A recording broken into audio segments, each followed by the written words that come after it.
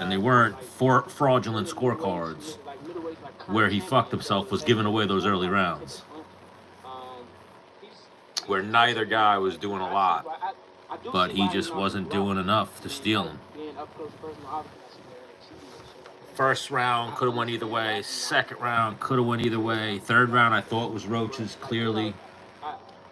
I just knew that I can be in it, and I knew that I can do better than. Let me see if I can find the stats. Win rounds, win exchanges, because he fights first. Something that I think Lamont, you want to come to the podium and answer questions? tonight showed too is that Davis's output is so low. Continue raising your hand. They just want you so they can see you better. Lamont, KG with fight hype. So right here, Lamont. There you go. Thank you. So I mean, I gotta ask. You know, when you think about this decision and it being a draw, and you think about what happened in the 9th round, how frustrated are you that wasn't counted? So usually they have the scorecards up a lot quicker. They do not have the scorecards up yet. I'm not. Honestly, I thought I should have won without that being counted or not. But I ain't the ref. I ain't really. You know what I'm saying? Like, if you had the white sweat out of that, then the white sweat out of that. But the rules do state if you voluntarily take a move, then that's automatic. We'll go off CompuBox. I wasn't relying on that. I was relying on what I was. So first round, very uneventful, but Davis is according to CompuBox. Again, it's not the most accurate. They usually have a little bit of trouble counting the punches, but Davis 1 out of 12, Roach 3 out of 17. Could have went either way. Nothing was done in that first round. Second round, 3 out of 12 for Davis, 4 out of 16 for Roach. Could have went either way. Third round, Davis picked it up. He was 8 out of 24, but Roach was 7 out of 30. I thought Roach landed the more effective shots in those 7. Fourth round, 5 out of 20 for Davis, 5 out of 23 for Roach. Could have went either way. The 5th round, 8 out of 17 for Davis, 7 out of 31 for Roach. Could have went either way. 6th round, 11 out of 24 for Davis, 5 out of 27 for Roach. How do you assess his power after being in there for 12? We got decent power. For sure. Let's see, 7th round, 12 out of 28 for Davis, 16 out of 52 for Roach.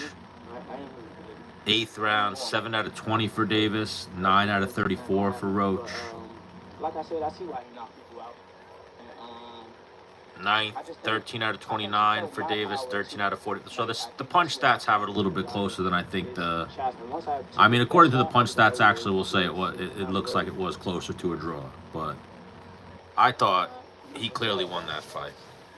How did you feel watching? Favorite NFL team? Don't really have one. Unfortunately, if I had to choose, my favorite NFL team is the Jets, which is fucking terrible to say because they're a terrible team. I do think that they should keep Brett Favre and give him one more year, but they're not. So he's going to wind up going to the Giants and probably having a pretty good year. Actually, no. Never mind. Because anything that I'm from New York, and anything that the Jets or Giants touch usually turns to shit. So, but did anybody watch the Tank Davis versus Lamont Roach fight? What'd you think of it? Robbery or fair decision? What's good, Sean Mitchell?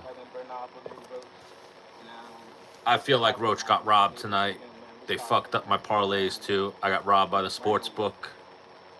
You know how they say Vegas made the call? Vegas got me for a little bit. I actually threw in some parlays and a straight bet where I bet Lamont Roach to win, pull off the upset.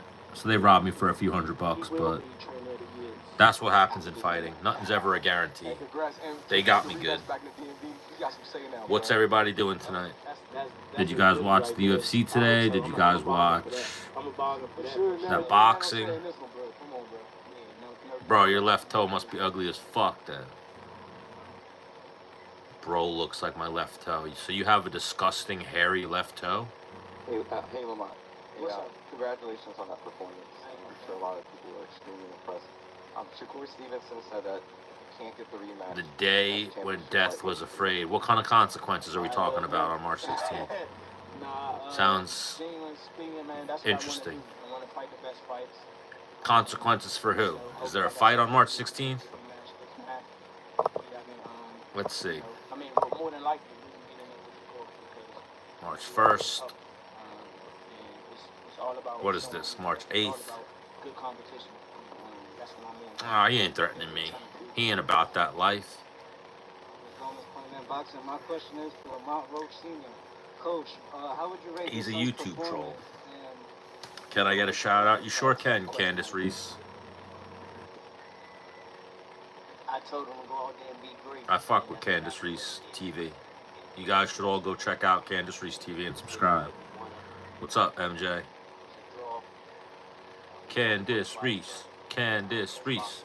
Candice Reese. What are you guys doing? What's up, champ? Did anybody watch the robbery of Lamont Roach? Tank didn't even use a gun. He used 3 clueless judges at ringside. You said he was great, coach, but is there more in your bag because it only came up with a draw? Bailey, the duty dog, what's up? Whatever it could be, New York, who knows? Yes, much love to Candice. Off the top of your head, do you know? You're wanted in 4 states for what? Being a goofy? Candice, you have a question. Let's hear it. What's up, Autumn Benson? I was trying to beat a case, but I did the race. What kind of case did you have? Let's hear about it. Dun dun dun dun dun dun dun. Boom boom bum bum bum bum bum bum. Bam bam bam bam. What's up, Jay Slice? At the end of the day, a lot of people. Yeah, what happens on March 16th? I don't know. He was just saying some shit. You know that one pawn shop show that's like it's drama, Les Ashley and the Dad? I do not. When we signed the fight, he stuck to his word. Oh, it's a song, dummy. It's called The Race by KL. Alright, well, I don't listen to stupid shit. Yeah, I thought that was a robbery. They had that reminded me of Canelo versus Triple G. The first time they fought, where Triple G I thought clearly won. And they had to give him the draw to save his record, to save his drawing power. I do not want to be in you, Rage Bait Master. Thank you, Candice. I do a good job of ignoring them. Haters are always going to hate. You know how it is. RL Perez, what's up? Why? I'm tight, bro. Are you a guy talking to another guy like that? Get out of here. Yeah, they had to give the money man a draw. Draw now, rematch for pay-per-view. What's terrible is I feel like it's better if he would have lost, because then it's like he has to avenge his loss, versus he gives a draw, kind of upsets the fans. You're not a girl. Your name is Rage Bait Master, but you're a girl. I don't really follow soccer, but I guess I would have to say I like Ronaldo better or Messi. I don't know. I don't really follow soccer. I know Messi plays for Miami. I don't believe you, Rage Bait Master. I think you're a liar. I think you're trying to rage bait me. And I'm not going to fall for it because you're not the Rage Bait Master. You're a liar. Yeah, I think too, just robbery. They should have let the fights play out. They do that in boxing too often, I feel. And it fucks up the long term for boxing. It's that quick cash grab, that like going out of business sale that they always try to do. It fucks up the long term though. Hey, Lamont, congratulations, man. Great performance. Yeah, I think it was a robbery. Close fight, but there were some close rounds, but I thought in the rounds where shit was happening, Lamont was landing the bigger shots. Is Tank 30? I feel like Tank's younger than 30. I don't think he's that old. That's a confident as fuck haircut. Thank you. Placing shots very well, looking for certain shots, being able to counter. I think I was in, Well, I I was in, I I don't was give a on fuck tournament about what a male fighter looks like, but shots. Joanna was good looking. Some of the So when you fighters, see Joanna Jędrzejczyk about to go out to a fight and she's a little sucked out and she's a little skinnier, her in person when she's a little thicker, she looked good. if he does get buzzed, even if he wasn't buzzed, if it looks Joanna like was good still, like, looking. you know what I'm saying? Like, he knew what to do. Paige Van Zant's good looking in person. She's a little thick. What kind of acknowledgement did you get from Tank that, hey, tonight you were my equal? Or My haircut is confident. Thank you. Yeah, it's all pay to play. Boxing, they ruin it with the shit like that. Show us your chun. I don't know what the fuck that means. My favorite NFL team. I said this before. Unfortunately, it would probably be the Jets, but maybe it's the Bills. Are you a bear? Oh my God, you're so cutesy. I'm not a bear. Thank you though. I never met Tatiana. Let me think. Yeah, I never met Tatiana, but she's cute. Does it curve? Nope. You feel like you won the fight, but when It the does fight not. was over, before the judges Thank you for your weird questions, though. on the ring, I appreciate it. All engagement works for me. you wouldn't get the nod. I'm sitting watching the... I know Just Stuck. I don't know what's going on with these people, but this is what you get sometimes. I'm the one who decided to go live at this hour to recap some shit, so you'll get some weirdos. I was watching some UFC all day, following some sports. All my parlays were selling. Then I saved it at the end of the day with a couple of good ones. And then I could have went back up ahead, won all my money back and got ahead with that Lamont Roach decision, and they fucked me.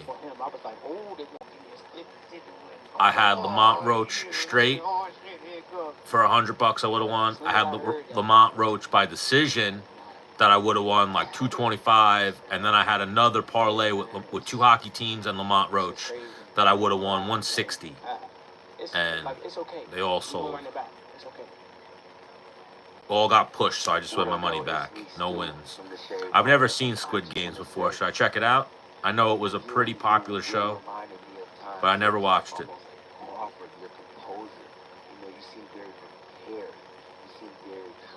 If you can kick, everything should go. I don't know if it sucks with too many kicks, but sometimes some of the kicks are trash.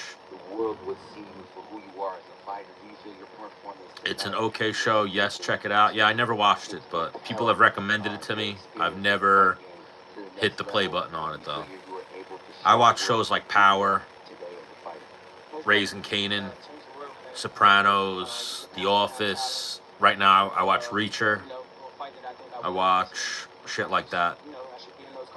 I watched Cobra Kai. I watched Cobra Kai was corny, but it's good for like nostalgia. It's got that Karate Kid story. How would you rate your performance? Honestly, I gotta go back and look at the tape, but right now I feel like I did. I do watch Kill Tony. Not religiously, but I watch it a lot of the time when I see it. The greatest Kill Tony ever was... Thank you, my haircut is confident, I appreciate it. The greatest Kill Tony ever was when he did the Trump and the Biden.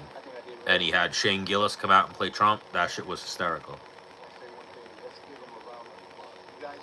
You guys know now who Lamont Roach is. Fucking hysterical. Roach, thank you guys for a hell of a job.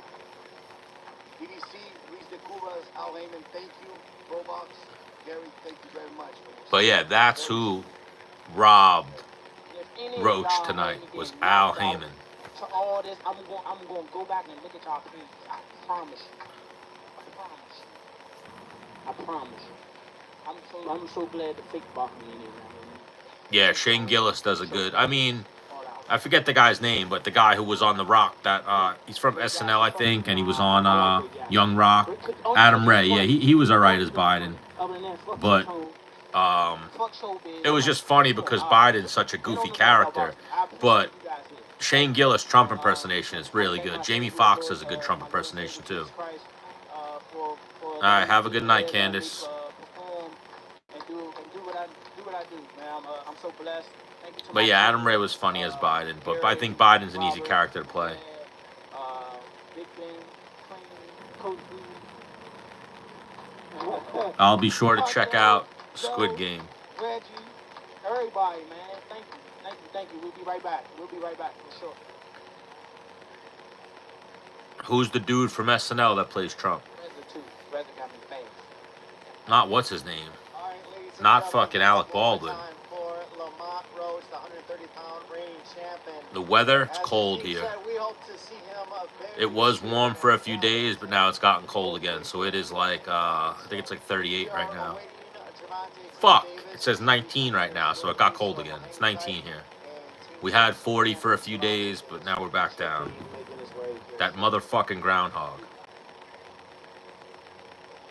Oh, he opened tonight for Shane Gillis. Shane Gillis hosted tonight. That's probably a decent episode of SNL. I like Shane Gillis. He's fucking funny. Oh, Rob Riggle did Trump. He's probably good. I should lose a couple pounds. Thank you. My weight fluctuates, unfortunately. I got some injuries going on. I used to be skinny back in the day. I'm not fat, but I'm not skinny. And my face definitely looks fat right now for some reason. Been eating good the last few days. Tank's not even going to the press conference. I think they just turned the press conference off. Oh, it says be right back. Yeah, I think Tank lost tonight. I had Roach up by 2-3 rounds at least, and then that should have been a knockdown. Only if you're the A side and a boxing superstar, and even then, it's unheard of that a fighter could take a knee and not get a count. The referee started counting and then just went, oh, I guess I can't. Yeah, the long hair was good. I always debate on growing it back, but surprisingly, I used to pull bitches with that long hair. You would think, nah, but even with the man bun. And then I actually donated my hair to Locks of, not Locks of Love. I did Locks of Love when I was younger. This time I did, I forget what it's called, but it was at my, through a barber shop.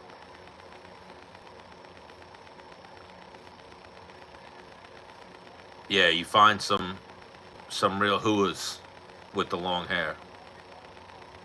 It's good. It attracts the hooas. Yeah, I mean, Tank, the thing I want to see more from Tank is volume. He's very boring until he knocks the person out. He doesn't throw a lot, and I was saying before the fight that if we ever do see Tank lose, that's how he's going to lose, is it's going to be one of those nights where he just doesn't find the guy's chin, and he's going to get outworked. But where if Roach lost this fight, it was those earlier rounds when he wasn't throwing enough. And even those moments where he just wasn't outworking Tank. You got to outwork Tank. It's not just outlanding him. It's you got to outwork him. You got to outvolume him. Ryan Garcia is about to fight Romy Romello. Or Raleigh, whatever his name is. Raleigh Romero. Man, I don't know. Probably. I'm just sitting here. I had a fan in here earlier telling me to go watch Lisa Ann videos. Garcia is good, but yeah, I could see where you say he's overrated. He gets away from what he's capable of. Stevenson's a tough matchup because he sticks to his jab and stays on his bicycle, so you got to chase him down. If Roach fights the way he fought tonight, no, he probably loses to Stevenson. He doesn't throw enough. You got to throw more. How you win fights against guys who aren't really knockout artists, you got to throw a lot. This is not hair plugs. I wish I had hair plugs. I would go get some hair plugs. I was talking about that earlier. I'd love to go to Turkey. I plan on going to Turkey one day. Even though my hair is not too bad, I would go and get it crisped up. Is Garcia a cokehead? He could be. He might just be crazy. Who's fighting at 75%? The artist formerly known as Slice? No, Ryan Garcia, I think it said May. A few months from now. He's fighting Rolly Romero. Devin Haney's on the undercard, or Devin Haney's fighting the same night, I forget. And then Teofimo Lopez is fighting as well. Thank you, Danzy Teddy. I appreciate it. Or Downsy Teddy. Is that like a new thing, Jay Slice, that people are saying on the internet about the haircut? Because I got that a few times tonight. I got Jim Miller's brother, or Jim Miller, and haircut compliments. Which I always appreciate, but my hair is a little scruffy right now. I gotta go get my shit lined up. Teddy, this ain't Tinder. Yeah, right. You're right, Just Duck. You pervert, Teddy. Canelo is the best. I don't know about that. What if Canelo fought Tank? He'd probably beat him. He's a lot bigger. Teddy wants a bear in him. Good for you, Teddy. I don't think confident haircut is a compliment. Yes, it's a confident haircut. Man, this is what happens when you try to just make a chat and talk about the fights and recap the fights. You get just goofy, homosexual conversations in a straight chat. Now, if you're gay, good for you. I appreciate you, but I'm not into that. So go do you. Whoa, maybe we're playing Love Connection now. Maybe young goth fan and Teddy. Why don't you guys exchange numbers? Put your number right here in the chat. Do it. And one of you guys text the other one and then start updating us on the conversation. We would love to be involved. It is 2025. I love it. But Teddy, drop your number. Drop your number in the chat. Get off nuts. Change the subject. Yeah. Tank, TKO, and rematch. I don't know. Roach has never been knocked out. He had a pretty good chin. Yeah, Teddy, drop the number so, what's his name? So young goth fan can hit you up. And then let us know how the chat's going. Who's linking up with who. Come on, Teddy, drop the number. Or a goth fan, drop the number. Haney gonna lose and fuck up. I thought they were rematching. It's so stupid that they're gonna fight somebody else. Just have the rematch already. You cried. Haney cried so much about it that he went to court, did all this bullshit. It's like, just take the fucking fight. Make the fight happen. I don't want to see Garcia versus Rolly Romero. I honestly don't even want to see Ryan Garcia and Haney rematch. But you cried about it. You went to court. You caused this whole big fucking bullshit scene. Just fight the guy. I don't even know who is Haney even fighting. Don't call me. That's my work phone. Come on, Teddy. We're trying to play Love Connection here now. Set it up. I like WWF, WWE. I don't think it's gay. But other people might, maybe. I think, gay is gay. Like, there's thoughts on grown men who like WWE, but then there's thoughts on grown men who like other men. That's gay. Yeah, Haney's fighting nobody. I don't remember who he was fighting, but I can't delete the message all over a pictogram. But yeah, it's terrible. Even that Rolly Romero's in the mix now. Just stop. Just fight each other and get it over with. Haney and Garcia.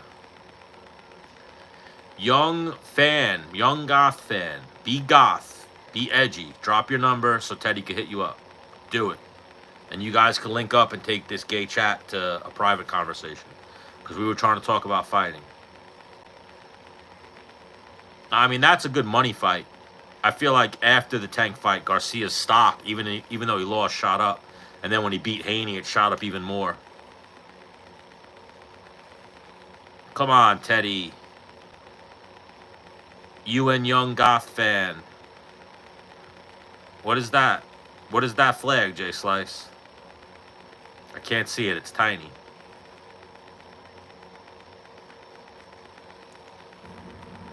Good, Teddy. Leave. Israel.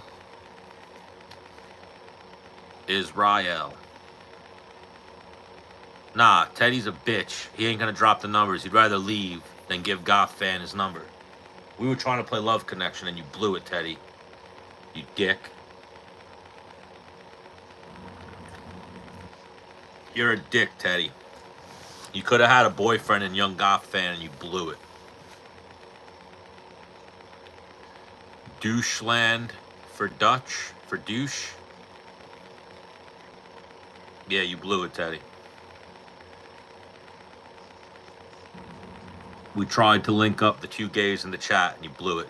Now we're done. Get this gay shit out of my chat. You're done here, Teddy. But I think Roach got robbed tonight. I think Rebavex got robbed. Both of them fucked up my parlays. Could have had a good day. Leon Draisaitl in hockey fucked up my parlay. Stopped his goal streak. It was a rough day. Won a little bit back on Gary Russell Jr. And then could have had a good day. Could have ended the day up if the ref or the judge, if the ref would have scored the knockdown like he should have, or the glove taking a knee. Anyone else who takes a knee, they're getting counted. Anyone else. But Tank Davis was able to take a knee and then say, nah, I got something in my eye. Yeah, you just got hit with a fucking punch. He got hit with a right hand, then got hit with a jab, then took a knee and said, I got something in my eye. I got grease from my cornrow in my eye. What do you guys think of this movie, Novocaine? Big, tough guy talk about boxing, right? Big, tough guy town. I don't know what that means.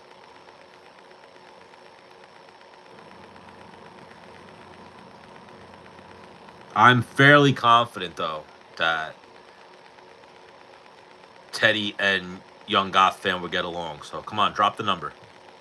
You guys can link up and have a conversation outside of this YouTube stream. And you guys can get to the type of business you guys are into. We're trying to talk about fighting here. Or sports. Or something good. I can't make you a mod. Don't know how. I don't know you.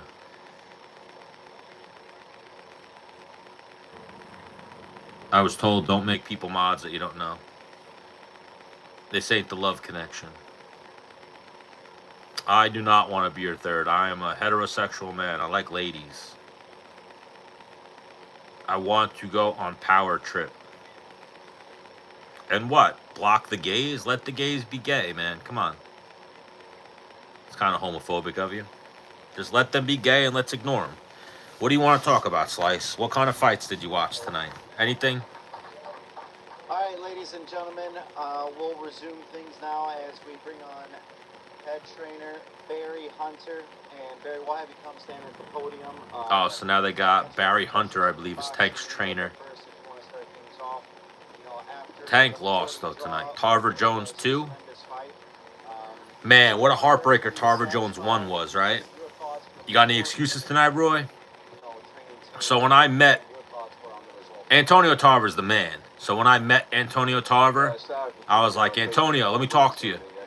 And he was like, what's up, man? And I went over like this, and I whispered in his ear. I was like, you got any excuses tonight, Antonio? And he started dying laughing. And I was like, bro, that was one of my favorite moments ever. I was like, there's been some gangster moments in combat sports. That was up here. And he was like, way up there, way up there.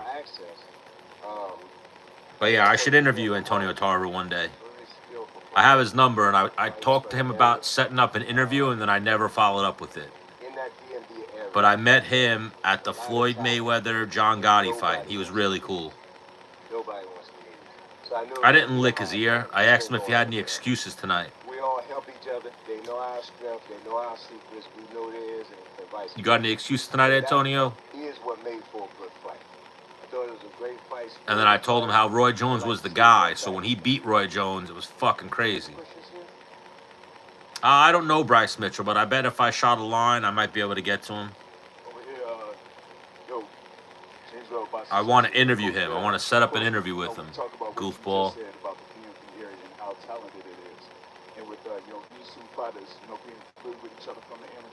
You want to be set up with him? Huh? My name's Downsy Teddy. You want to be set up with Antonio Tarver?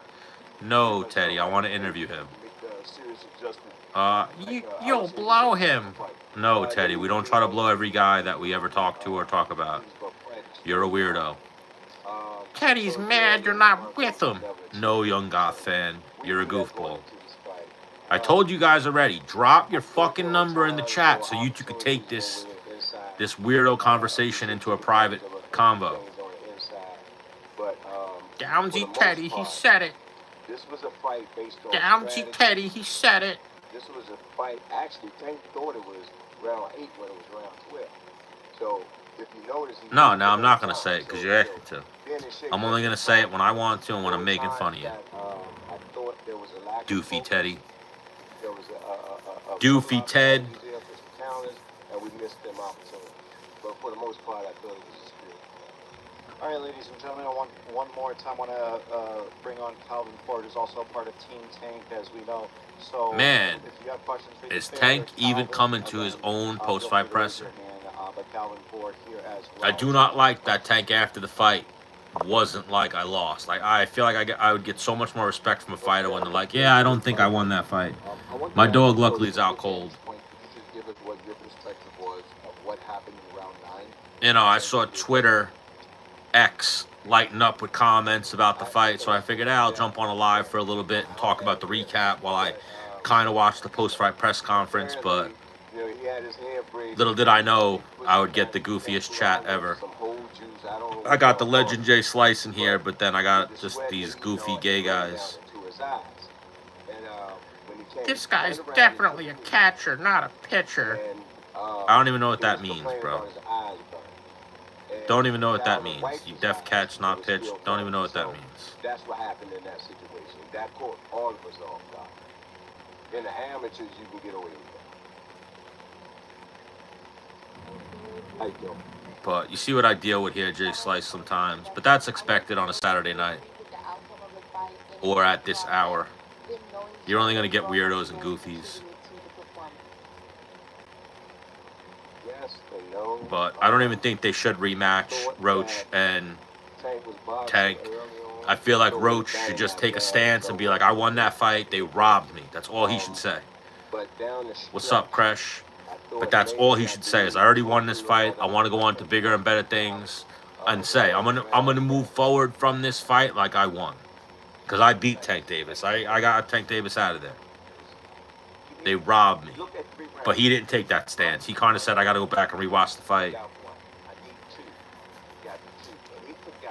It was close, though. There were some close rounds, but I thought some of those close rounds, he landed the harder shots. So that's how you win the round, damage. Right.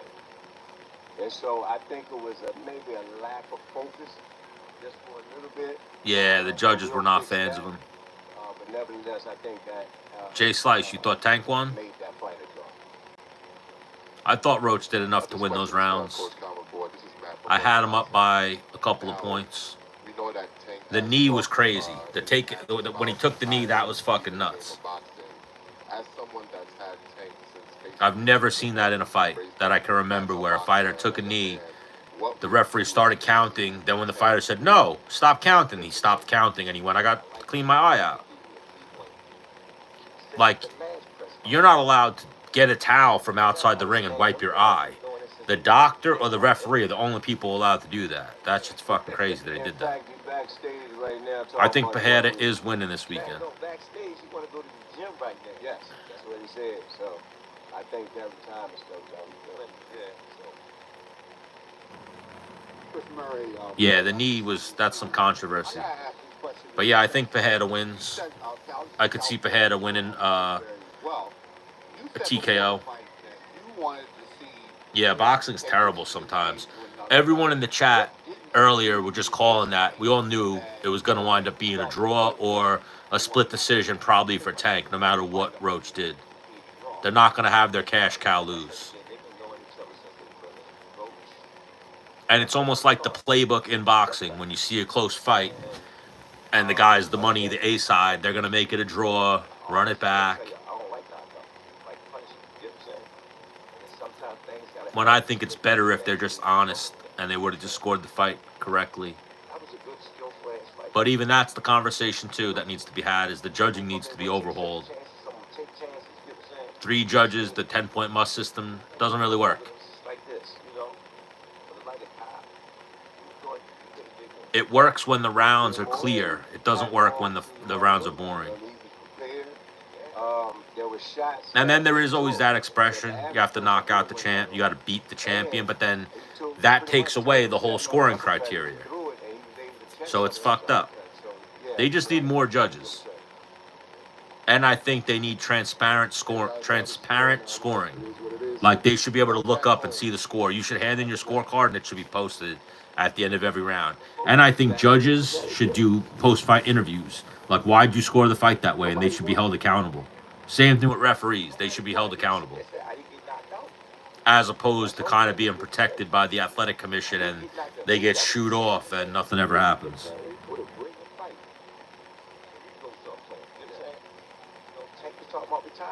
I have seen the few fights that they have scored with AI. AI scores the fights what seems to be correct at this point. Let him be Teddy, you know. Let him be Teddy. Goofies will always be goofy. Gays will always be gay. So let Teddy be his gay, goofy self. We appreciate you, Teddy. Don't worry about it. Even though you're a weirdo. I have not seen AI get the fights wrong yet. The couple that I've seen, they scored it right. AI does give away some 10-10 rounds, though. I've seen that a few times, where when it's close, they don't pick a winner. Where you kind of go, all right, I got to pick a winner. They don't do that. They'll give a 10-10 round.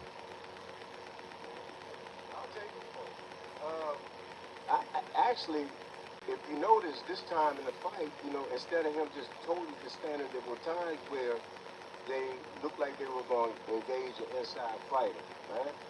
And I thought he stayed. Yes, Jay Slice is in the building. For the most part, he was moving a lot in that fight tonight. You know what I mean? And he moved the way he was moving, and to think it was 8 rounds when it was going into 12. You know what I mean? Let me know being in shape wasn't an issue. But yeah, I don't know what Tank's doing, but he's like an hour and 20 minutes late to his own press conference right now, which is some bullshit. Turn up just a little bit more. And I thought we could have, done a little bit more damage. Back on it, I think Tank did pick it up. Always on that bullshit, Tank. Juice Man, are you from Long Beach? Tank is definitely mad. I cover some MMA, some boxing, a little bit of everything. Yeah, the AI judge has been pretty accurate. Let me see, actually. Let me Google that. See what the AI judge, if they, I didn't hear them. Usually, I think it's actually just the Sheik fights that has. The Sheik, whatever the fights in Saudi Arabia where they have the AI judge. But let's see if they have an AI judge for this fight. What do you think impacted this focus tonight during the fight? I spoke earlier when he was saying that he wants Tank to do what Tank wants him to do. And when you think about the fight as a whole, little whatever that stuff is, you say Serrano got in her eyes. Sick one. I think once that happened, he started thinking about this stuff in my eyes. I'm not seeing any type of AI. So I thought he started paying more attention to the juice running into his eyes. No AI scoring that I'm finding on Google from this fight. But I am seeing Roach robbed, referee incompetence. I'm seeing a lot of things like that.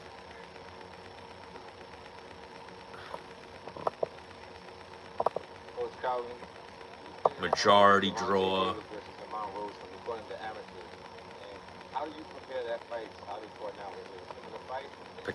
Potential missed knockdown looms large.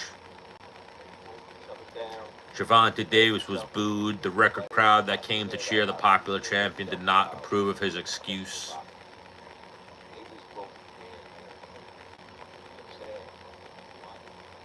Yeah, I'm not seeing any AI judging for this fight. Usually I figured it would come right up, but yeah, That was some bullshit. He said he would go to your house and hang at the skate park. I'm from Long Beach. Are you from Long Beach, California, or are you from Long Beach, New York?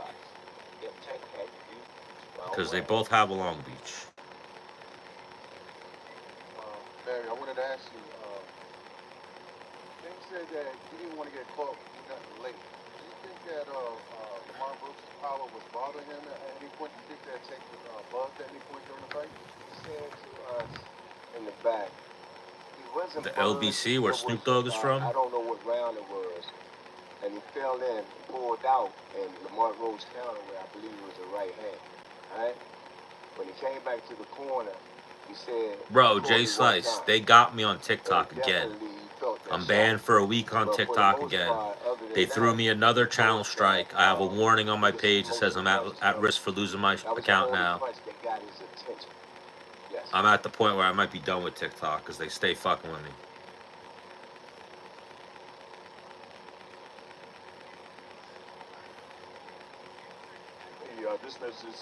This question is for Coach Calvin.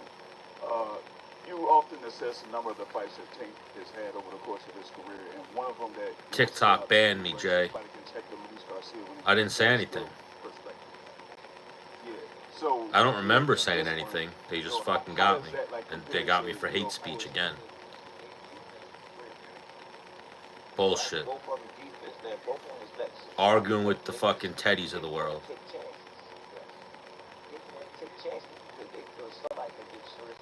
Arguing with the young goth fans of the world. Are you actually goth? I love goth chicks, though. Can't say I don't like goth chicks. I love me a nice, big-titted goth chick. With her nipples pierced. And an attitude. It seems like I can see you guys have a whole lot of love for Lamont, because it seems like you're on both sides right now, looking at from both sides, coaching the fight. But yeah, I feel like the AI boxing judge, they gotta have that shit ready.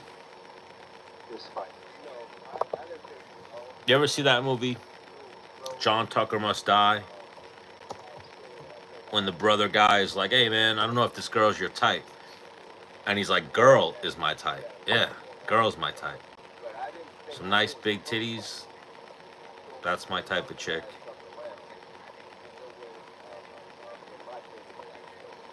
But yeah, I'm not seeing anything with an AI judge on this fight.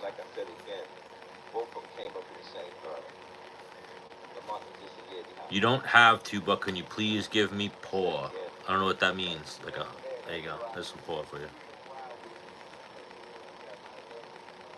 19 degrees out right now. It's down to 18. 18 degrees and mostly cloudy. Upstate New York. Now, if you even go a couple hours north, it's probably like fucking 7 degrees right now. Up by those fags in Canada.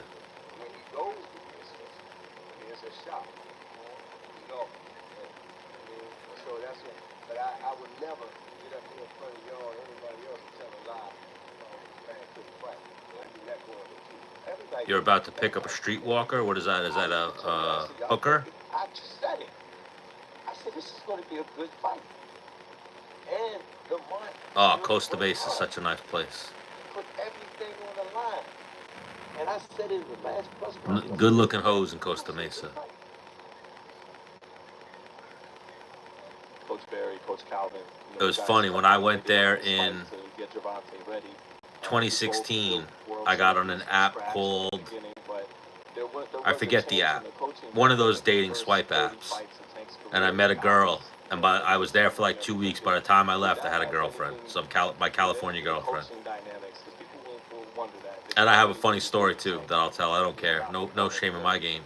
But the first night that I went out with her, we went to a bar, and I started getting like an upset stomach because I was eating too much Mexican food and like, you know, what are those faux bowls and shit, that I'm sitting there, I'm like, yo, my stomach's a little fucked up. We were drinking, I was like, I'll be right back. And I thought in my head, I'm gonna go run and take a shit real quick, and then I'll come back. And I went and there was a line for the bathroom. So I was like, fuck, this is going to take forever. So I went in the bathroom, Any more questions lined up the for toilet with the toilet paper, coach dropped the or shit, Barry Hunter? did the wipe job, came back out, and she was like, what All took right, so long? I was guys. like, oh, there So was a we huge have line Coach Barry Hunter at the and Coach bathroom. Lamont And then I Roach took the girl Jr. home that night and banged her. But it was just funny that, like, Getting I've ready. never thought I'd have to take a Should shit be on the at first date. podium shortly. But that first So, date, hang I had to tight. take a shit. We'll have Tank on the way. And I was in Costa Mesa. It wasn't like I could fucking, I didn't know where the fuck I was. Any bathroom would work. Had to run in there and drop one. Yeah, I good for you. I support people going and picking up hookers. You got to keep the profession going.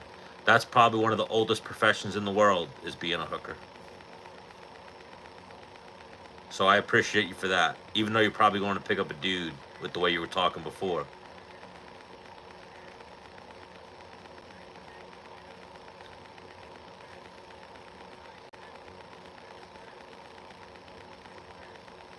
Thank you, I appreciate it.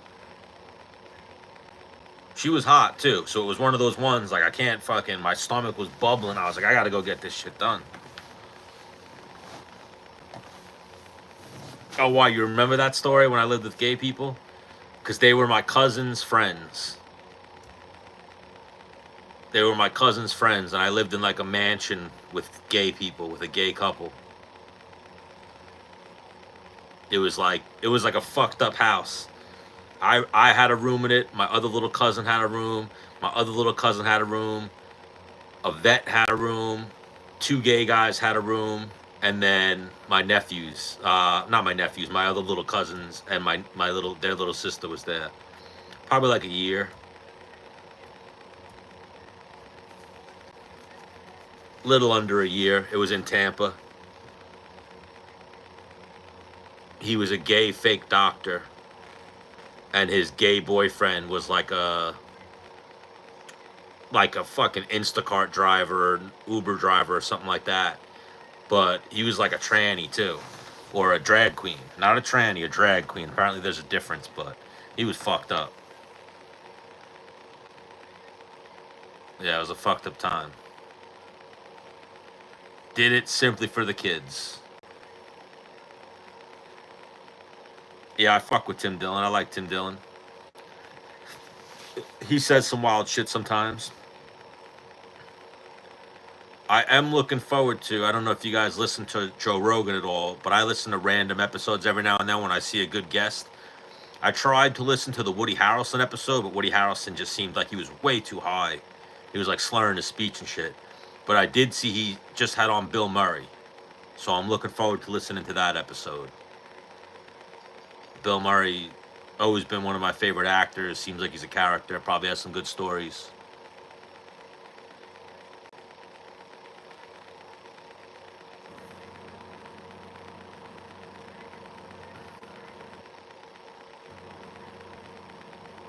I don't know what the fuck that is. I thought you were going to get hookers, young goth. Go get your hooker and leave. We're done with you and Teddy with this weird shit. Just go get your escort and have a good night.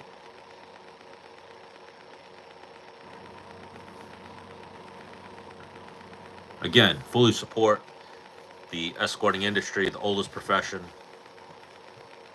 You know, you even see women out there today, they're modern hookers, where they're not like really, they're not saying they're a hooker, but they're clearly a hooker. Yeah, I'm from New York. I'm from Long Island. I lived in Florida a little bit in my 20s, then again in my 30s, and now I moved to upstate New York like a fucking idiot, but I'm about to go back south by the end of this year, probably by the summertime. I'm moving back south. Would love to move to like an Arizona or a California, but I don't really have a network there. I have like friends and stuff in Florida, North Carolina, places like that. No, I did not go to college. I'm an art school dropout.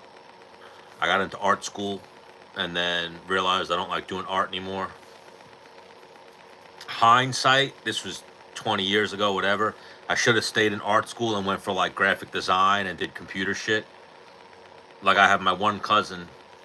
She's like an animator. She went to school. She went to Ringling or Ring. Is that what it's called, Ringling? And she's like an animator for fucking Disney movies and shit now. She's doing good. Would have did some shit like that, but you know, hindsight's always 2020. I make a pretty good living. Make better than minimum wage.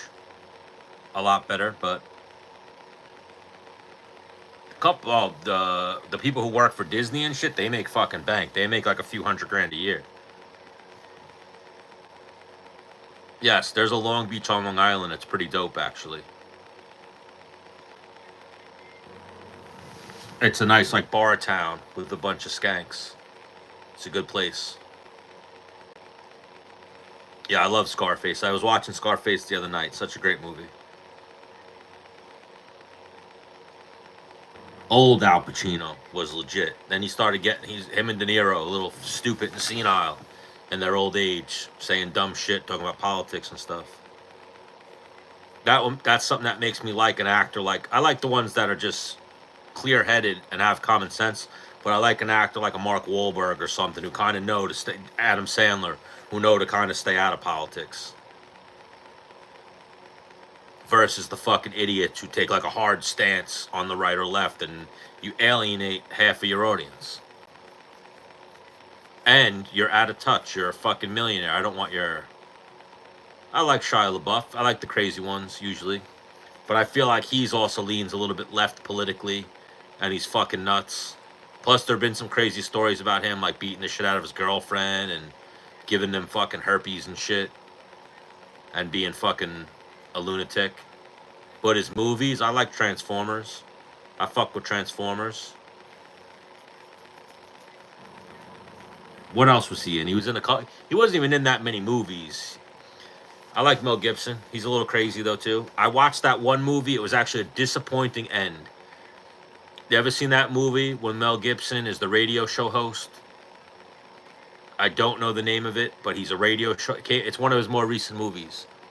He's a radio show host, and he has like a thing at his fucking radio station where someone like supposedly kidnaps his family and stuff. And then he's like on the live radio dealing with like a hostage situation. Yes, Denzel movies are always dope. I like The Equalizer. I just watched the other day, I watched American Gangster. That's a great movie. With Denzel and Russell Crowe. That's a great one. Yeah, that Mel Gibson movie had a fucked up ending though. That kind of like, I was like, oh, this ending kind of sucks. Where the guy falls down. I don't want to give it away if you haven't seen it, but the guy, you think the guy's dead, but then it's all a prank on Mel Gibson. It's like, come on now, what are we doing here? Should have killed people in that movie. But yeah, Denzel makes some bangers. The Equalizer. I like those Equalizer movies. Those shits are good. Training Day. He's got some good ones. I even fuck with that one movie. Can't think of the name, but it's him and Mark Wahlberg.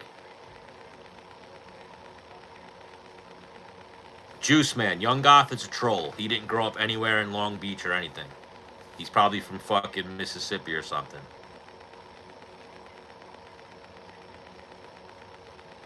Young Goth is like our resident troll here. He dates some kid named Teddy. They were flirting with each other before in the chat. And then Teddy left. Are you really from...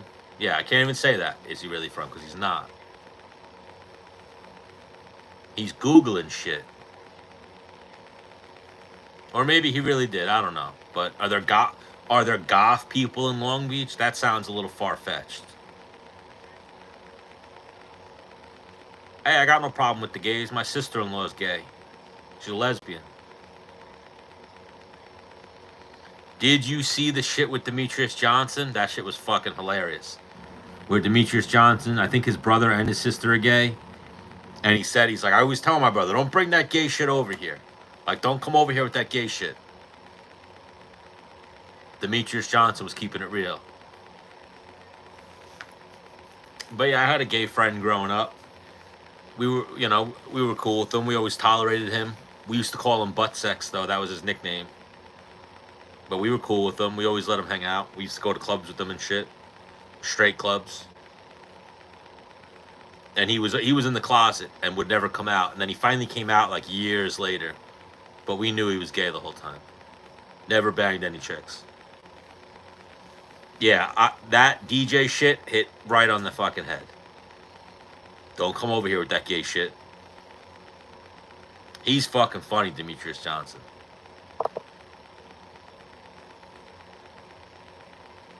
Okay, he's real. Test if he's from North.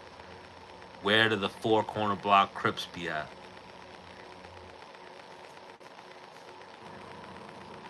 Where do they be at, Goth? No Google.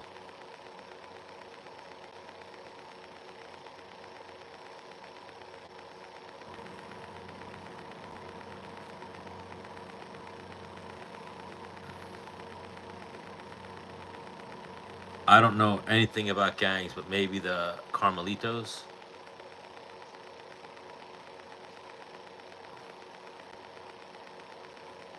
Is Long Beach nice? Or is Long Beach one of those places where it's like 1 mile this way is the hood, 1 mile this way is rich people? I feel like if I remember correctly, areas of Long Beach were pretty nice.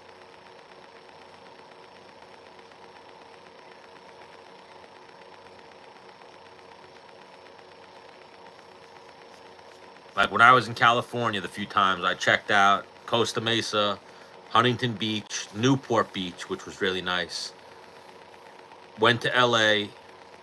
LA wasn't that bad, but then this was years ago. I heard LA really has fallen off since then.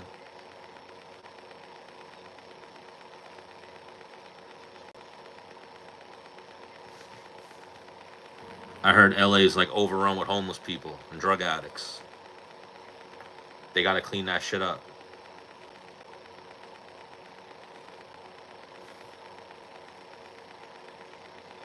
Yeah, so Long Beach is one of those areas, like 1 mile this way, 1 mile that way. That's how a lot of Long Island is like. Like 1 mile this way is the hood, 1 mile this way is Billy Joel's house and fucking rich people. Famous rich people. $1 million mansions. And then the other way is fucking trailer parks.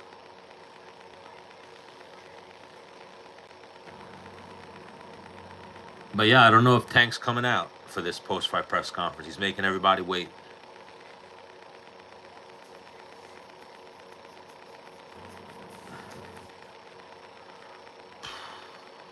But yeah, I figured I'd jump on here, talk a little bit more about the fights, because I can't jump on TikTok because they fucking got me again. So I gotta start going live more on YouTube. Who's fighting? Well, we were trying to discuss the Tank Davis gifted draw against Lamont Roach. I'm an E4 in the Navy.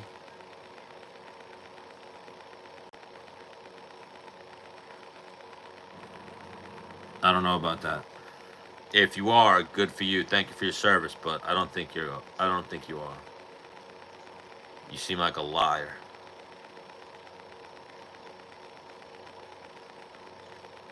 Blue, I remember you from Nate's chat. He was grilling your shit.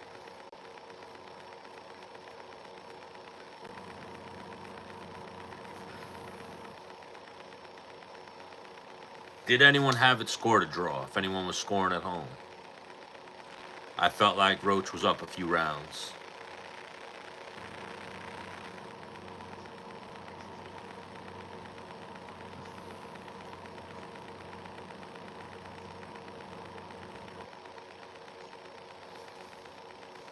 But yeah, what time? I don't know what time it is where you guys are from. I got 2:30 here right now. I'm on Rosecrans and Central. you had Tank up. It was close. There were some close rounds, but I feel like Roach was pulling away.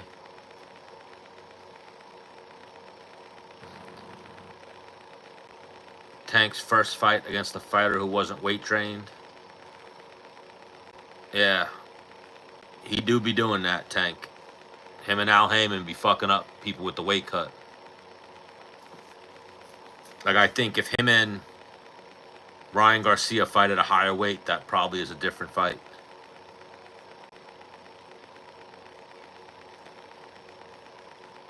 Yeah. Young, go wave your blue flag over there.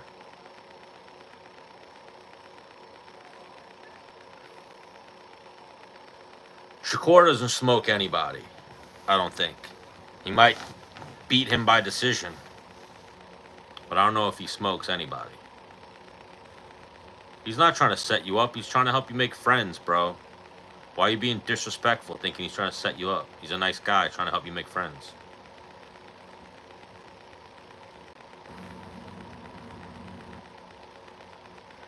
Yeah, if one area where Roach cost himself that fight was he wasn't busy enough. Oh, yeah, a lot of MMA athletes consume cannabis. So I have a few lists, if you will. I have lists of UFC fighters I've trained with, UFC fighters I've submitted, UFC fighters I maybe won sparring rounds against, and then I have UFC fighters that I've smoked weed with, and that list is pretty good. I was telling you guys last week, I've been in a cipher with BJ Penn, Aljamain. I've smoked countless blunts around Dennis Bermudez. He never smoked though. He's not a pothead. I smoked with Matt Frivola. I almost smoked with Nate Diaz, but I was like, he just wasn't mixing. At that point, he wasn't smoking. He wasn't mixing with his after party too well, and then he fucking disappeared. But I have clips, and at the post-fight press conference, there's video of me asking Nate Diaz where the blunt's at. I've said that story to you before, Jay Slice. I was like, where the blunt's at? And he immediately turned and looked at me and was like, yeah, where the blunt's at? And then he told one of his boys to go roll something up. I know Justin Gaethje smokes weed.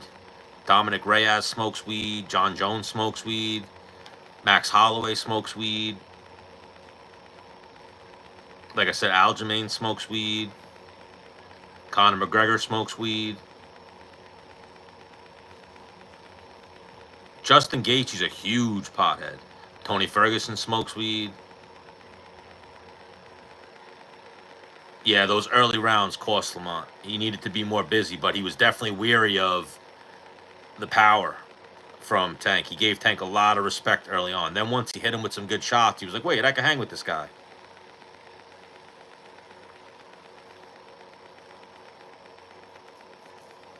But yeah, a lot of people. O'Malley smokes weed.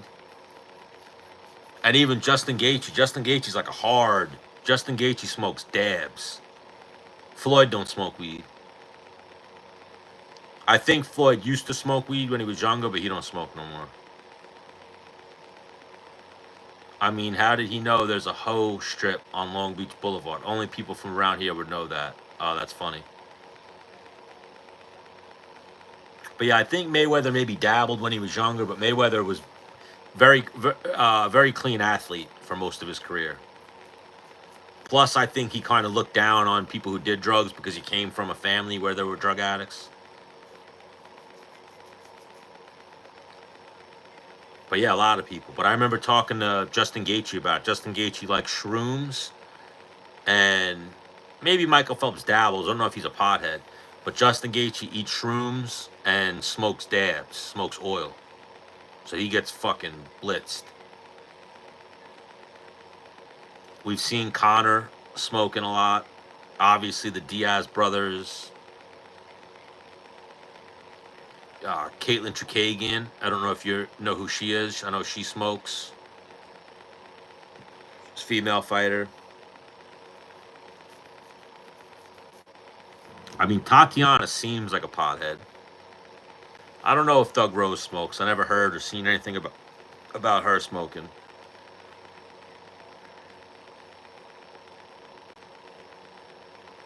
But like I said, I smoked blunts with a bunch of fighters. Yeah, Conor's clean. Never done a drop of cocaine. Never smoked anything. Conor's a clean athlete. I agree. Conor's piss would melt the cup. It's so fucking hot. I know John Jones at one point probably still smokes, but I know at one point he quit. But I also know at one point he had a bad weed problem. Kelvin Gastelum has a bad weed problem. I remember one time talking to Ali Abdelaziz, and I was like, I want to interview Kelvin. He was like, Kelvin's taking a break right now. He has a problem. And I was like, what's the problem? He smokes too much weed. So, like, all those times when Kelvin Gastelum was having trouble making 170, it was apparently because he would smoke too much weed and get the munchies and fuck up his weight cuts because he would eat junk food. He would get stoned and start eating junk food. Ladies and gentlemen, if you could all please take your seats, we want to welcome on the WBA lightweight champion. Holy shit, Tank Davis finally came out for the post-fight press conference. I don't know, Anthony Hernandez looks like a pothead, but he might be one of those straight-edge people too. He also has that look. Who, Rose Namajunas grows her own plants? Is that who we're talking about? I could see it. I just don't remember. I don't remember ever seeing anything with her, but I wouldn't put it past her. Yeah, Conor, the coke, the weed, and the shrooms. I could see it.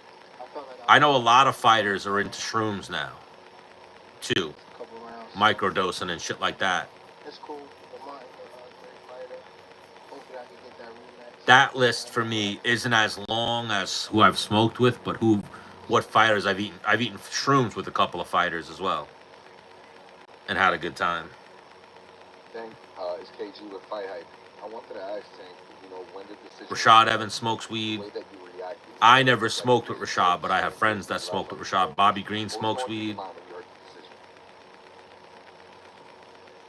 Okay, maybe I Cejudo smokes weed. So that's my mistake. But what was going through your mind when you heard the decision?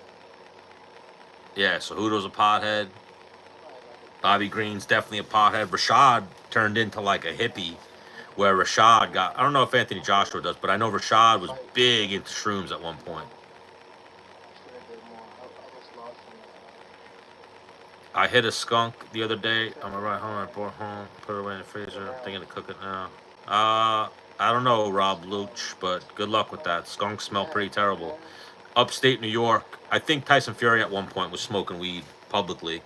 And I know he was very big into the cocaine.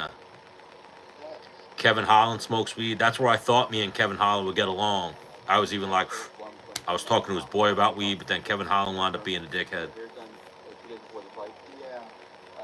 But yeah, a lot of fighters. A lot of fighters that I know have smoked weed. Brian Ortega smoked weed.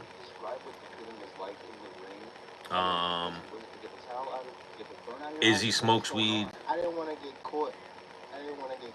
While and like can get knocked out like that. So I'd rather take the lead. So Tank has even admitted. I don't know if Bryce Mitchell does. Eddie Bravo definitely does. So Tank even just admitted right now he took a knee because he didn't want to get hit. So it's like your hair didn't go in your eye, bro. You got hit with a right hand and then hit with a jab. There's video evidence of it, and then you took a knee. Maybe your hair got punched in your eye. Maybe there was something on his glove, like when he punched you in the head earlier. But that was such a bullshit knee take. I know Jake Shields eats shrooms. I do know that. I don't know how much he smokes, but Joe Rogan smokes weed, eats shrooms. That was on me too. That was on me for sure. I didn't pick it up. But yeah, I think a lot of fighters. It's not as bad and as like dark and ill perceived as a thing as it used to be. Jake Paul smokes weed. Congrats on a good fight. You originally were gonna call somebody out. You said after the fight, but since the draw. Yeah, happened, the list is long. Lamont Roach rematch is what's on the horizon, but They'd always let you know too. The guy's probably not that bad. He's cool. He's chill. He's lenient with his bullshit. When you get those fighters that are total fucking squares that are like, no, I'm against it. Like a Michael Chandler. You're like, this guy's kind of a tool. Hey, congratulations, Barack, the ring champs, and all the smoke fight. Were you With surprised the light skin guy that was talking shit too. with the light skin guy? Yeah, I don't know. But were you surprised? Because I know everybody else was, that Roach could take your power because you were throwing bombs in some of those rounds.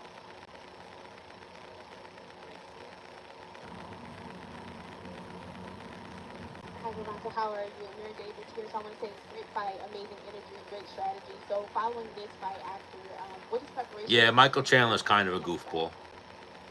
I'm gonna lie.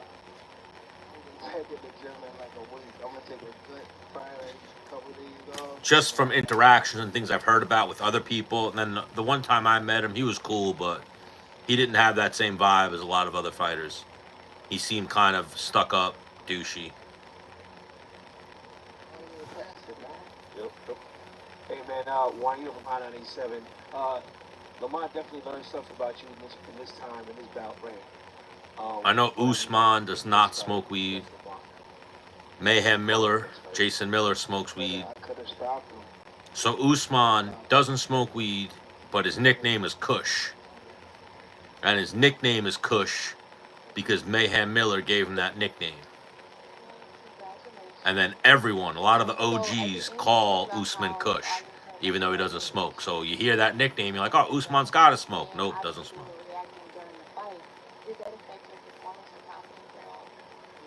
Kind of sticks his nose up at people that do smoke. I was more so.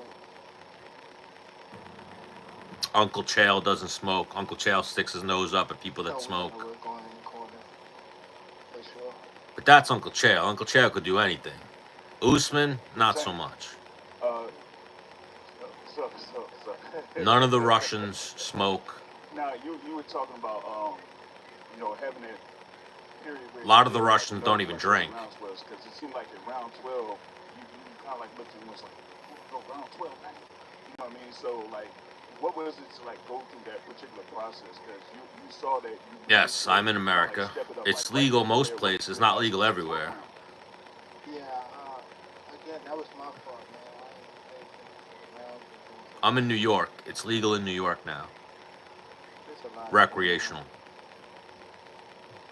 It was myself, Some Russians drink vodka like crazy. Most Russians drink vodka like crazy. A lot of those Muslim Russians don't drink at all. Like Khabib doesn't drink at all.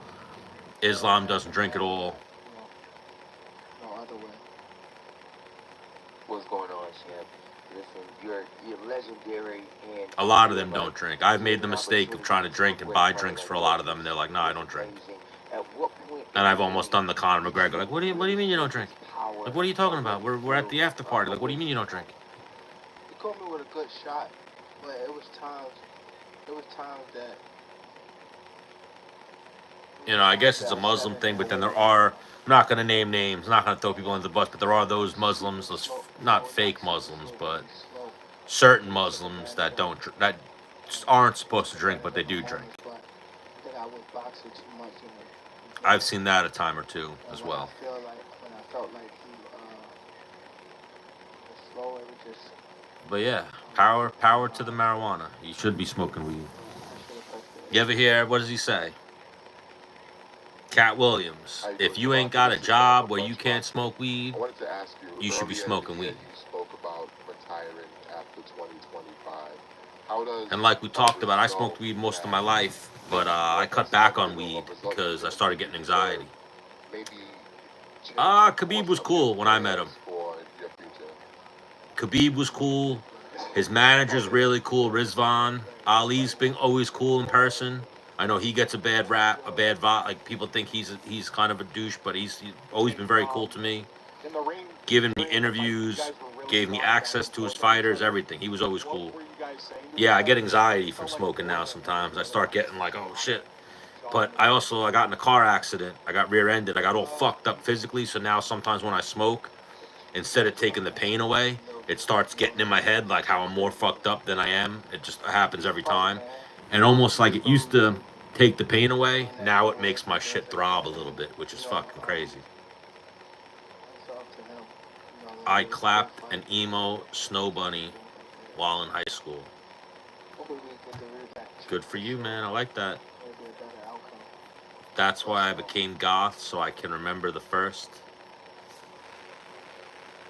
Yeah, emo chicks are cool too. They let you do things to them. Was there a I'm not particular opposed to round emo in the chicks. fight where you thought you could have done better, you could have gotten him out of there, you could have They usually let you experiment on them, Yeah, I just do felt some like fun stuff. even if I didn't get him out of there, I could have worked more. They usually like it a little rough, a little choke action, a little hair pulling. Again, it was myself. The good stuff. That's the one person I could win. Back to the drawing board. I've heard a few different ways. You just gotta breathe. Being outside usually helps with anxiety. I know there's some weird things where, not weird things, but ways to deal with anxiety. You gotta start identifying things in the room. And almost like you gotta go to your happy place. Like Billy Madison, or what is that, Happy Gilmore. You gotta go start thinking about shit that you like. But yeah, I've dealt with some severe anxiety at points in my life. It's fucking terrible. You just gotta focus on the things you like and kind of the things you can control, because I think that's a big part of anxiety, is things out of your control, and like worrying about like an impending doom or something. You gotta just focus on the things you can control and try to lose yourself mentally in. Yeah, I had no anxiety my whole life. My anxiety started probably 2-3 years ago. One day I just started getting fucking bad anxiety. I was like, what the fuck is this? It's fucking terrible. I don't think UFC's declining, but I think they're slowly staying at a steady pace growing. But I could see why you could think they're declining, because they don't have a Conor McGregor. They're going like this. They're not having those big bump ups like they used to get. Yeah, I deal with anxiety. I deal with depression. Weed used to be what helps me. Now what kind of helps me is shit I can control, and I lose myself in something I like. I make sure I lose myself in a show and some fights. I organize my card collection, little shit like that usually helps with my anxiety. But yeah, depression's a motherfucker. I've dealt with depression my whole life.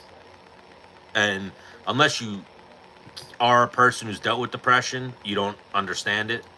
My dog helps me with depression. I have an emotional support dog as well. But yeah, you gotta just breathe. Like I said, outdoors. Sometimes I've heard going for a walk. But yeah, I've dealt with some severe anxiety in the last few years, which fucking sucks. It all kind of started happening with injuries and life-altering injuries that fucked me up. For the anxiety, the depression just comes and goes. I've dealt with it my whole life. People dying at young ages and just shit. You just got to focus on what you can focus on is usually what helps me. Everyone's different though. Hopefully you can get the rematch with Lamont next. But Congrats on being 9 years sober. Keep it up. Somebody who calls the shots. You want that rematch next, and if so, how likely it is? Yeah, my mental health kind of led me, I guess, to stop. Again, not that I ever had a problem. I would still drink if I had friends and a social environment to drink with, but I live in the middle of nowhere, so I don't go out anymore like I used to. Like, if I was still going to clubs and shit, I would totally drink, but running used to be a big help for me with depression, but I can't run no more since I broke my leg, so that sucks. But I go to the gym, I go swimming. The gym usually helps. Any type of gym that you can do helps with depression. It's all in your head. That's the craziest part. Yes, it's all in your head.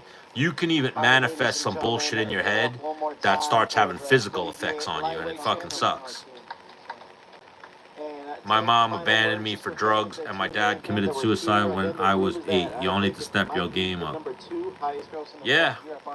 I mean, everyone struggles with shit differently. That's unfortunate about your mom, and unfortunate about your dad, but that's life. My depression led me to 2 attempted suicides. The last one, I was on life support for a month, but that was 12 years ago. Yeah, that's never the answer, is suicide. You just got to figure out a way to get up and keep going, keep on trucking, deal with it. You got to find your little. It's about a thing with depression too. It's not one thing's gonna fix it. It's little victories. You got to look for those little pieces of dopamine that you can snatch up. That's usually what I do to deal with depression too. It's just little dopamine hits. Like, I remember we interviewed one time this guy, Steve Maraboli, and he told me something that helped me, if you will, with depression, and it's a way to get dopamine. It's a way to get little dopamine hits. It doesn't have to be a big task and big crazy shit. It's got to be small shit. Like, even if it's as simple as make a list with make a list with everyday things on it. I have to wake up, I have to get dressed, I have to make my bed, I have to take the trash out, I have to and just make the list and cross them off, and you'll get a little dopamine hit from it. Go to the grocery store. Got it. When you make a list and go to the grocery store and you check off things on the list, you get a little dopamine hit that helps with your fucking mental health. It's crazy. As stupid as that is, when I was told it, it registered with me, I tried it, and it totally fucking works. It's about making small checklists. Oh, here's one of these. But yeah, suicide's never the answer. I always feel bad when people say shit like that. It's rough. Hey, can you please shout out my friend? He's really sick. Hugh Jassy. I don't know. I don't get it. Yeah, checking little things off works fucking wonders. It's crazy.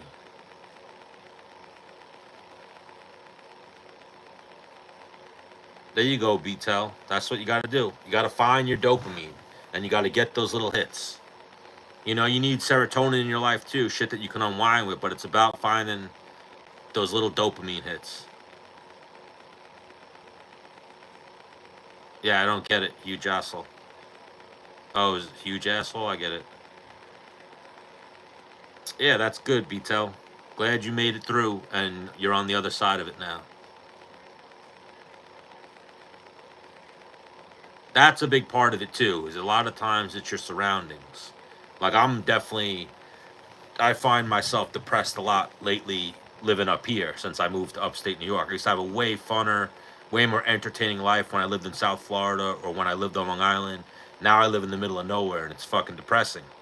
But I find shit like this to do.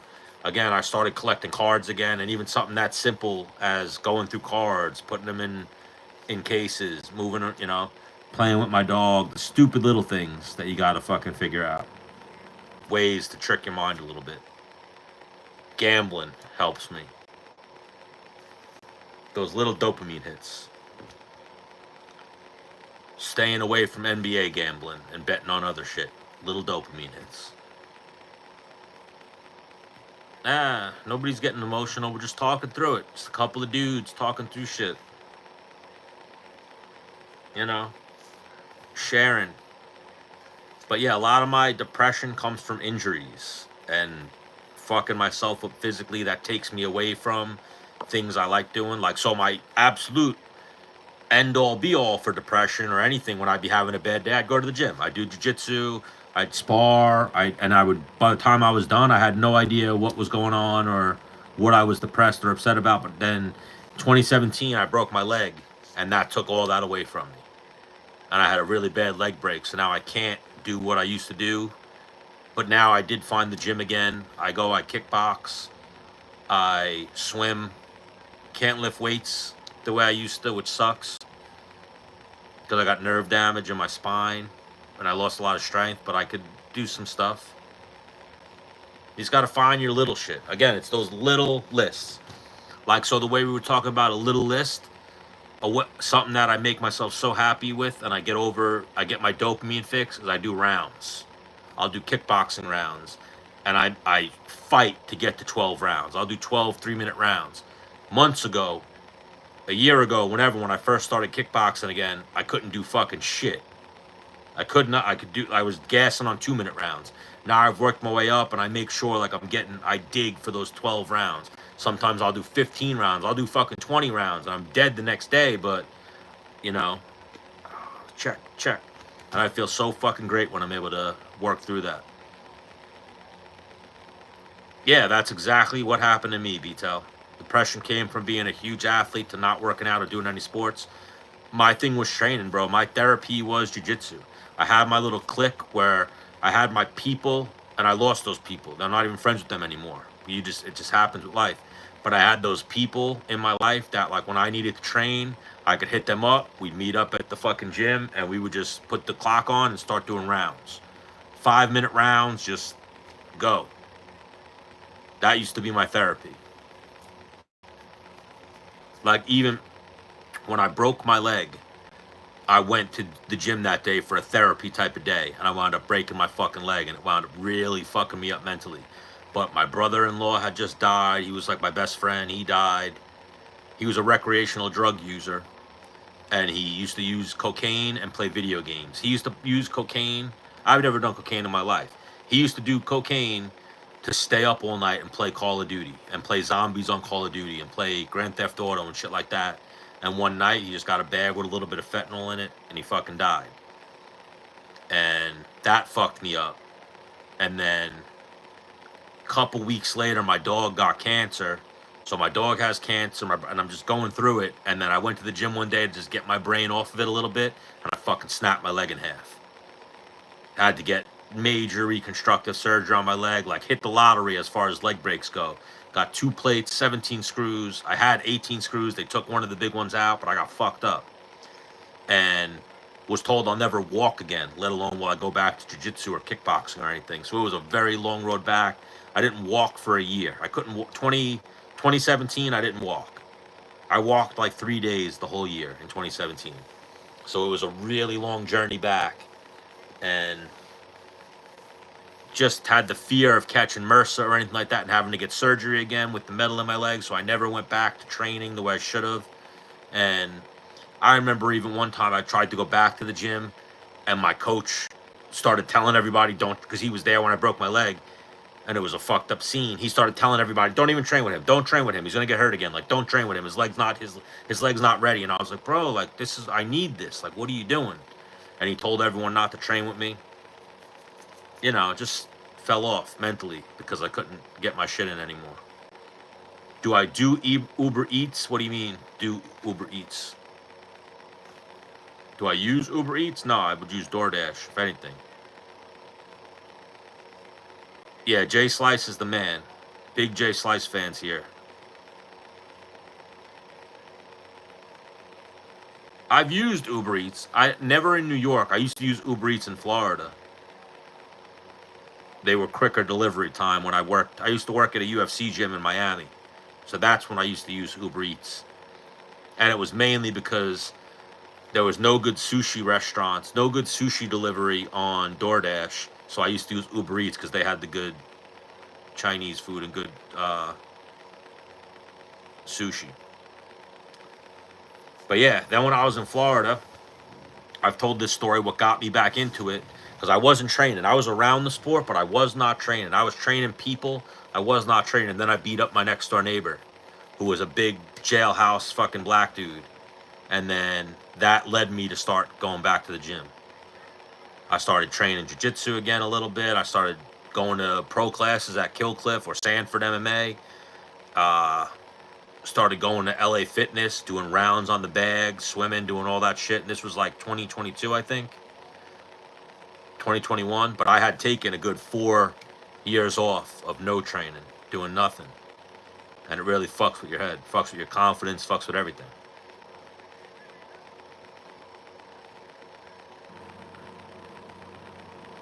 Oh, that's funny. You have an impersonator? That's great.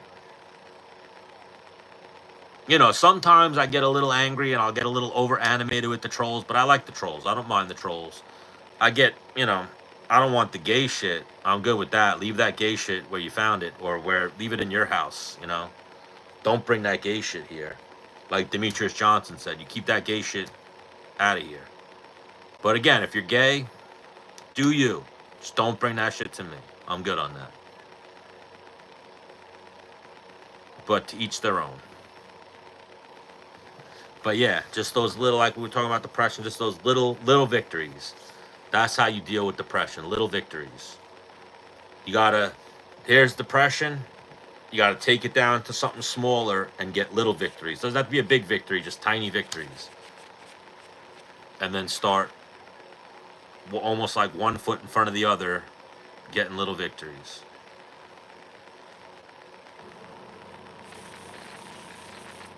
Which wall would you line them up in front of? What's going on, Joels? I don't know what you mean by which wall would you line them up.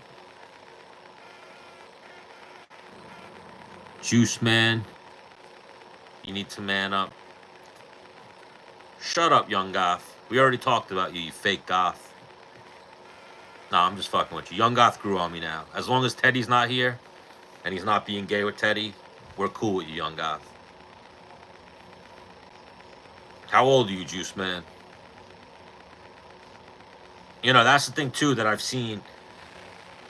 This generation, like under, and even adults, like it's always be a man, and you can't talk about, that's a real thing. You can't talk about mental health. I've had friends that I tried to talk about mental health with, and they kind of shunned me, and it's like, bro, you went through the same fucking shit, and I didn't say a fucking word, you know? Alright, so you're up there. You're right at that age where it's like, we've seen a lot, because we have the information age. For older people, there was almost like a naivety or a blindness where you didn't know all this shit was really going on in the world and all this fucked up shit. I'm sure I just seen you on Chris Hansen. You definitely didn't see me on Chris Hansen. I will fuck up a pedophile. I'm not that far off of doing that type of content. Going around and fucking up pedophiles. That's the most disgusting, low-life thing a person could do. Is fuck with a kid. Like, I have nephews and a niece.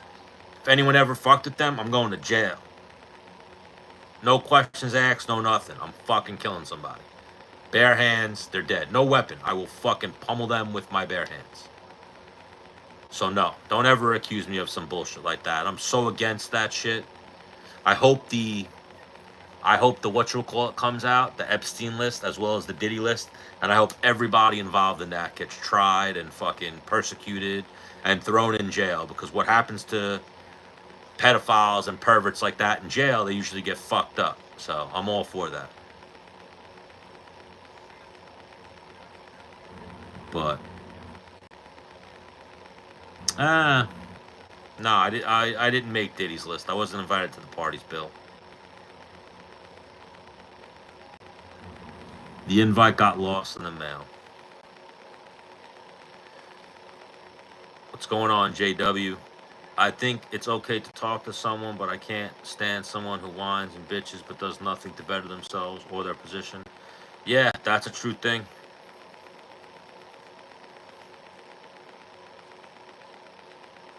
Well, Juice Man, the Menace is no longer here. He retired. My name's Stan the Man. I'm the man and the menace of the man.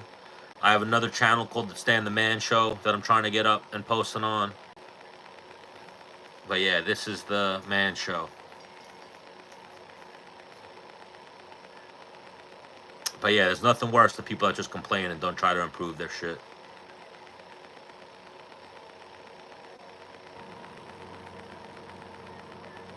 But yes, Juice Man, Stan. I appreciate it. Stan the Man, Stanley, whatever you want to call me. My MMA persona, if you will, because my last name's hard to pronounce. I usually just call myself Stan the Man. That's my content character, but it's not really, you know how people say that? Oh, that's like, I just say that. I'm never in character. I'm kind of this person all hours of the day.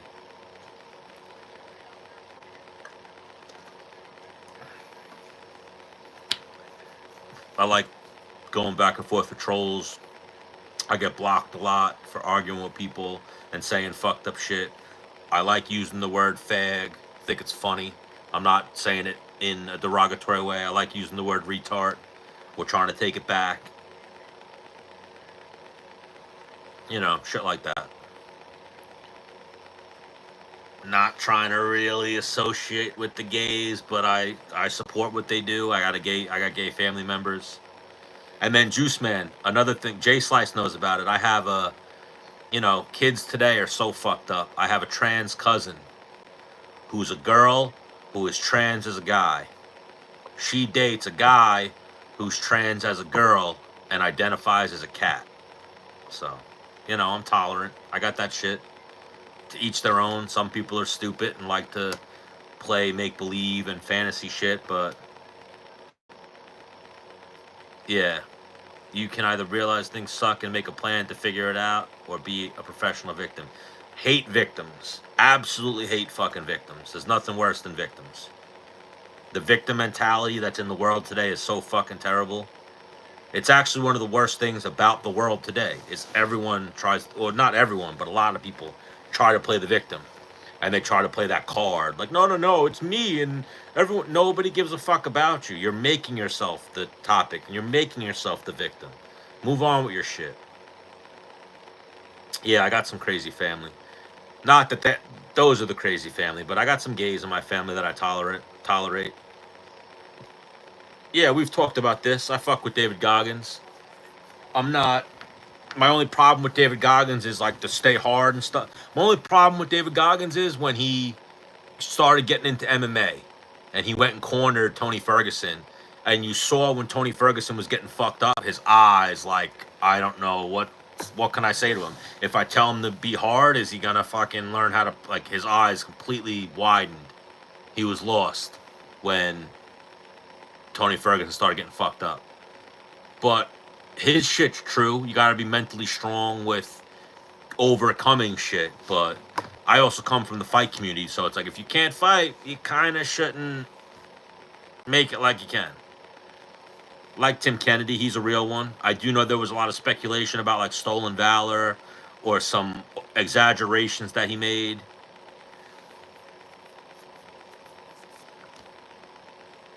Yeah, that's a lot. That's the whole world. So something I've always said, and I'm sure I'm guilty of it too, is a lot of people have only person in the world syndrome, where everyone thinks that they're the star or they're the most important fucking person, or everything's happening to them.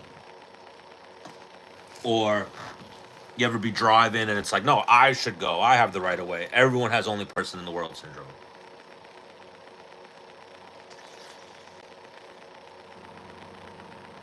But the reality is, you got to do things for the fucking greater good. Everyone has it. Everyone's guilty of it. As much as I try to be conscious of everyone else and the people around me and shit like that, everyone has only person in the world syndrome. It's fucked up. Everyone forgets that there's other people and that they're going to affect everyone else with their shit. My dog is passed out right now. She's chilling. You know, I don't get my 8 hours all the time. She gets her 14 hours or whatever the fuck it is. Dogs, she has a good life. You know, I don't have kids. Might knock up some young chick one day, but right now, no kids. I got my dog. She lives a great life. I give her a good life. Yeah, JW, you got to always look out for your kids and make sure you protect your daughter. Your wife, yeah, sure, but the daughter's the most important one. I'm just joking. But yeah, you got to protect your family and always put on for them. You got to find your tribe. Put on for your people. Put on for your tribe and make sure that you can provide them with the best life. Give me your mom's number, Pops Fashion. I'll call her. I like moms. I can always talk to anybody, so. Yeah, I respect the U.S. military. Some of them could be a little pretentious and think that they're more important than other people, but you ever watch Curb Your Enthusiasm? Larry David always made a good joke about it, where the one time the guy he met and everyone that met him was like, oh, thank you for your service. And then Larry David met him, and Larry David was like, nice to meet you. And the guy was like, you know what, guys, I'm gonna go right now. I'm just gonna go. And then everyone started saying to Larry David, like, why didn't you thank him for his service? He's like, what do you mean? All the 12 people before me all thanked him for the service. The guy fucking knew we're thankful. Like, I'm not gonna thank him. What do I have to thank him about? But yeah, some military can be pretentious. I've dealt with situations like that where it's like, oh no, I'm in the military. It's like, all right, your job. That's your job. I appreciate what you're doing, but I'm not gonna fucking treat you differently.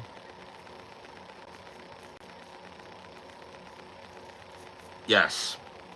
That's a thing too that you always got to be conscious of. Like if you have a kid with a good woman, props on you, but you always gotta think of that whenever you're thinking like, oh, I'm gonna have kids or something. Is you gotta have a good partner in that. You can have a lot of struggle in your life if you have a kid with the wrong woman. And even then, I'll go back to Steve Maraboli. What did Steve Maraboli say? He said something like, "You're either happy in marriage, or you become a philosopher." And then I said to him, like, "So what'd you do?" And he's like, "I became a philosopher." You know, oh, you got to marry the right person, or you will become a philosopher. And then if you marry the wrong person, you're gonna wind up becoming a philosopher. And then that's what happened to him. And he now is like you start finding these ways to figure out why it went wrong, when the reality is you just married the wrong person. You just married a person that you didn't click with, or you married a shitty person. But yeah, you got to have a kid with the right person. It's a big, big point. Yeah, grease in my eye. That shit was terrible. There's no realm ever where you could take a knee and not get a fucking knockdown. He got hit with a right hand, backed up, got hit with a jab, and then took a knee and said, "No, I had hair grease in my eye." It's like, what the fuck? Happy birthday, Settle Law. Yeah, marriage is about, for a woman, it's about security. That's what women are after. Money and security. They're kind of the same thing, but security. It's not for everyone. I don't know if I'm ever getting married. I've had relationships where I was with girls for 5 years at a time, a couple of them, where that was our breaking point, was I wasn't getting married. I'm not marrying you. We could pretend we're married, stay the whole nine, but we're not getting married. Yeah, even at the post-fight press conference, he acknowledged, Tank, yeah, I took a knee because I didn't want to get hit again. They didn't score that. He took a knee. The referee looked at the count keeper, because there's a person on the outside of the ring. The second you touch the ground, they start counting. He looked at the count keeper, the timekeeper, took the timekeeper's count, got to 3, and then Tank said no. Then even Tank running outside and grabbing the towel, you're not allowed to do that. Only the doctor or the referee are allowed to use any type of towel like that on a fighter in between rounds. Your corner's not. Nobody is allowed to use a towel on a fighter between rounds except for the doctor or the referee. A fighter's not allowed to run outside the ring, grab a towel, and start wiping their fucking face. Right there, that's grounds for disqualification, at minimum, a point deduction. And then let's talk about the knee. You can't just take a knee because you don't want to get hit again. That's exactly what the rule is. If you take a knee to avoid damage, that's a knockdown. So that was some bullshit, some corruption in boxing today. Black eye. That's a black eye for boxing, and it's going to just get swept under the rug with a draw. They'll move it out of the news cycle quick, which is bullshit, but Roach got robbed today. Absolutely got robbed today. I think he's from the ghetto in D.C. He's probably been around some robberies before. Today it was his day. He got fucking robbed. Vegas made the call, as a lot of people like to say. That was some bullshit. They fucked him over today. And I don't know who else, but they fucked me over. I sprinkled Roach, because I was saying all day, today could be the day that Tank doesn't show up, because he's been talking about retirement, and his fighting style's always been like that. Sometimes he has those off nights. I bet Roach. I had Roach. I'm owed a few $100s from the sports books, but I got robbed because of Roach. I got a couple of the bets as a push because of the draw, and then I got just my money back instead of the fucking wins. I had him. I put like $15 at 25 to 1. Forget what the payout was, a few $100s, and then I put $10 at plus 900. I bet Roach to win a decision, and I bet Roach to just win. And then I had another parlay where I had 2 hockey games and Roach, and that one I had Roach at plus 900, and I just got my money back, which was bullshit. Which country has the best athletes? Whichever country is doing the best juice. Whichever one has the best drug testing policy. Because whenever there's a drug testing policy, so I'll probably say the United States, they then come up with the drugs that aren't going to piss hot. So if it's Russia, Canada, US, whatever the banned substances are for the Olympics, they then go into a lab and they replicate the drugs and they make them so that way they will do the same exact thing, but you won't test positive for it. Perfect example is like what the shit Lance Armstrong was using, what the clear shit was, the clear rub-on shit that Barry Bonds was using, testosterone in MMA. Like, you think they just started doing testosterone in MMA because it was the exemption? No, they were doing it for years. And then fighters realized, oh, we're legally allowed to skate around the rules this way. We don't take anabolics, we don't take synthetics, we just take testosterone because they weren't testing for testosterone. Like Randy Couture is the most famous example I use. Randy Couture was taking, he never pissed hot for steroids because he was taking testosterone. He was on the Fountain of Youth testosterone years ago. That's why he never pissed hot for steroids. He was taking testosterone. Phil Baroni was taking testosterone. He wasn't taking steroids, he was taking testosterone. That, whatever country has the best athletes is the one that has the best drug testing. Because any country could have the best athletes. Like, you know, who dominates running? Is that Jamaica? Wherever those the best runners are from. There's a few from America, but you might say America. But America's one of the bigger countries, if I'm not mistaken, and China. But China's not really the best athletes. Which country? I got lucky. We've known each other since 6 years old. I'm a barge pilot and she's an RN. It's good to have a doctor or an RN in the house. I used to date a doctor, but she turned out to be a whore. But her too was getting close to serious shit with her, and we just drifted apart.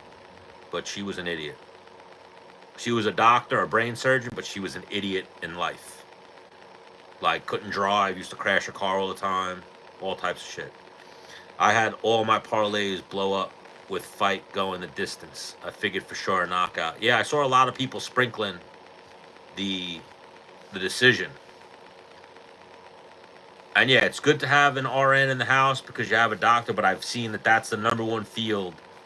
Medical is the number one field for cheating. Infidelity. Phil Baroni was everything, bro. Do you mean on everything? No, he was not. He was on testosterone. Like, at one point, Phil pissed hot, and he was one of the first people who got something overturned because of contamination in the lab, because he tested for something, and he was like, I've never taken this before in my life. I'm on testosterone. I've been taking testosterone since I was like fucking 12. I'm not on steroids. I'm on testosterone. I like to rewatch the old Don Fry fights. Yes. I was just talking about that earlier, how one of the greatest stories I heard of Dominic Cruz was he was from Arizona, so he used to train with Don Fry. When he was on the come-up, Don Fry was the guy from Arizona. So he went to Don Fry's gym and started training with Don Fry. He said he weighed like 150 pounds, and he trained with Don Fry, who was a heavyweight. And he said right before they were about to, Don Fry was like, we're going to spar. Don Fry went in his bag, took out some Vicodins, started chewing on the Vicodins, and then they started sparring. They were supposed to just be doing boxing, and then he said all of a sudden Don Fry threw a head kick. And he was like, bro, what the fuck? I'm half the size and you're throwing head kicks? He was like, you got to be ready for everything. He wasn't juiced. So I'll always say it candidly, Baroni's my cousin. That's one of the ways I got into MMA. Baroni was not on steroids. He was on testosterone. When I was like 14, I hurt my knee, and Phil tried to give me testosterone. And I was like, I'm not taking fucking steroids. It's not steroids, it's testosterone. I've been taking it for years. And again, that's why Phil used to get drug tested all the time. He used to pass the drug test because he was on testosterone. Yes, he's still in Mexico. I stopped talking to him because his CTE got too bad. We were close years ago, but now we don't talk anymore. Yeah, Fry vs. Takayama was wild. CTE City. But that's even how I knew about Randy. And Phil told me, he's like, Pete, this is going to become the thing soon. I'm ahead of the curve. I'm on testosterone. Randy's ahead of the curve. He's on testosterone. Steroids fuck up your ligaments and shit because your muscles grow, but your joints and shit don't catch up. Testosterone, like Yoel Romero, testosterone. Everything gets strengthened. Everything's stronger.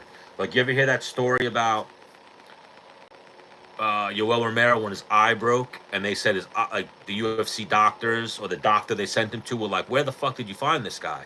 His eye's already healing." Yeah, but Matt didn't know Phil like that. Nah, I've never been to Mexico. I would go. Sarah was probably on some gear back in the day too, but he was like, so the Sarah group, they were like eating D-balls back in the day.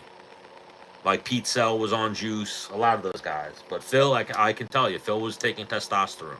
Phil tried to get me on testosterone when I was a little kid.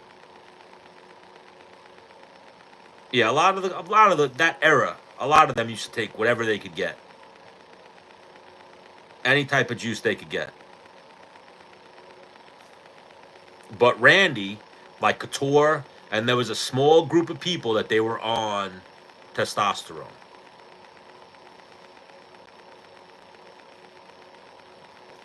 Dom Fry had a few fights like that where it was like a fucking barn burner, but that Takayama Fry fight is the craziest one. That's like the highlight reel one. Nah, Randy wasn't clean. Randy wasn't on steroids, he was on testosterone. And Randy was also on, like I was saying, the best thing is whatever the Olympians are taking. Randy was part of the Olympic drug testing, Olympic drug community. How many fights on my record? I got a bunch of amateur fights. Nothing crazy. Yes, Randy took testosterone. I know for a fact Randy took testosterone. So I met and trained with Randy, I want to say, whenever he fought Gonzaga. So when he fought Gonzaga, he broke his wrist in that fight, and he stopped taking his testosterone for a little bit, and he shrunk. 100% he did. He would probably openly admit it. Yeah, no, he got tested for steroids. He didn't get tested for testosterone. They're different. Testosterone's not a steroid. Like, when you get tested for testosterone, it's a whole different test. It's not a drug test like a steroid test. Steroids are they come up as like a synthetic, like they're man-made. Testosterone would come up natural until they started testing for synthetic testosterone. Like, remember for a while, like Overeem. Overeem wasn't on juice. Uberine was on testosterone. How they caught Overeem was they tested his testosterone levels, they didn't give him a steroid test. He pissed clean for steroids. They got his testosterone levels, and his numbers were fucking insane. And Randy was part of the Olympic drug testing circle. So Vitor, I think young Vitor was on juice, his old original UFC days. Then he came back and he was off everything, and he looked like shit. Then he got front kicked in the face by Anderson, and then he got on testosterone, and that's when we got TRT Vitor. But yeah, Randy was on testosterone. Phil was on testosterone. A lot of other people were on juice, like steroids, like eating D-balls, taking Winstrol, shit like that. But then there was a handful of guys that were on testosterone. Like Randleman was probably on testosterone. They were all passing drug tests. They were all pissing clean, but they were all on testosterone. Chael was on a lot of shit, but Chael pissed dirty. Chael used to flush his system out before drug tests. And I know a lot of guys that were on that type of tip, where they kind of knew a drug test was coming up. They would cycle off. There's a couple of things you could eat and take that kind of skew the drug tests and make shit kind of flush out of your system.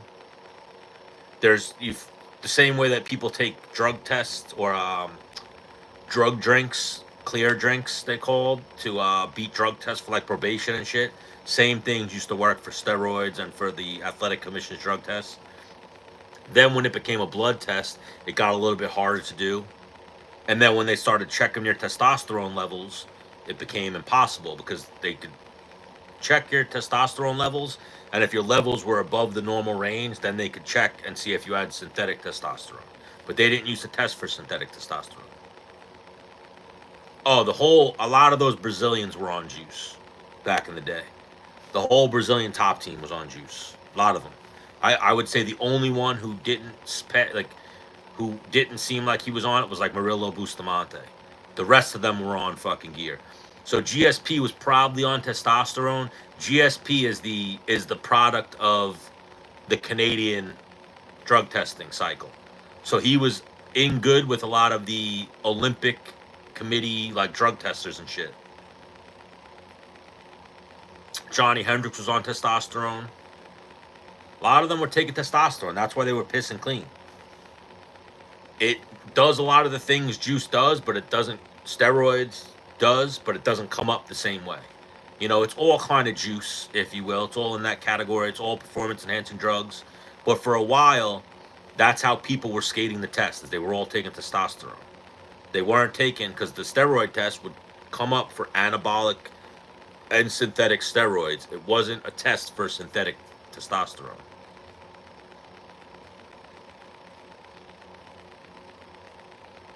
Paulo Fila fight against who? Boschelglem. I'll always remember that one fight. Was it when he fought Chael? That he was like seeing fucking ghosts or something? And he kept looking to the side, and the guy, I think it was Chael, he was fighting, was like, what the fuck is he looking at? He kept looking off to the side, and there was no corner there. There was no nothing. It was like he was seeing fucking demons or seeing stars or something. Then he got the Mike Tyson tattoo on his face. He lost his mind. He fried, but he was a cokehead. I think he fried his brain from fucking drugs. You know, you see that a lot with people. I used to call it, and I know like a lot of, on Long Island at least, we used to call it wet brain. When you do too many pills or too much coke, your brain just doesn't fire the same. And so the way your brain is like floating around in some water or fluid, it just starts deteriorating and you get wet brain, and then you're like a fucking idiot. The ruthless, toothless champion. Well, remember, I would love to see it, but remember they had bum fights and how much trouble that guy got in for bum fights? Do you guys remember bum fights? Bum fights was fucking great for when it was happening. Oh, I haven't had McDonald's in so long. I love me some McDonald's, though. McChicken. I used to love the fish fillet. But yeah, I had to get my health in check a little bit, so I had to cut back completely. I cut off the McDonald's. A few months now. Haven't had any McDonald's. So, you know, I'm fucking stuck in upstate New York. McDonald's is all I got. 24 hours. Like, if I wanted to go somewhere late night, all I got is McDonald's. And there is one diner, like 20 minutes away. But that's it. That's all I got. I don't got late Taco Bells. I don't got late fucking anything. Oh, Phil was a fucking nut job. So, Phil used to be a collector for the mob. And he knew people. At one point, like my cousin went to a house party or like a hotel party, and they got him all fucked up. And when he got drunk and like passed out, they robbed my cousin.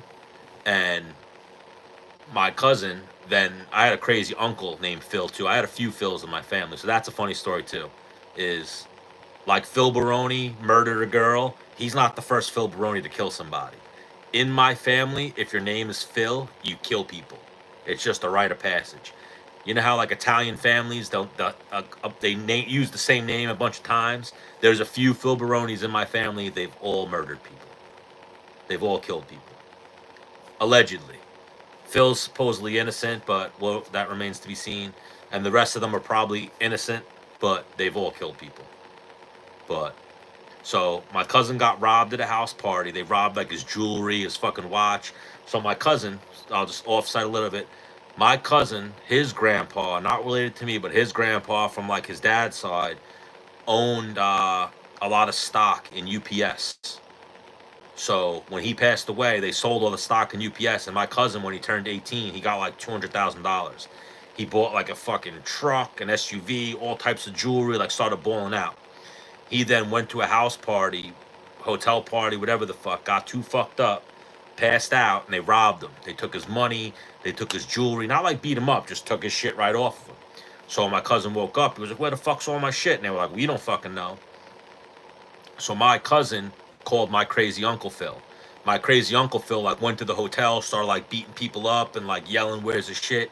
Didn't get his shit back, but like fucked up people at the hotel party and shit.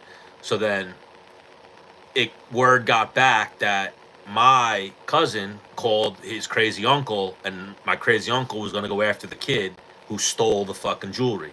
So the kid who stole that's a crazy Long Island story.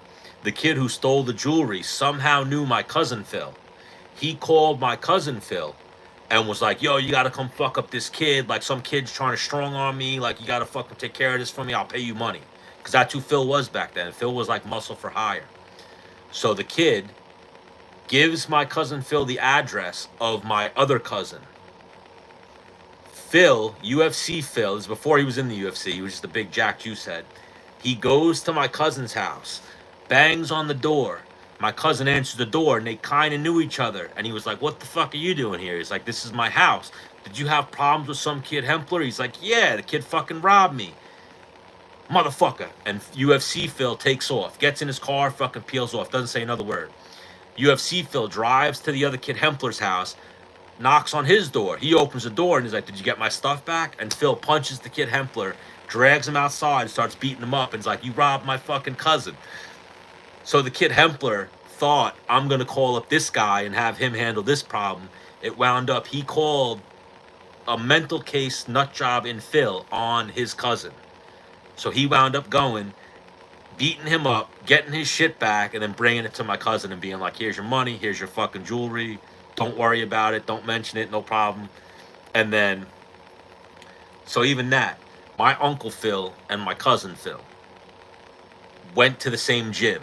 So one time they went to the gym, and my Uncle Phil was fucking nuts. He was like a 55-3 amateur boxer, fought in the Golden Gloves, all that shit. Could have went pro, but he knocked up some chick and had a kid. So he stopped boxing and started going to work and shit. Gave up his boxing career. But they were working out at a local gym in Long Island, and he saw, this was before you had photo IDs and any type of electrical shit, whatever. So he went to the gym and he signed Phil Baroni. So the guy at the gym was like, whoa, you already signed in. Somebody already signed in with your name. So my uncle went fucking nuts. He was like, who the fuck's using my name? Where is he? That guy over there. And it's like this big bodybuilding kid. They didn't realize they were related. So he went up to him and was like, you using my fucking name? And he's like, whoa, I'm Phil Baroni too. I'm fucking Phil Baroni. And they had this moment where they had to like show each other the driver's licenses. And then he's like, who's your dad? My dad's Phil. That's my fucking cousin. We're related. Let's fucking go. We're gonna go talk to these guys at the front desk. They like grabbed the guy at the front desk and like started fucking roughing up the guy at the front desk because he accused them of nothing. He accused them of like using each other's identity, and they were just both fucking mental cases. So they like each had a hand on the guy's shirt and were like slapping the guy around. And the guy was like, all right, you guys can come to the gym, like no fucking worries. They never paid for the gym membership or anything ever again. They wound up like strong arming their way into the gym. I then went to this gym, and it was said like, oh, that kid's related to fucking Baroni. So they were like, you're good. Every time you come in, just fucking walk in. You don't gotta pay. You don't gotta talk to nobody. And then, yeah, so then my Uncle Phil and my cousin Phil started hanging out a little bit. And one day, UFC Phil, he was a bodybuilder at this point. This is when he was like, maybe had one MMA fight. He had some kickboxing fights, some boxing fights. We were all there. And he started like, he's jacked. So we were all like, oh, you got fucking muscles, bro. Let me see that. And he started posing for like me and like 3 of my little cousins. And while he's posing and like showing his bodybuilding routine, my uncle's getting mad because he's used to us being like, show us your shadow boxing and stuff. So my uncle starts going, he might be bigger than me, but I'll fuck him up right now. Like, I'll kick the shit out of him. And UFC Phil went white. He went like, oh, fuck. Like, I don't want to fight this guy. This guy's fucking nuts. So then my uncle started challenging my cousin to a fight. He said, we can go outside right now and I'll fuck you up in front of these little kids.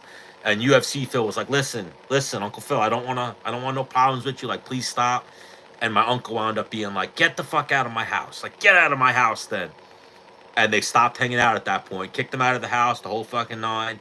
My grandma had to call up and be like, why are you fucking trying to fight your fucking little cousin? Like, what are you doing? He's like, he's fucking embarrassing me. He's fucking flexing in front of the kids, trying to steal my fucking shine. Like, fuck that guy.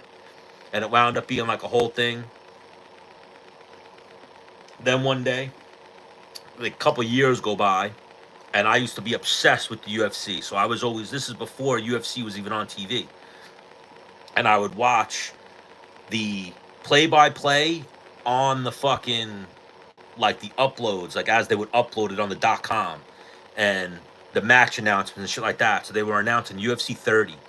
Zuffa had just bought the company, and then all of a sudden it said Phil Baroni versus Curtis Stout.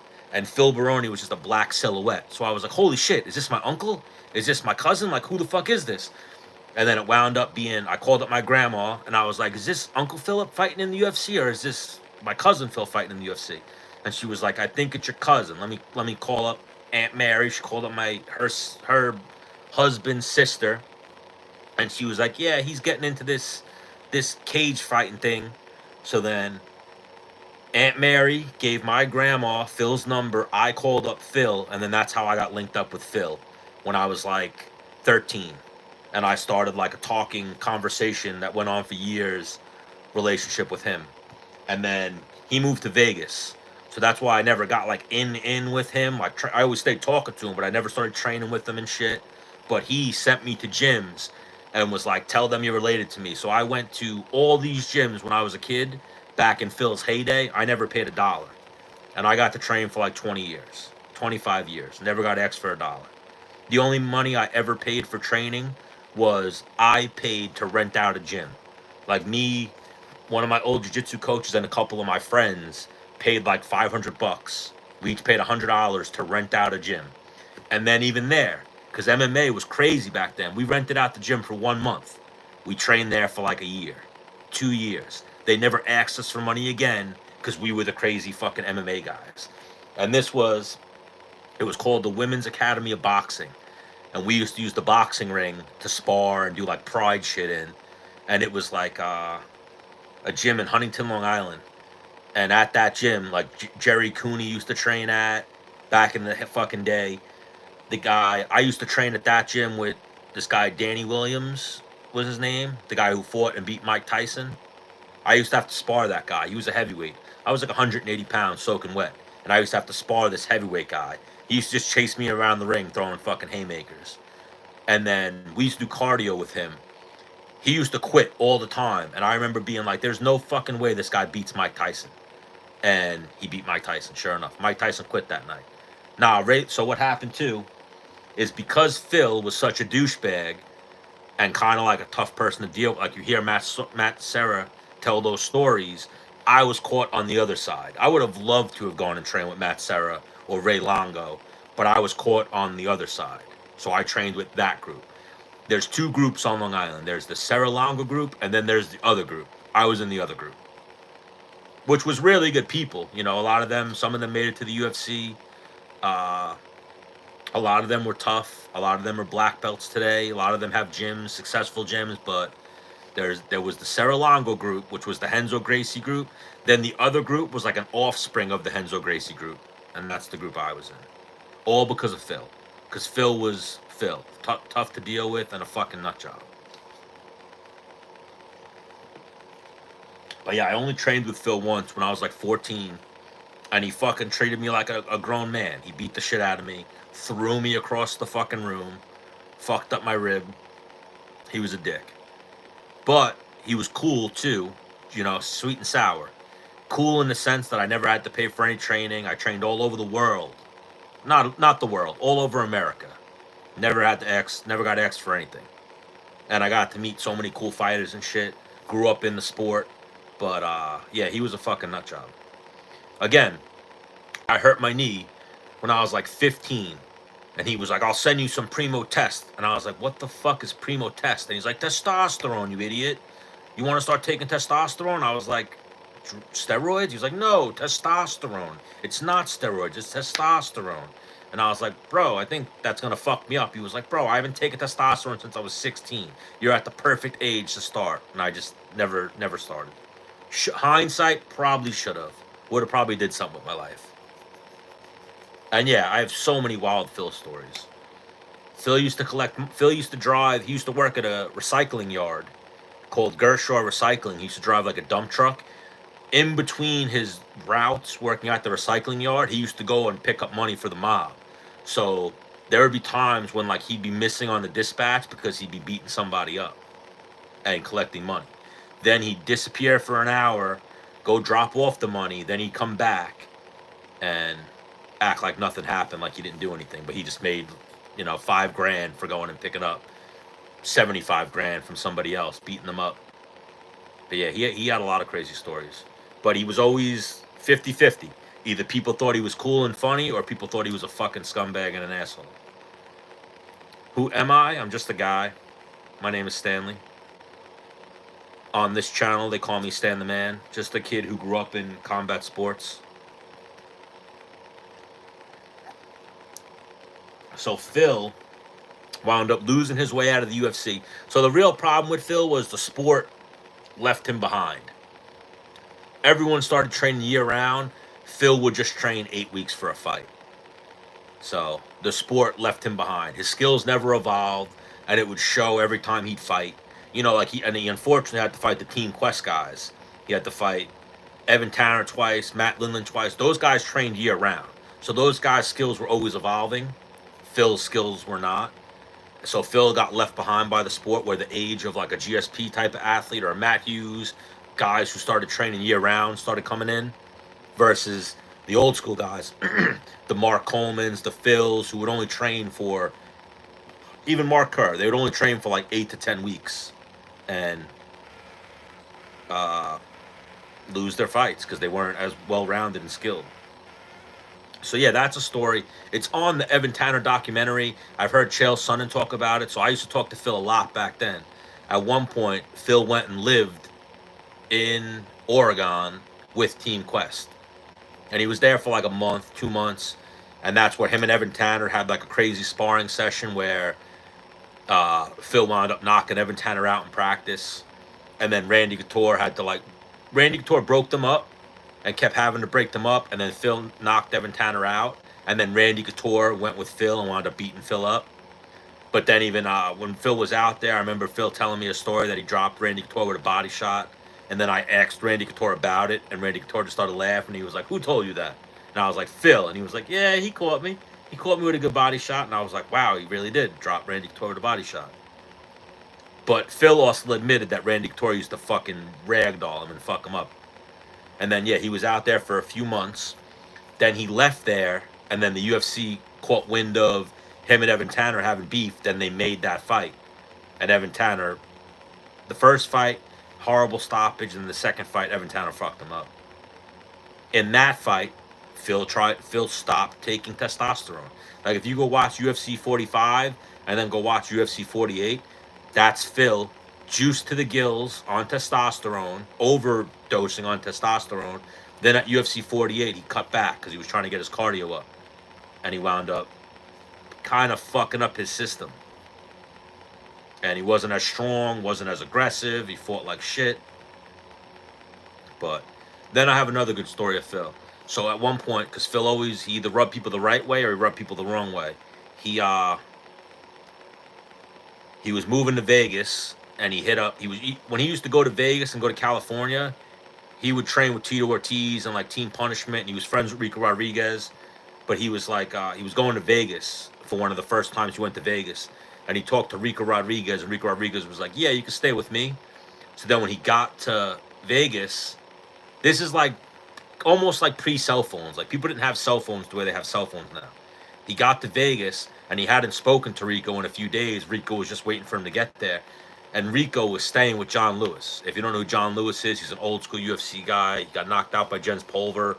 He's an actor. He's been in a bunch of movies. And then by the time he got to Vegas, John Lewis was like, "I don't want fucking Phil staying here. He's a fucking nut job. He can't stay here. You tell him, Rico." So when Phil got to Vegas, Rico Rodriguez was like, "Listen, man, John doesn't want you to stay here. You can't stay here." So Phil was always crazy. Phil snapped and started talking shit to Rico.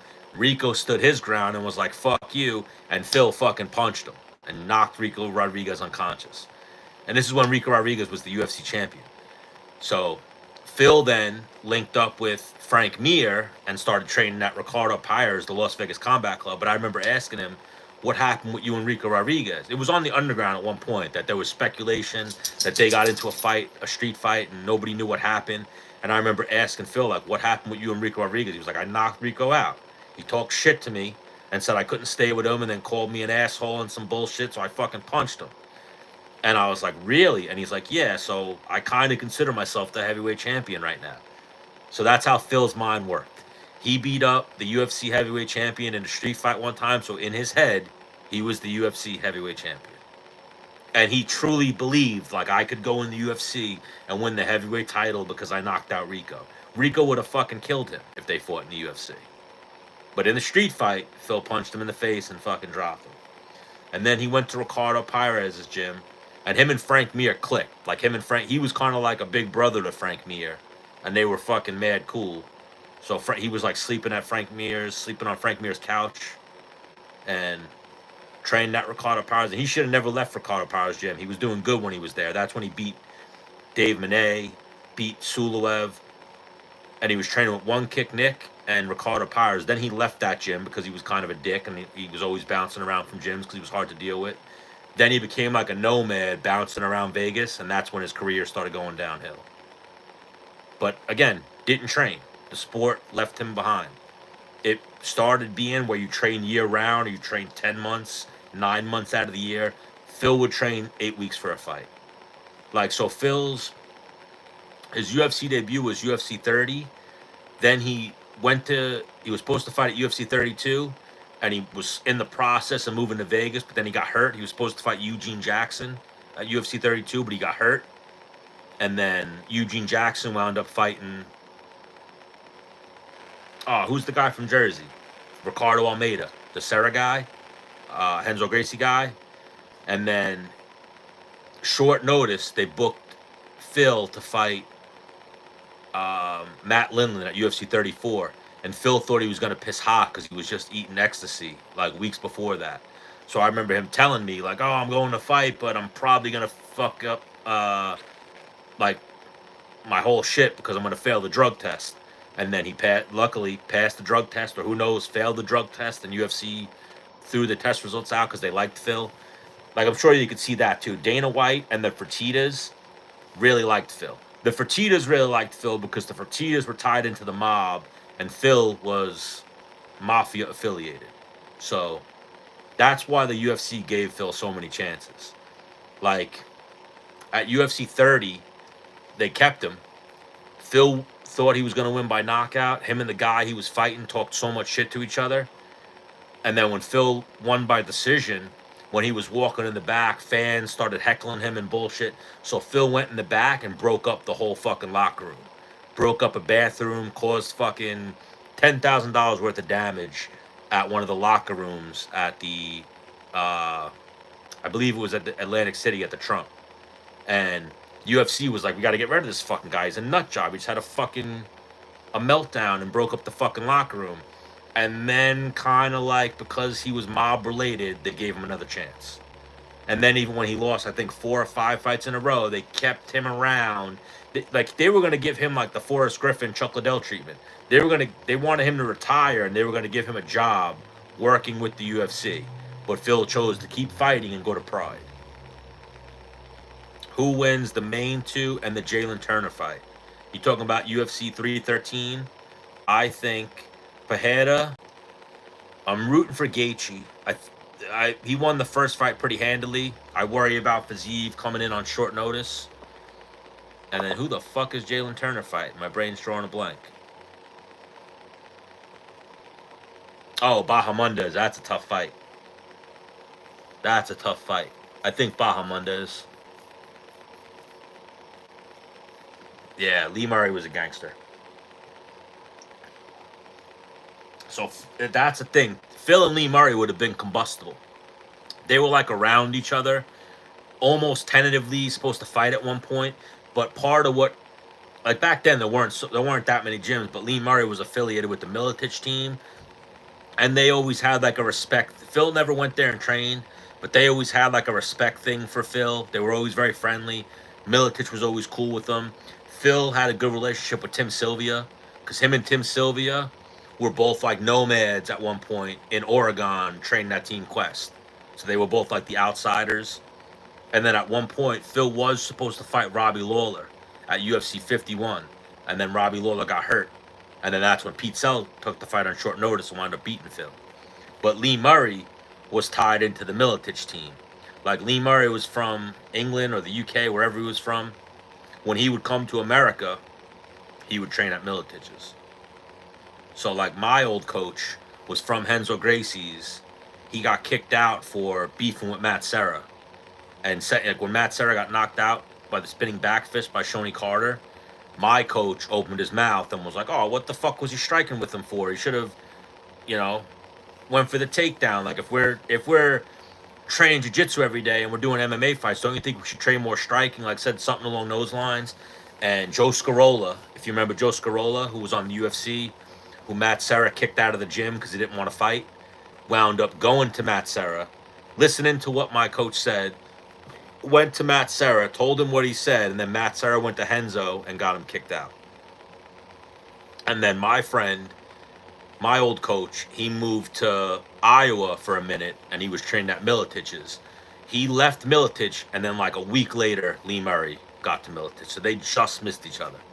So I've almost been, you know, 1 degree of separation from Lee Murray. Yes, Lee Murray is the guy who knocked Tito out outside of a bar. According to Tito, Tito slipped in his dress shoes. Tito landed a knee. Tito landed a punch. But everyone else's story is Tito got boxed up, hit with a 6-punch combination, got dropped, started getting kicked. Like, I've never heard such varying stories of a street fight than Tito's version versus everyone else's version. Tito's like, I took my jacket off, we clinched, and blah, blah, blah. Everyone else's version is Tito got dropped, pummeled, and people had to stop Lee Murray from kicking him in the face. Tito's definitely got some CTE. So me and one of my little cousins, we'll always send each other, like, because YouTube randomly recommends stuff, we'll always send each other, like, funny Tito memes. Like, there's the one Tito meme where he's like, you know, I really hope I outlive my kids. Idiot. There's the other Tito meme where he's like, he says something in the microphone, and then he goes for a mic drop, but he throws the mic up, and the mic hits him in the head. Like, you can't make this shit up. He's a fucking idiot. What other Tito memes do we have? I can't think of them all right now, but there's so many of them. There's, you know, him saying that you're a juice box and taking out a juice box and crushing it. Like, he always tried, and he was always so cringy, but there was a point. Tito was like the first superstar. Absolutely, Tito was like the first superstar of the UFC. Like the Zuffa era, Tito was the first superstar. And then even the first trajectory that they ever had going up was Tito versus Ken Shamrock. Then they had the Ultimate Fighter. But the first thing they ever had where they made any type of money and weren't still completely going down was Tito Ortiz versus Ken Shamrock. And it was because Tito sold the fight. He was entertaining to some people, or at least back then he wasn't as cringy. But then I guess you kind of saw as Tito's CTE started catching up to him, he got really cringy. Really cringy. But at least once a day almost, I think of Tito throwing the mic up and the mic hitting him in the head. Like, he tried to say something witty and dropped the mic. He threw the mic up, hit himself in the head, and then walked off. And it's like, bro. And then I've interviewed Tito. I've played phone tag with Tito a lot. Like, I got Tito's number, at least if it is still his number. I got one of his old numbers. But I've texted him a lot or talked back and forth with him. And nice guy. Can't say nothing bad about him. Yeah. I mean, the Shamrock family at least has that one. The Frank Shamrock win over him. And not only did Frank beat him, Frank made him tap out. Man, I should start doing that one day. I got a lot of phone numbers. I should start calling people. But on this phone this is my phone. But I'll do that. I like that idea, Smith. I used to always tell, when I used to do Menace and the Man with Dennis Bermudez, I used to always tell him we should do that shit. Just start blind calling people. And we did it with a few people. And we had good interviews with them where we just we didn't set up an interview with them. We just called them while we were on air. I'm trying to think who. We had someone hang up on us. Like someone answered, found out we were on the podcast, and he was like, no, thank you, and hung up. A few times. But yeah, maybe I'll start doing it that way. Hopefully this week's the week. If not this week, maybe next week. I want to start setting up some interviews and getting back into that, because that's one of my real passions and something I really enjoy, was interviewing fighters and just bullshitting with them, shooting the shit. I have a bunch of people I would call friends in the sport, people I trained with over the years, and then I have a lot of people that I'm like acquaintances with that I've always had a good relationship with. Yeah, but some of the off the rip ones worked pretty good too.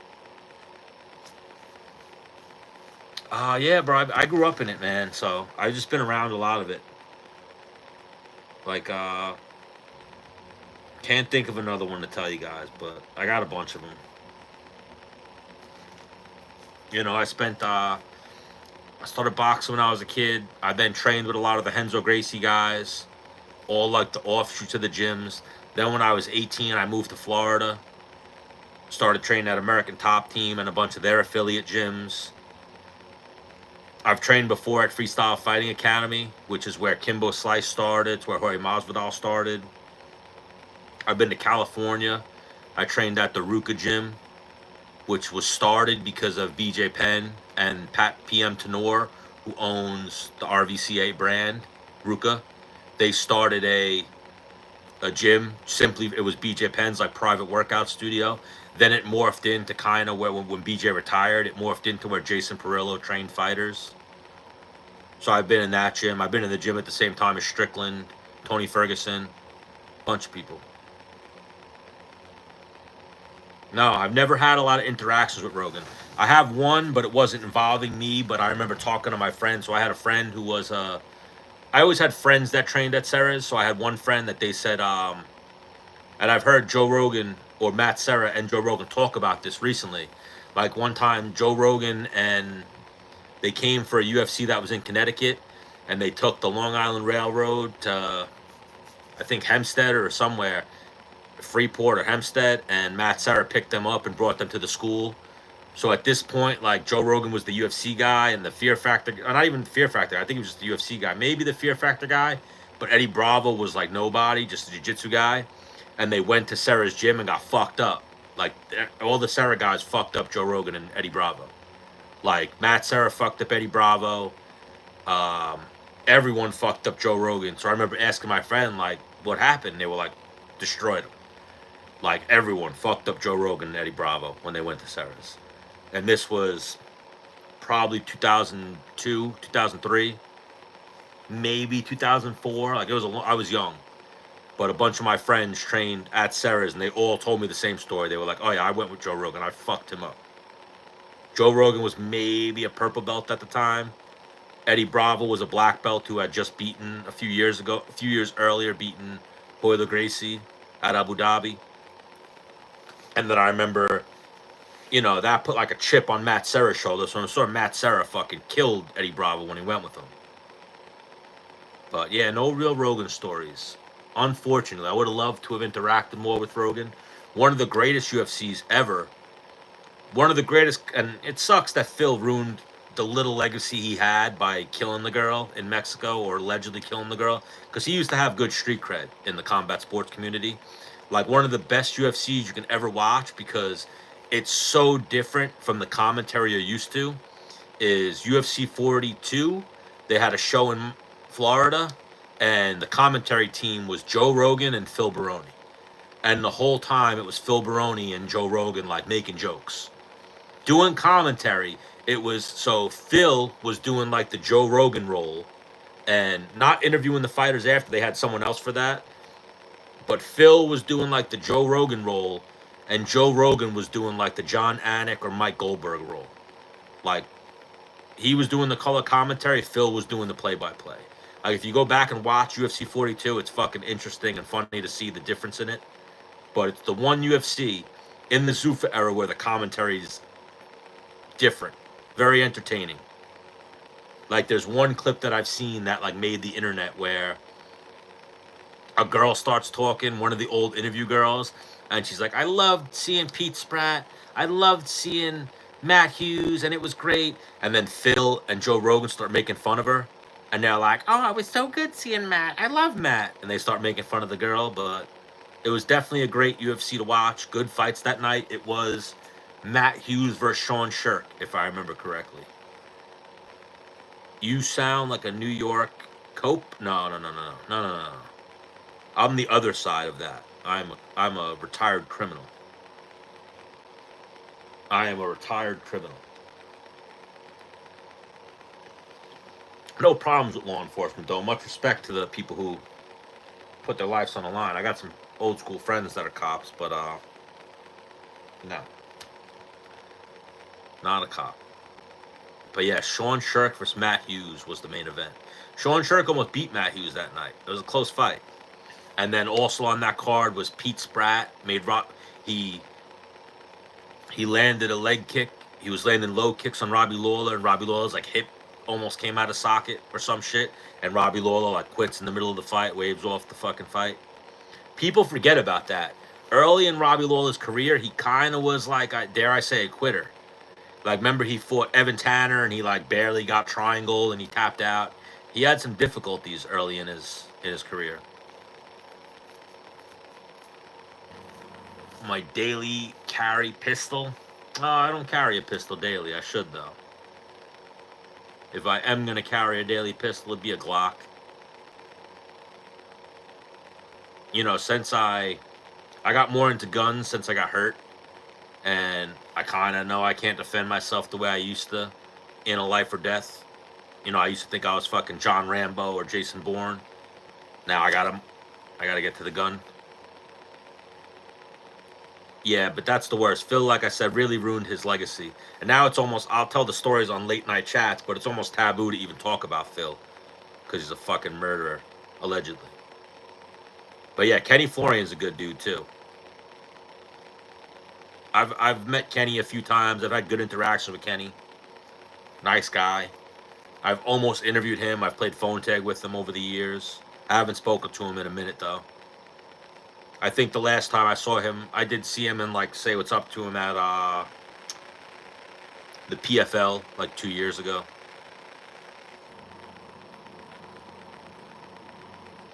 Yeah, allegedly. I don't fucking know.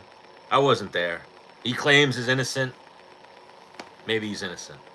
His story didn't make a lot of sense.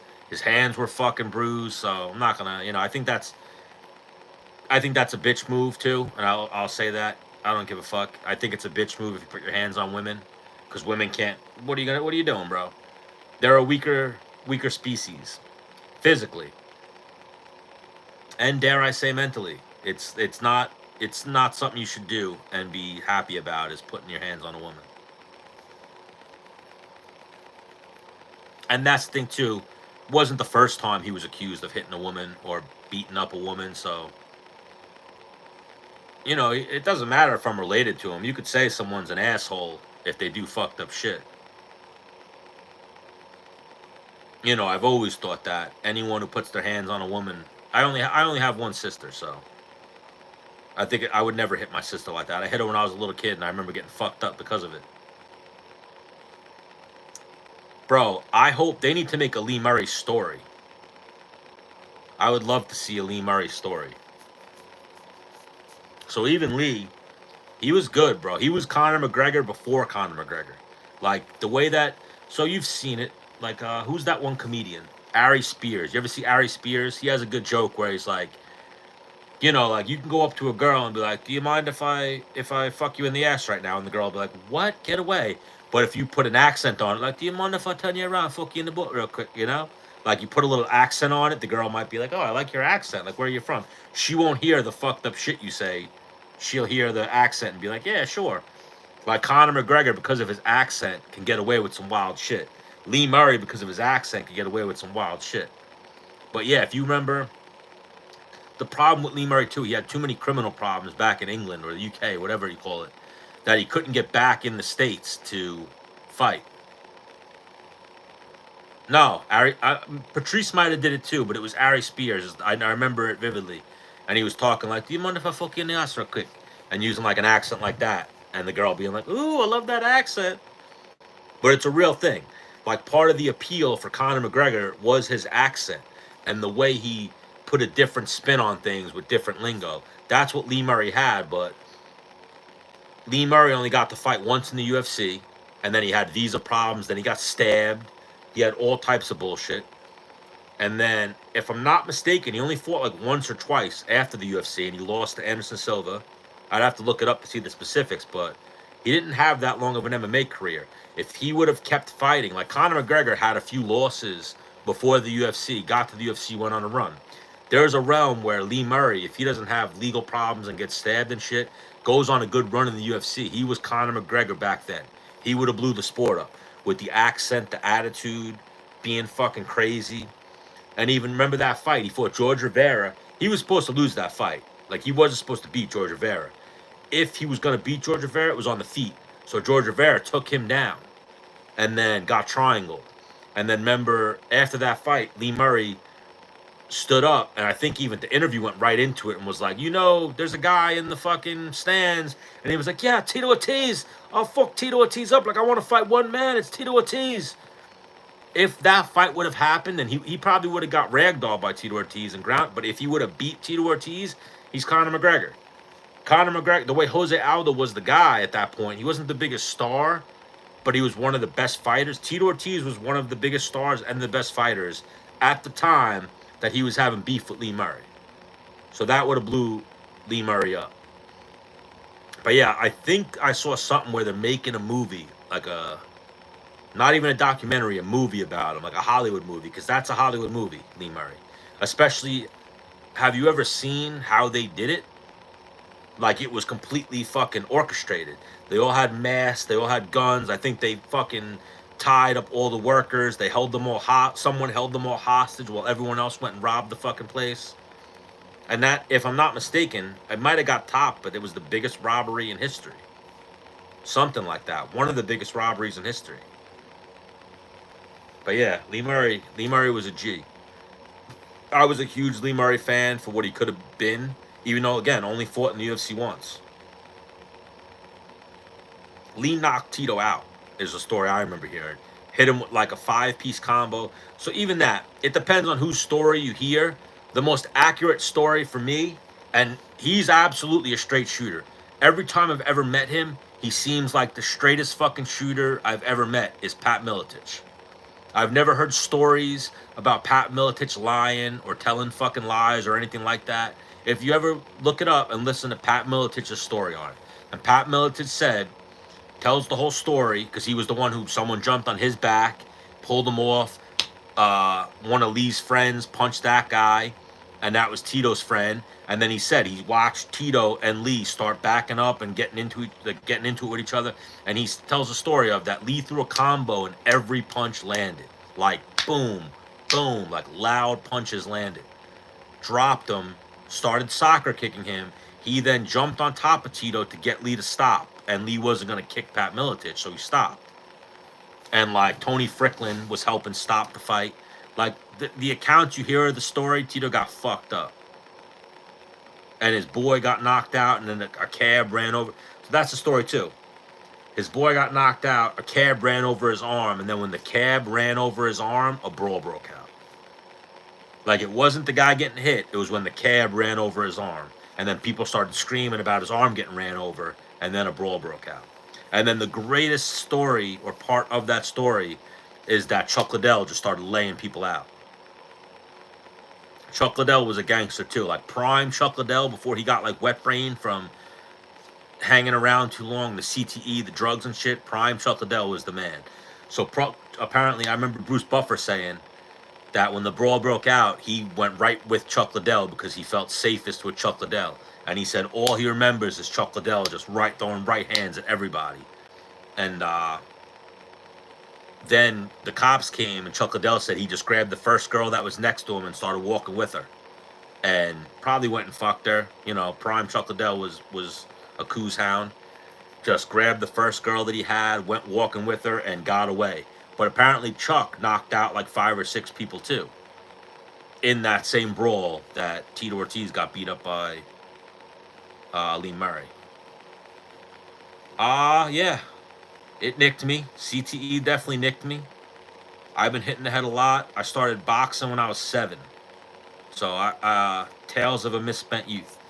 And I'm from that age of when we used to spar. Like when I was a teenager, we used to try to kill each other. Even like when I was younger and I was down in Florida, hard sparring. I was always in gyms that sparred hard. Probably got some CTE. I wouldn't be surprised if when I die they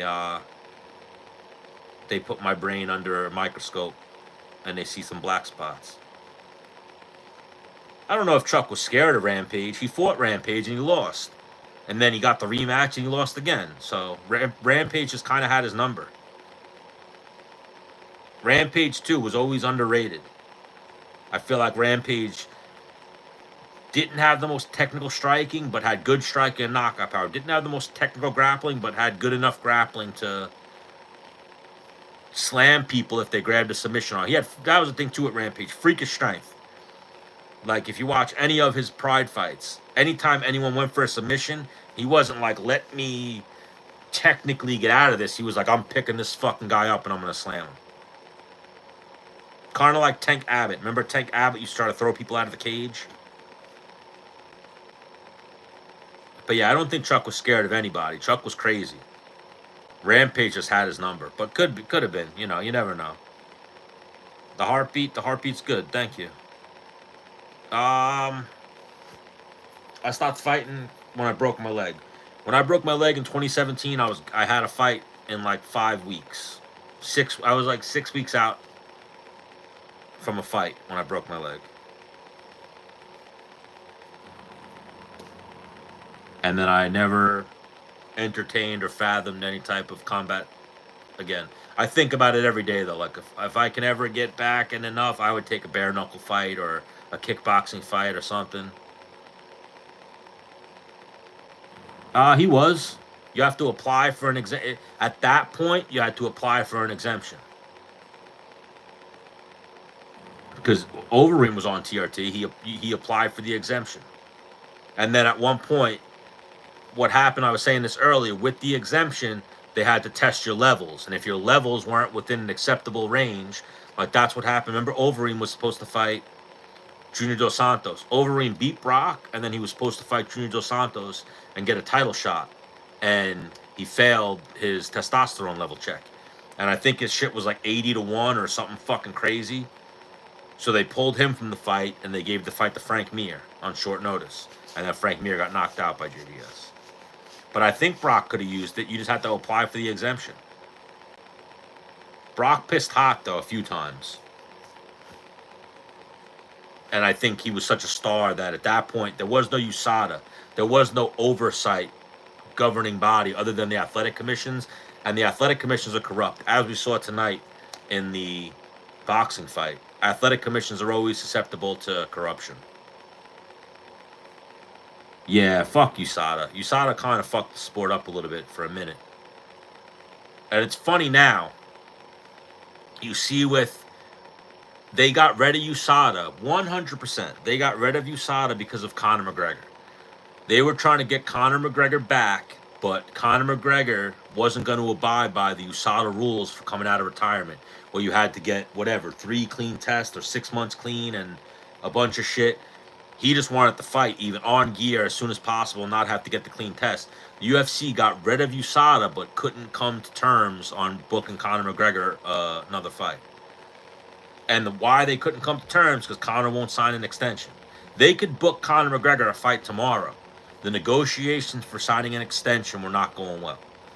They had the plan of he was going to fight Michael Chandler, and I think he has 2 fights left on his deal. He was going to fight Michael Chandler, and then they thought, we're going to sign him with a longer-term deal after this fight. Now, they have the new television deal coming up. They need Conor McGregor for that television deal. No other fight other than a Conor McGregor fight is going to draw this spike in numbers that they need to get a better deal from ESPN or Netflix or whoever. They need the Conor McGregor fight. So right now, They have 2 Conor McGregor fights, I believe, if I'm not mistaken, left on contract. They want him to sign an extension. That's why they're not quick to rush and give Conor fights, because Conor has now spoken that he wants out of his UFC deal. He wants to fight on his own shit. He wants to fight bare knuckle. He wants to take these celebrity boxing fights. Bro, could you imagine that, though? Like, I think Logan Paul. I don't know if Jake lives pretty clean, I think. Probably smokes a little weed, but I think Logan Paul probably does cocaine. Imagine if, like, the fucking richest person in Colombia was like, you guys are going to fight for 10 kilos and $50 million and put that fight on. Or something like that. I would love to see that. Like, I know it was like a rich Indian family or something that was going to put on that was talking about putting on the Jake Paul versus Conor McGregor fight, and UFC was shooting it down.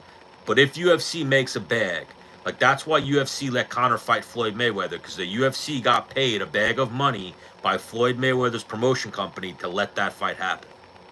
I think 50 million or something was the number, but they got paid a chunk of money to let that fight happen. They made their cut. If UFC can make their cut, they'll let Jake Paul or Logan Paul fight Conor McGregor. But they also want Conor under contract, so that way they got Conor to negotiate their new rights deal. And why, they don't want Conor to fight somewhere else. They want the money. A Conor McGregor fight probably generates $100 million on the low end. And then even if you look at the company, what was the company worth before Conor McGregor? And then you remember that one time when they asked him, like, Conor, what are you worth? And he was like, 4.2 billion. And that was what the company sold for. He's not wrong. The company 100x'd with Conor McGregor fights.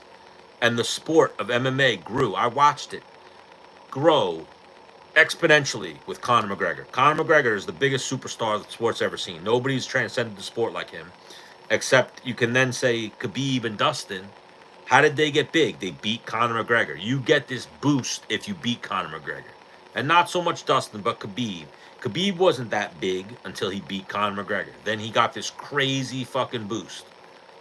Like, Dustin Poirier was a good fighter, but when he beat Conor McGregor, this crazy fucking boost. Like, he beat Conor McGregor, then all of a sudden he's fucking selling hot sauce. Before that, he was just a fighter. Khabib beat Conor McGregor, then he's getting on the phone with fucking the Russian president and shit, and he's fucking getting all this money from the oligarchs. He became a world superstar. But yeah, Mayweather Promotions, and even like McGregor Promotions, whatever, they gave the UFC a bag of money to let that fight happen. And I think I remember seeing it, after Conor sparred Paulie Malignaggi, the UFC thought they had something. They were like, this could be something. Like, he could possibly, perfect storm. Mayweather's old. He's coming out of retirement. There's a realm where Conor could beat Mayweather. And he was doing great. If Conor doesn't gas in that fight, he might win a decision against Mayweather. He might have fucking beat Mayweather. And I know people will say it was Mayweather's strategy. Yes, but if Conor doesn't gas, if Conor had better cardio, he wins a decision against Mayweather. Even though probably the referee was a little bit corrupt in that fight, I feel like he was getting pummeled, but it was kind of a quick stoppage. There was no knockdown. He got stopped on the feet. But there's a realm where if Conor's cardio was even a smidge better, he makes it out of that 10th round. Was it the 10th round that fight got stopped? The 9th round, whatever it was. And then he comes back. Yes, that Conor McGregor uppercut is like a thing of legend. That was one of those punches where like a fucking inch, an inch either way, and he drops Mayweather or rocks his whole shit. People sleep on Mayweather, though. Mayweather's got such a great chin.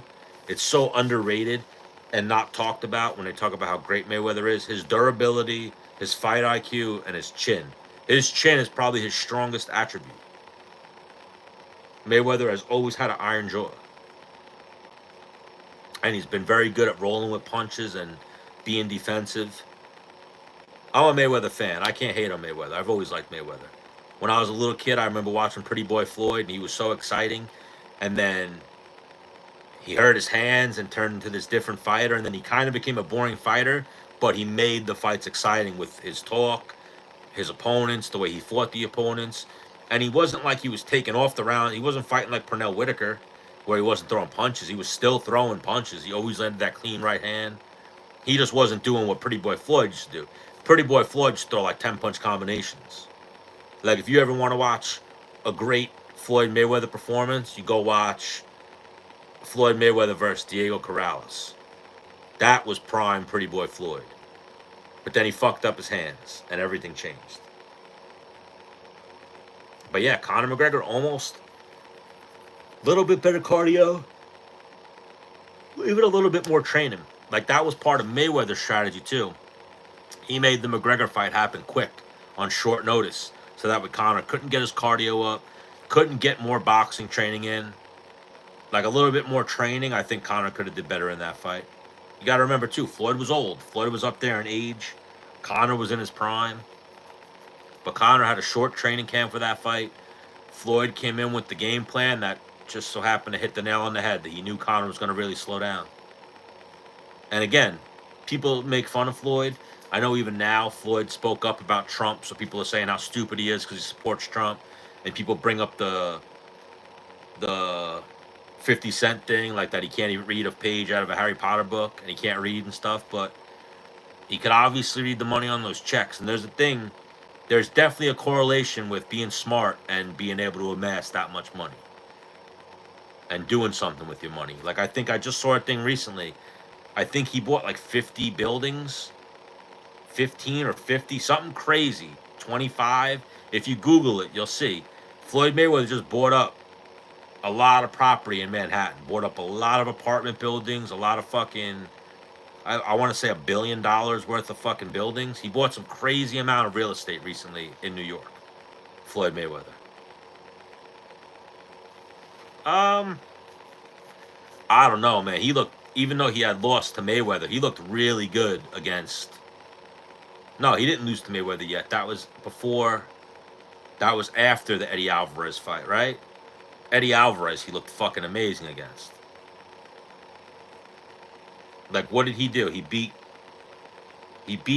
Aldo. Then he was supposed to fight RDA. RDA got hurt, and then he fought Eddie Alvarez, right?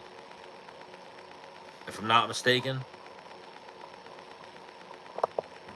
Let me see. I gotta look that up now. But I remember he was supposed to fight RDA. Which that could have changed the whole trajectory of it too. Does he beat RDA? Because at that point, RDA was pretty good. And RDA was a lot bigger than him. RDA was a big lightweight. Let me see. Okay, so he beat Aldo. Then he was supposed to fight RDA. RDA gets hurt. He loses to Nate Diaz, so he had to do that side quest. So after he knocked out Aldo, he lost to Nate Diaz. Then he beat Nate Diaz. Then he fought Eddie Alvarez.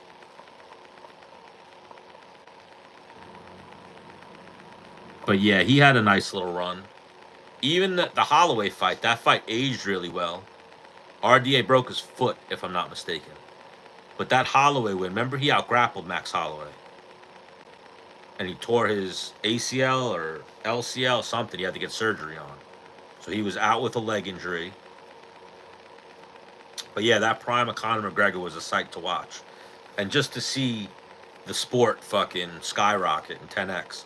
But again, like we were talking about before, could have been Lee Murray. It's all because the accent. The accent did something for the accent and the wit. And I feel like Lee Murray had that wit. Lee Murray was a little bit more of a sociopath, though. Like a little bit more crazy eyes and probably would have stabbed somebody or tried to kill someone. I don't know if Conor was that crazy. Oh, yeah. Lee Murray was a fucking lunatic. Yeah, he blew his knee out in the Holloway fight. I think he found Max to be a little tricky on the feet, got a takedown, and then Max went for a lockdown at one point when Conor was trying to pass his guard, and the way Conor tried to pull his knee through, he tore his shit up. But, yeah, those are the golden days of the UFC. Like I think someone asked earlier in the chat, is the UFC declining? They're stagnant. Instead of this, what they have with Conor McGregor, or probably just Conor McGregor is the only time they've ever been like that. But without Conor McGregor, they've always been like this, on a steady uphill. Conor McGregor just made them fucking skyrocket. And now they don't have Conor. So yeah, they're at a little bit of a slow incline, not growing as much as they could. Like, Conor McGregor fights are fucking nuts. Like, I've watched Conor McGregor fights with groups of friends and groups of people, but then I remember I watched him versus Poirier the second time, and him versus Poirier the third time at bars, like clubs in Fort Lauderdale, and it was a fucking event.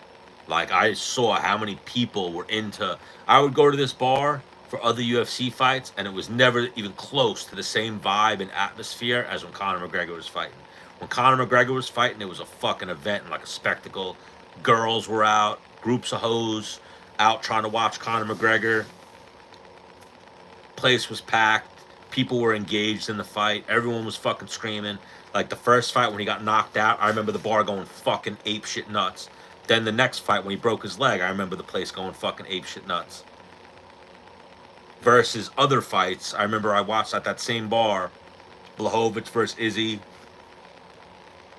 A couple of other fights that had nowhere near the same reaction as a Conor McGregor fight. Man Bun McGregor was legit. You know, what affected him in that Poirier fight was he focused, I think after he lost to Mayweather, he still stayed too focused on his boxing because I think he was going to try to take another boxing fight, and then he wound up going back to MMA, and his stance changed. Instead of like that bladed, wide stance, he got a little bit more upright and got away from his kicks. That was the first fight. Then he got hit with the calf kick, got fucked up a little bit.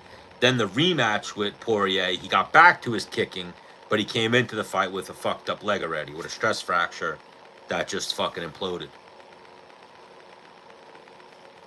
But yeah, McGregor, I think he was always a little bit more overhyped than he was, but it was the spectacle of it, the event. You know, I feel like he was always going to lose to Khabib. There is a realm where he could have did better against Khabib, but he gassed, got fucked up on the ground, couldn't hang with the grappling. Yes, right? He was supposed to fight Pacquiao, and even he was trying to get a Mayweather rematch pretty quick after that fight, and they just never materialized. Yeah, Khabib fucked him up. Just that Khabib caught him sleeping and dropped him with the right hand, and then that Khabib talked that shit to him. Was mauling him. One of the worst things, like, I love Dominic Cruz, but he had terrible commentary on that fight. Where he said he's boxing him on the ground, he's making him gas out, and Joe Rogan was like, I don't know, I think he's fucking him up. I think he's getting fucked up. Even that fight, though, Conor's biggest Achilles heel actually was always durability and getting to the fight healthy. That fight, too, Conor had a fucked up foot.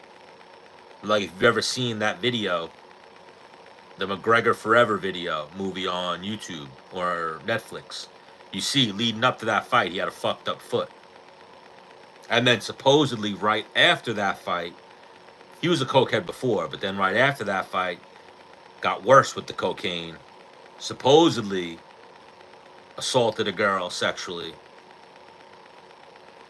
Yeah, Mike Goldberg was bad, but I'm talking about just that one fight. Dominic Cruz was bad, where he was saying that he was trying to say Conor was doing like a rope-a-dope on the ground with Khabib, and Joe Rogan was like, no, he's getting fucked up right now. He's definitely not doing any type of rope-a-dope. He's getting fucking mauled. But yeah, those Dagestanis are no joke. But I do think Ilya is from that part of the world. He's got a little bit more of a silver spoon, but he's skilled. I think he may have something for Islam. Islam's getting up there in age. And the thing with Islam, too, John Jones is the outlier. He's the exception to the rule. Maybe there'll be another John Jones where they can keep winning, and the only way that they're going to get a loss is they were beating up somebody so bad that they had to disqualify them. But Kamaru Usman, I think, got to 12 and then lost in a row. Anderson, I think, was 14, 15, and then he lost. Islam's right there now. He's going to lose one of these next 2 or 3 fights. It's bound to happen. It's just the history statistics of MMA. You can only stay undefeated or winning consecutive fights for so long before you finally get caught. Zig when you should have zagged. Yes. And then the craziest thing is when you hear the backstory of that, which is Conor offered the guy proper 12, and the guy shit on proper 12, so Conor punched him. That's funny. It's fucked up, but it's funny. I like Topuria. I'm gonna root for Topuria. Obviously, wouldn't be surprised if Islam won, but I like Topuria's skill set and how it matches up with Islam. We've seen Poirier give Islam a little bit of trouble. I think Topuria is a better grappler than Islam. I mean, Topuria is a better grappler. Topuria is a better grappler than Poirier. Their names are close, so I was fucking up there. And I think that Poirier's got crisper striking than Poirier. Poirier is just a fucking dog. We haven't seen that dog into Poirier yet because we haven't seen anybody take him there, but I think he's a better grappler than Poirier. Poirier had success against Islam. And I think Topuria is a better grappler than, what's his name? Alex Volkanovski. And Alex had a very good fight against Islam. So I've seen some moments where I think Islam could be beat, even though he's done very good so far. I think his one loss, Islam, was kind of a premature stoppage. He got flashed real quick. He popped right back up. Alex is going to win this one. I think Volk wins this. Or are you talking about Pereira? I think Pereira wins too. I think Volk beats Diego Lopez. I think Alex Pereira is going to beat Ankalaev. But I worry about Pereira. I worry about Pereira because I always say it's easier to become champion than it is to stay champion. Because when you become champion, you got more money, you got more obligations, you're getting pulled in all these directions, you might not be training as hard, you might not have as many training sessions a day, blah, blah, blah. So I wonder if we're going to get that same Alex. Ankalaev's fucking hungry. He's starving. He's trying to become champion. So he's probably training 2-3 times a day, 6 days a week, an active rest day, where Alex Pereira is traveling more, he's in other gyms, he's not in his home gyms, and blah, blah, blah. But, like you said, he is very consistent, Pereira. So you got to give him that. Pereira doesn't stop. And we've seen him take fights on short notice. He's showing up in shape. We've seen him keep showing up. So he knows how to fight. He also, part of it too, is you don't just look at how many MMA fights he has. You look at how many kickboxing fights he has. He's got a lot of combat experience. So he knows how to show up and knows how to get ready for a fight. I'm not doing bad, Henny, even though you're being a weirdo. But yeah, we try to keep that, like Demetrius Johnson says, don't come over here with that gay shit.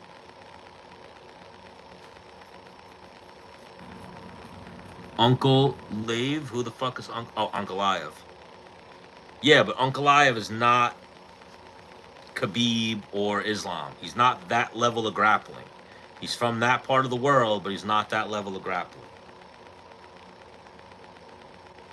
So, I think it's going to be more of a striking match.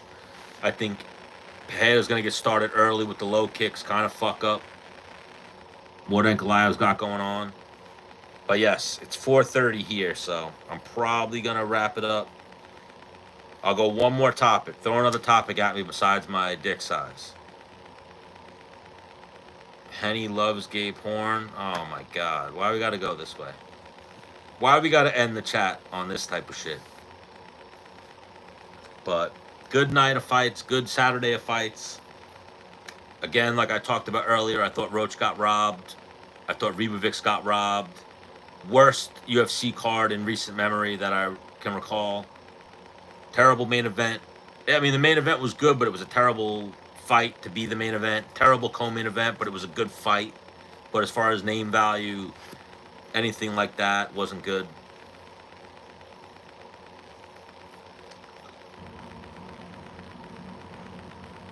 Yeah.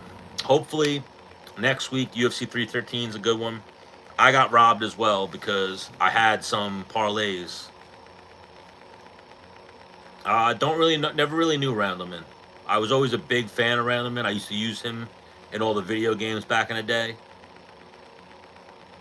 Always was a huge Randleman fan. I always thought, especially obviously the way he looked and he was such a good wrestler, I always thought he was such a better talent than he showed. Like his skills weren't there, but he was similar to Phil. He didn't train year round. He didn't, you know, I'll use GSP always as the example. GSP traveled. And the story about GSP too was he would always try to go with people better than him. He would try to go with people better at jiu-jitsu. He'd try to go with better kickboxers. He'd try to go with better wrestlers so he'd get fucked up. I don't think like Randleman, Phil, and those guys really did that. They kind of stayed with the same people, beat up the same guys, weren't going with guys better than them in other disciplines and shit. You know, a lot of Randleman's training. I know toward the end of Randleman's career, he was living in Vegas and kind of traveling to gyms and shit, but a lot of his training used to be him and Mark Coleman beating each other up, just using wrestling.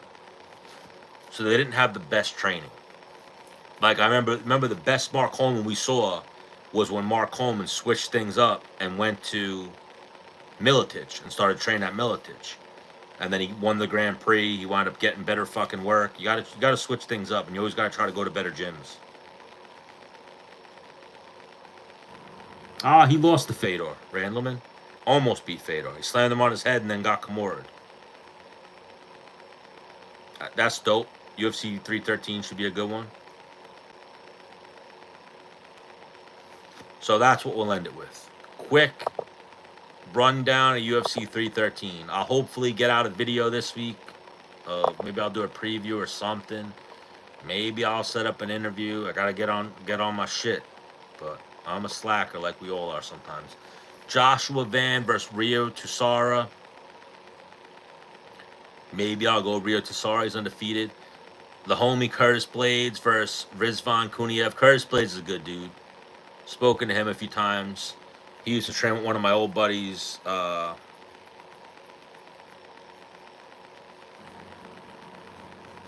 Joshua Marsh. Used to go out and train with Curtis Blades. They had the same manager for a while. Francis Marshall. But they got Curtis Blades like the second fight on the card. So he really dropped down. Oh, weirdo chat. Marion Santos versus Francis Marshall. Alex Moreno versus Carlos Lee. Ozzy Diaz versus DeJordan Santos. Bruno Ferreira versus Armor Petrosian. That's a pretty good fight. I'm interested in that one. Then you got the main card. So the undercard's looking a little weak. Jalen Turner versus Ignacio Bermudez. That's a good fight. I don't know about a large bet. What's a large bet? Definitely bet something, but hedge it a little bit. You know, bet bet something on Alex, but also maybe bet something on Ankalaev. I feel like Ankalaev is going to be an underdog.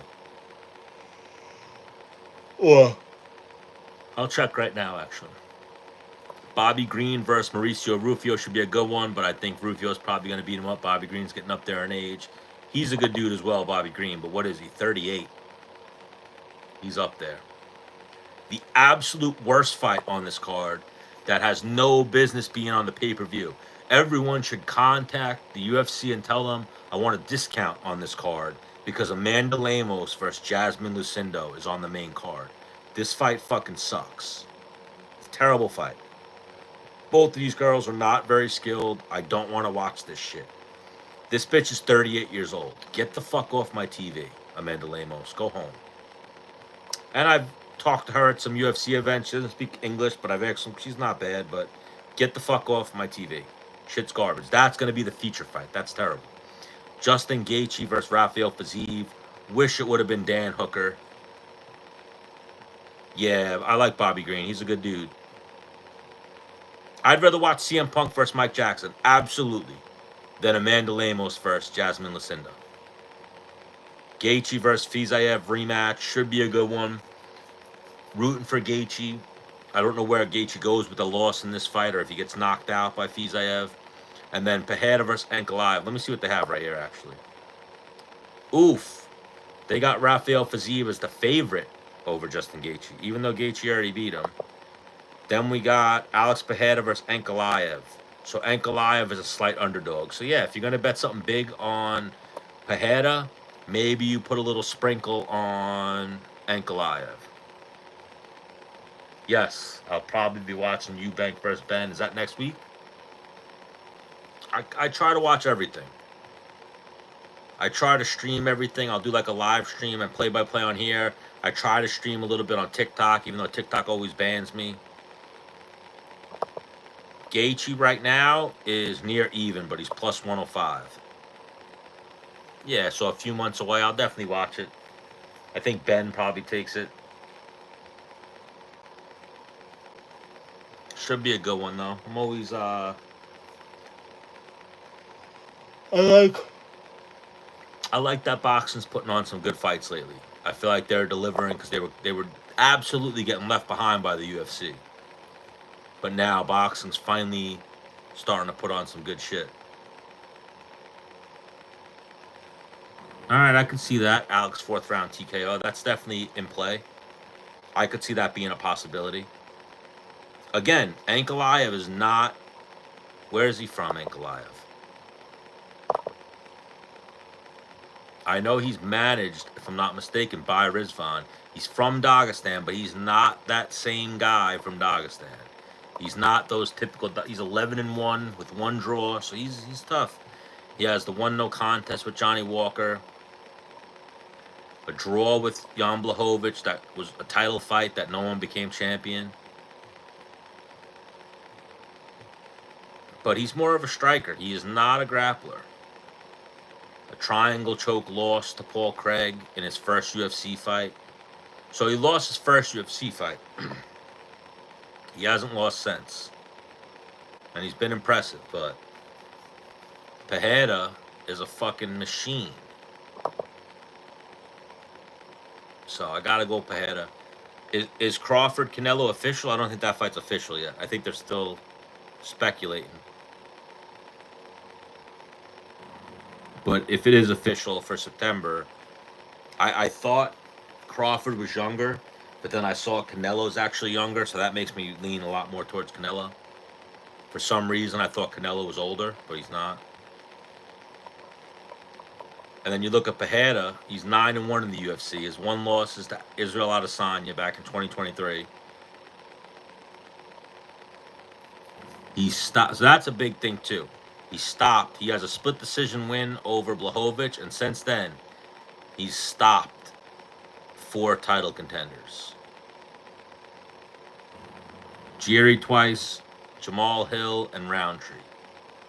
So it's like, since he became champion at 205, he's elevated his game that much more. The last fight that I went to, I haven't been to a fight in a minute. The last fight I went to, actually, I went to a boxing fight last year. I went to Calum Walsh. Calum Walsh's fight last year at Madison Square Garden on St. Patrick's Day. Last UFC fight that I've been to, it's been a minute. You know, I was moving, and I got fucking hurt, so I stopped really wanting to go to fights because I can't move the way I used to. The last UFC fight I went to, I think, was Aljamain versus O'Malley. I think was the last one, if I'm not mistaken. Good night of fights, but it was a minute ago.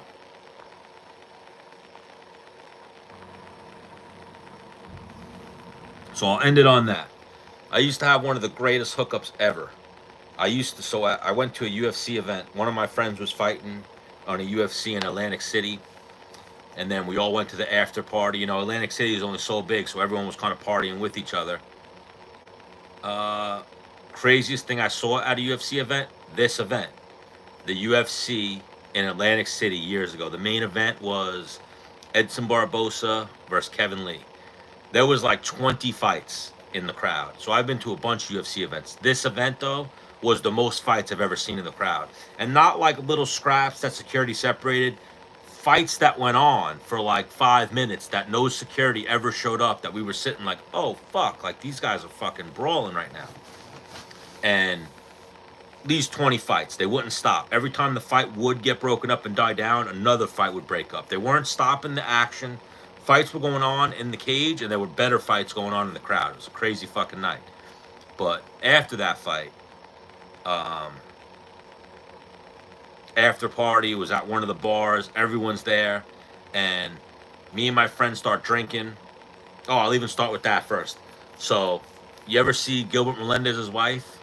She's good looking. Gilbert Melendez's wife is good looking, especially when she's done up. Did she? I don't think she fought in the UFC, but she's definitely fought before. But Gilbert Melendez's wife is there, and she's looking good. She's like a hot Asian chick. And my friend starts like hitting on her, like looking at her like, damn, who the fuck's that girl? She's hot. And starts like talking to her. All of a sudden, someone else is like, no, that's Gilbert Melendez's wife. So we turn, and Gilbert Melendez is fucking mean mugging my boy. Jake Shields is mean mugging me. So it's like, oh fuck, like what did you just get us into? And my boy is, you know, high level jiu-jitsu practitioner, has some MMA fights. Like, I don't give a fuck about Jake Shields. I'll fucking punch that guy. Fuck that guy. So I'm like, oh fuck, I'm not trying to fight Jake Shields right now. Like, what the fuck? And then, luckily, my old wrestling coach was this guy named Kyle Seminara who knew both of them. He was married to Caitlin Chukagian. They were all there. So him being there, and I was talking to him at one point, kind of diffused the situation. But Gilbert Melendez was like mean mugging us and like pointing at us and talking and like, who the fuck is that guy? And someone was like, oh no, he's cool, he's with us. He's like, he's fucking talking to my wife. Like, no, relax. So we're all drinking and shit. And then me and my boy were about to fight Gilbert Melendez and Jake Shields. Probably wouldn't have went well for us. But I don't give a fuck. I make stupid decisions all the time. I've actually been in altercations with fighters before, and it's never strayed from my mind like maybe this isn't something I should do. I'm always a fucking idiot. But we're sitting there partying, and some guy sees what just happened, and he's like, you two are fucking crazy. Like, those guys are UFC fighters. And we're like, we could fight a little bit too. And the guy's like, hold on, I got to buy you guys a drink. Starts buying us drinks. We start talking to these guys. It winds up that it was Sean Shelby, who we knew of. It was the director of ticket operations. It was Reed Harris, who used to own the WEC and now works for the UFC, and a couple of other people. So we're talking to the one guy, and he's like, I'm the ticket guy. Like, I'm the guy. Like, if you need tickets, I get tickets. Like, so when Dana White needs tickets, Dana White hits up me and tells me tickets. So I get the emails and I make the tickets. I do, when Dana White gives a seating chart, he gives me the seating chart. I make all the arrangements, blah, blah, blah. So I'm like, oh shit. So you're like the fucking guy I want to know. And he's like, pretty much. So we're just having drinks with this guy, laughing. At one point, I'm like, you're not supposed to smoke weed in the club. I'm like, chiefing little blunts in the corner and shit, smoking weed in the club. And then this guy's like, listen, end of the night, he's like, take my number. Anytime you ever need tickets, use my fucking number. Take my email, take my phone number, hit me up. So I'm thinking, like, it's, when you meet people when you're drunk, it's like, yeah, we'll do something. We'll hang out tomorrow. Like, it's bullshit. UFC came up. It was the event where Daniel Cormier fought Derek Lewis. So I'm like, this event's coming up. I'm going to try the fucking guy. I hit him up. Gets right back to me. He's like, you coming? How many tickets you want? I'm like, 2. He's like, I'll give you 4. Can you get a couple people to come with you? I'm like, absolutely. He hits me back. He's like, all right, you're good. Just when you come, give your name at will call. Everything's good. So I'm like, all right, I'm going to have decent seats, nosebleed seats. Any seats are good. It's MSG. Tickets at MSG are crazy expensive whenever there's a UFC there. So I hit up my one friend. I hit up my brother-in-law, and I forget who the other person was. I think I had one of my old sponsors for my podcast. He brought another person. So I have my 4 people. I go to the window. I get my fucking 4 tickets. I open up the envelope. They all say 0. Like, that's how much the price is, 0. And then I look, and I'm like, what the fuck? Like, 10. These are on the floor. These are like really good seats. We start walking in.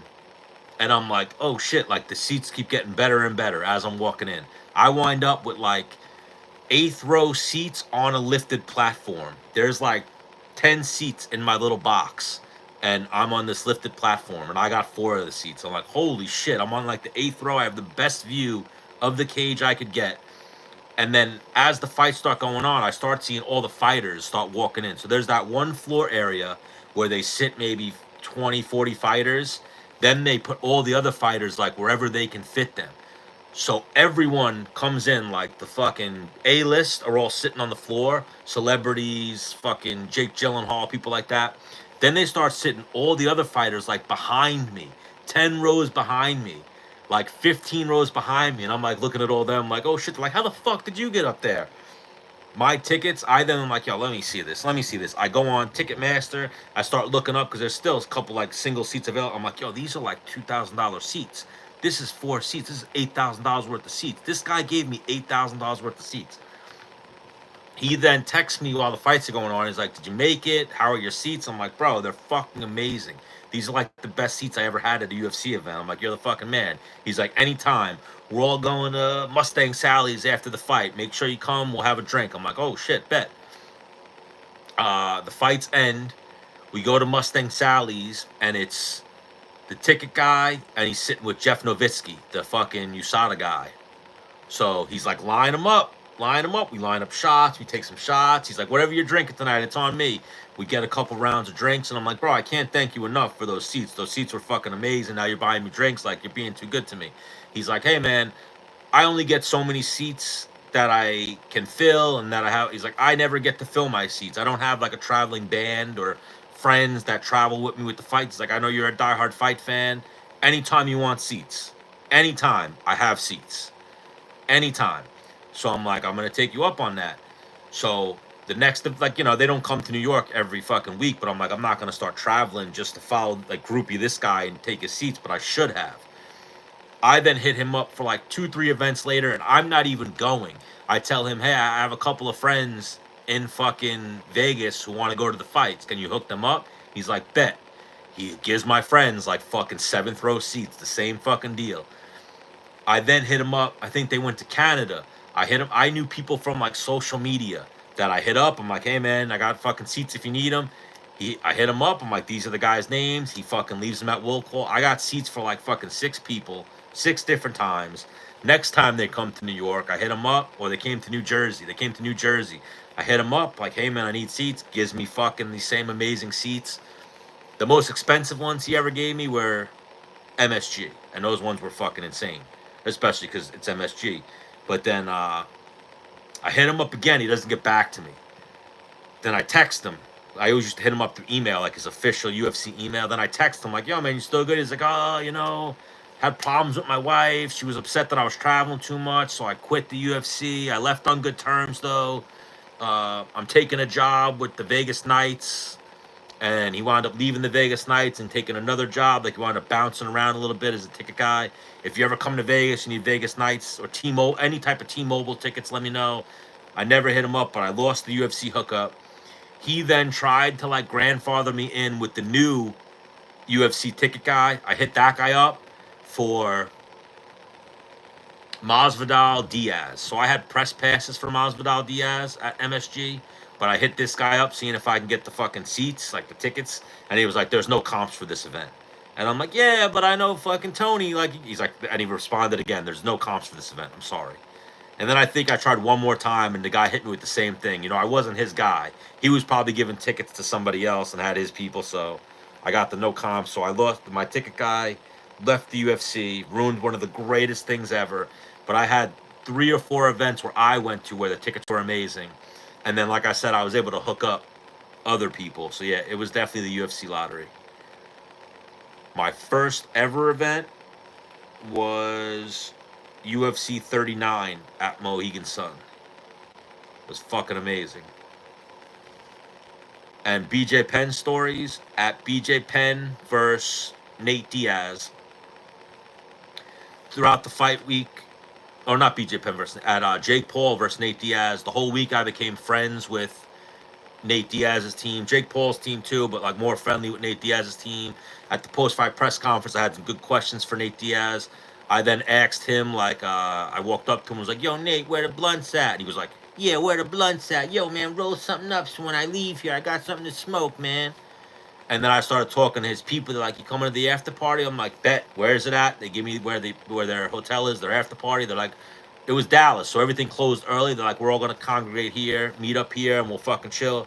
I go to this after party. It was kind of like a bring your own beer thing because all the bars and shit were closed, and we're chilling. And then all of a sudden, one of the guys I kind of knew, he's like, "Hey man, you got a lighter?" I'm like, "Yeah, I got a lighter." He's, "You trying to smoke?" I'm like, "Yeah, I'm trying to smoke." I hand him my lighter.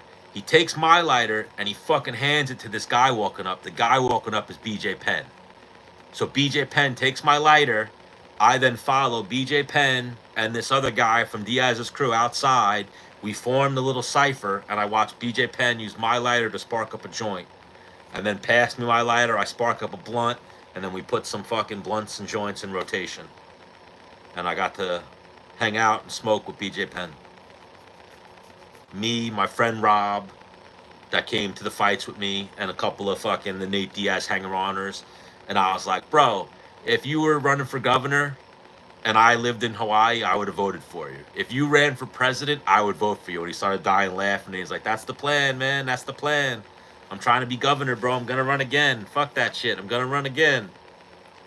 And then I watched BJ Penn get faded. I watched him go from like anxiety or like, being in the moment, getting surrounded by fans and shit, to him like unwinding and chilling. And I just kept telling him, stories. I was like, "Bro, you versus GSP that first time you fought, that shit was crazy. I invited all my friends over and they didn't know who you were. And then when you walked out, they all started saying like, 'This guy's fucking nuts. I love this guy.'" Like the way BJ walked out for that fight, he was like screaming, punching his gloves and shit. He made a bunch of fans. He made all my friends turn to fans of BJ Penn. I was also hyping him up, like, no, you guys don't know. This guy's the fucking best. But yeah, I got to be in a blunt cipher with BJ Penn at the Nate Diaz fight. The goal was obviously Nick and Nate, but Nate was there with his wife. Didn't have like a party type of night. He kind of like went back to the hotel room and fucking just chilled out. But his crew all partied at this hotel, and I got to sit and party with them. Would have loved to have partied with Nate. At least get into a cipher with Nate, pass Nate a blunt or something, but didn't get to. Didn't get to live my childhood fantasy. But got to smoke with BJ Penn, so that is something checked off the list. Lil Evil versus Penn. Yes, UFC 35. You talking about that one? Great fight.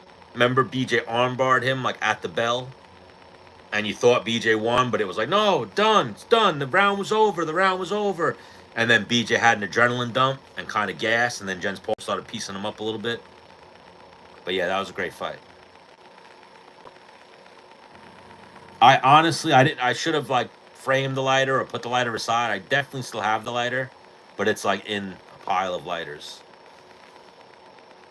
I wish I would. What sucks is, I wish I would have documented it, but I didn't have the wherewithal because I was already fucked up and partying. I should have just turned my camera on or something because I had a camera with me. I didn't have it around my neck or nothing. I should have but I didn't want to be that guy. Like, I was invited to the after party. I didn't want to be that spaz who started being the media and the journalists at the after party. Hindsight, though, I wish I had a fucking little mini camera or a 360 camera or something. And I could have documented that shit. And then BJ kind of, you know how it is when you take someone's lighter to use, you kind of steal it. He kind of almost stole my lighter, and I was like, "You got my lighter? You got that shit?" He's like, "Oh shit, man, I'm sorry, bro. You know how that is." And then we had one of those conversations about how you almost always steal someone's lighter. But yeah, I've been around it. I've been around the sport. And I'm not done yet. I got to get back in the mix the way I used to be. You know what happened? I moved, and then I got rear-ended. I got into a car accident, and I fucked my whole body up physically. I fucked up my neck and my lower back. So I kind of like got mentally out of going to an event. I can't carry my bag anymore the way I used to. And I don't have the confidence of, if something happens, I can help myself and protect myself. Now I'm a little fucked up. Was it Steve Mazzagatti?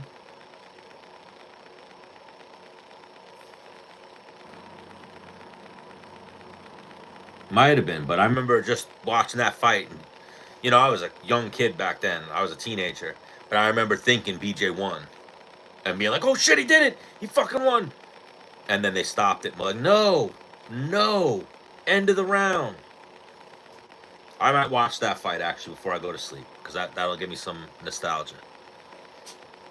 Those fights, too. Like, early on, when it started at UFC 30. And remember, if you watched UFC 30, it was Zuffa's first pay-per-view. When they finally got it back on pay-per-view, Tito Ortiz and Magnuchenko were like walking out, and then the pay-per-view cut off, and you didn't get to see that fight. Like their pay-per-view time ran over, and they fucked up, and they didn't. You got to pay to get overage on a pay-per-view back in the day, and they didn't pay, so nobody got to see Magnuchenko versus Tito. I had to go online and read the play-by-play. And then I think by like UFC 30, they didn't have that problem at 31 or 32, but I think those fights ended early. And then I think 33 was the first fight, or 33 might be the one that cut off. 30 might have been Evan Tanner, I forget. But then it was by like 34 was the first time that they had it where it ran past the pay-per-view. And then that night, the fight that they showed at the very end, so when the main event happened, the fight they showed at the very end was from the prelims, and it was Phil Baroni versus Matt Lindland. And that's a good fight. If you ever want to go back and watch a good old school fight, both of their fights were good. Phil lost both of them, but they were both entertaining. Phil Baroni versus Lindland 1 at UFC 34, and Phil Baroni versus Lindland 2 at UFC 41. Yes. Magnuchenko fought Tito. I gotta check my accuracy though, because now I'm starting to wonder what was UFC 30. I think it was UFC 33. I'm thinking of. UFC 33 was the one that cut off. 30 was when Tito slammed Evan Tanner, if I'm not mistaken. But 33 was the one that ran late and fucked up. Let me see. Yes, 33 was the one that fucked up and ran late. And yes, 30 was, remember Tito and Evan Tanner was like a 30-second slam, and he knocked him out with the headbutt more than the slam, like he slammed him and then headbutted him. But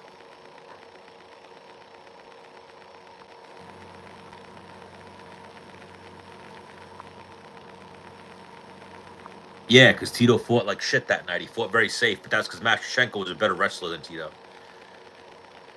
Yeah, you know what it is? My neck is fucked up. So, and I have, dare I say it, I have beef with a lot of people. So I know if I go to fights, I might run into some ops, and I gotta fucking fight to the death, or scrap with some people. And even just my personality, like if someone starts with me, I try to diffuse the situation, but I'll also get into something if I have to. So I get anxiety. I started getting anxiety about going to events, simply because I can't move the way I used to, carry my bags and shit, whatever. So yeah, I built up some anxiety when I got hurt. As soon as I got hurt, the first thing I thought is I got to go buy some guns. I got to get a carrying license and go buy some guns.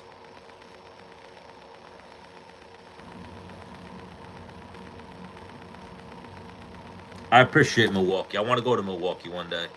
Shout out to Rufu Sport.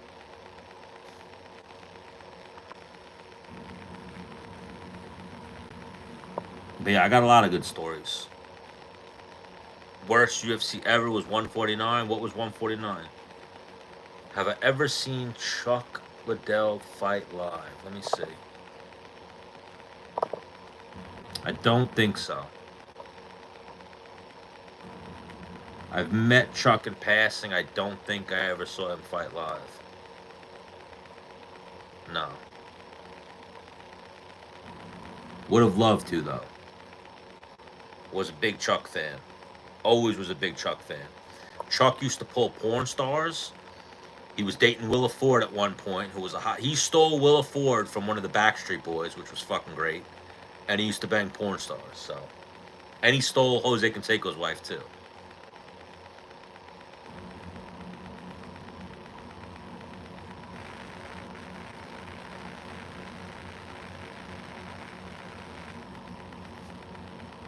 Yeah, I love guns. Big fan of guns. First thing my brain thought was, yep, I got to get a gun. I got to start carrying a gun. And not to shoot and kill people. Like, if I ever had to, I will point the gun at someone, and then I'm going right down to their feet, and I'm shooting the shit out of both of their feet and both of their lower legs. And then we're fighting. Because I got a fucked up leg on top of a fucked up neck and a fucked up back. So I got to make it a fair fight. I'm going to shoot you in the feet, shoot you in the shins, and then we're fighting. Then we're dancing. You know how it is. You got to make shit fair. Barao versus Faber. Bro, Barao and Faber are fighting again. Have you seen this? Yeah, Chuck was a real cocksman. Chuck was cleaning up. And never ugly, always hot chicks. Who's the one porn chick he was banging? He was dating her for a while. Can't remember her name, though. Can't remember her fucking name, but he was dating a hot porn chick for a minute. Yeah, Chuck was doing rails of coke and banging porn stars. Then he moved on to pop stars. Then he moved on to Jose Canseco's wife. No, it wasn't Katie Morgan. Could have been. He might have banged. Wait. He might have banged Katie Morgan too.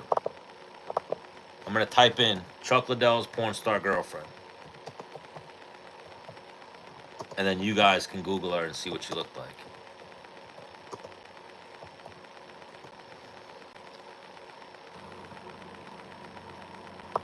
Let's see. Makachev wins Gaethje.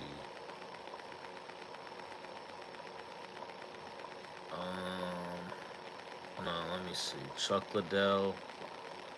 All right, here's the picture. What's her name?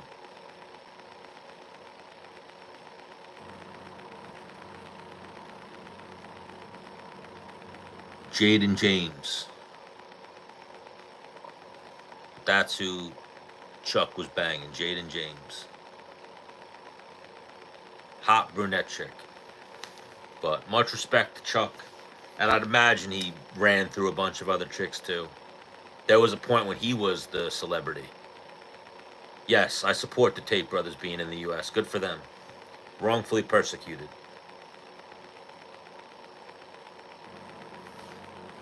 I got no beef with the Tate brothers. But yeah, Jaden James, if you guys want something good to do before you go to sleep tonight, go check out some old school Jaden James videos. She was a pro. She's very hot.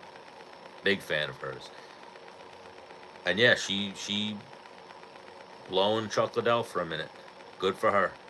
Good for Chuck. And then Chuck moved on to Willa Ford. Then he moved on to Jose Canseco's ex-wife. Much respect for the OGs. And I appreciate you guys for joining me, but big problem, big fan of who? Jaden James? Yeah, she was a pro. I'd be lying if I said I didn't watch a couple of, I saw who she was with Chuck Liddell, and I was like, I used to watch her video. I used to download her videos off LimeWire and Napster. You guys remember LimeWire back in the day? Is anyone in here old enough to remember LimeWire?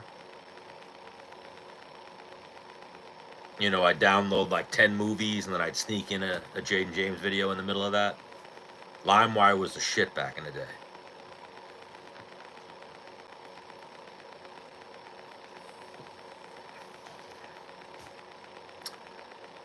But yeah, I appreciate you guys. Normally, oh yeah, I love Napster. Normally I go live for fights.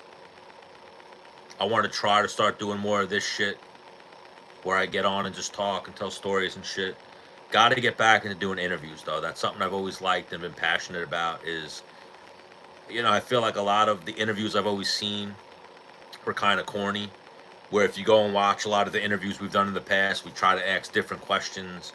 We try to, I feel like, get to the questions that people want to talk about.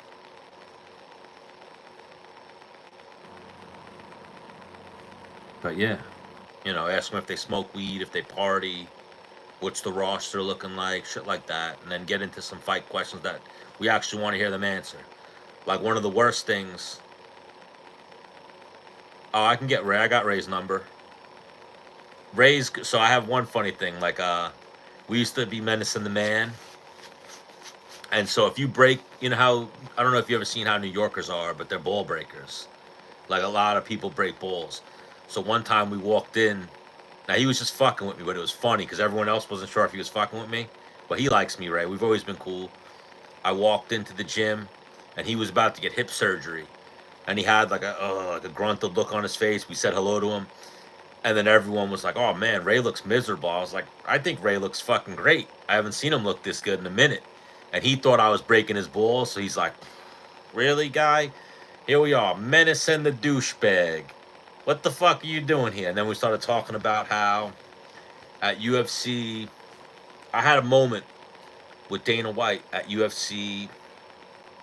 I think it was whenever Pajeda beat Adesanya, where I was trying to ask Dana White about Stipe, and Dana White tried to dance around my question, and I kept drilling him. I was like, no. What about Stipe Miocic? Like, are we really gonna let Stipe retire and become a fireman? And what I was trying to get to was, why aren't we paying him money and getting him a fight? We're really gonna let him retire and be a fireman? Like, really? I was wasted though. Matt Favola beat Drew Dober that night. So I had a bunch of friends there. We were pounding shots. So many fucking people that I knew were there. I had a drink with all of them. I was wasted. And then they handed me the microphone while Dana White was talking. And I wanted to ask him what's going on with John Jones, but someone already asked about John Jones. So I kept asking him what's going on with the heavyweight division. And I wouldn't let Dana get away. Dana tried to skate away, and I was like, I just kept going back. I kept talking in circles, basically, and asking him about Stipe and the heavyweight division. And then I brought up how the negotiation with Francis Ngannou weren't going well. You know, some people say I pissed Dana off. I didn't. He actually enjoyed it. The PR lady messaged me after the fact and was like, that was great. Dana loved it. But had a little back and forth with Dana, and I was wasted. But was mainly trying to get to the gist of the heavyweight division. But even that night, Ray Longo, when Ray Longo was like, Menace and the douchebag, Ray Longo started breaking my balls. He's like, what the fuck were you doing? What the fuck were you doing at that press conference? I don't even think Dana knew what the fuck you were saying. Like, I don't even think you know what you were saying. And then I said to him, like, yeah, because Favola won that night, and I bumped into his brother after the fight, and he lined up shots, and I was fucking wasted. Why the fuck did they let me even go in there? Like, I was fucking wasted. And then they got me in here asking fucking questions. You know, say what you will, unprofessional, super professional. I think super professional. You got to get to the answers. You got to grill the people and try to get the answer out of them. We didn't get the answer out of him. He said, you know, Stipe might retire. We might never see Stipe again. And then I said to him, so you're saying that Stipe Miocic might retire based off the negotiations? And he's like, I didn't say that. I see what you're doing with this. I didn't say that. And I was like, he kind of said that.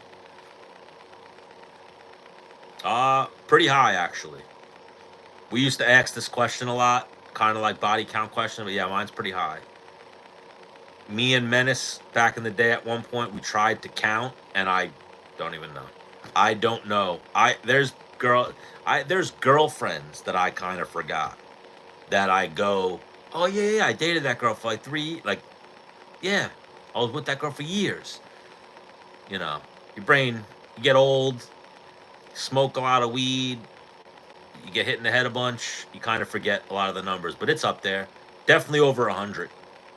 Absolutely over 100. Easily. I lived in South Florida, Fort Lauderdale, Miami area, from like 18 to 21. Then I lived down there again from like 25 to 27 with a girlfriend. Then I moved back there in 2020 for COVID and just did some cleaning up, you know? Cleaning up. Got to stay attacking the hose, but it's up there. It's definitely up there. I think I seen him get fucked up once, actually. Let me see. I didn't get to see prime Anderson Silva. I'm pretty sure I got to see over the hill Anderson Silva. Let me double check.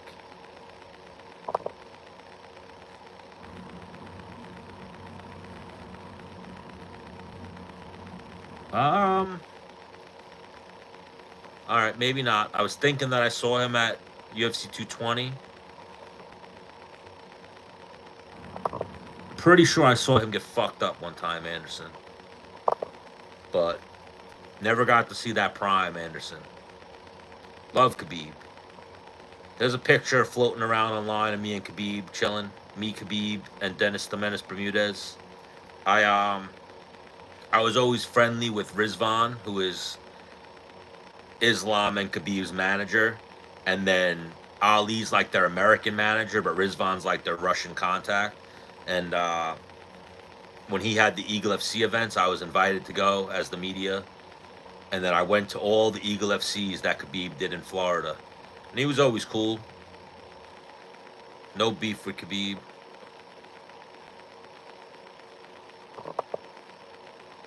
No beef with Khabib's team. They were always cool. I think he retired early, but then I also, same thing like I said with Islam, it's just a matter of time before somebody catches him. Let me see.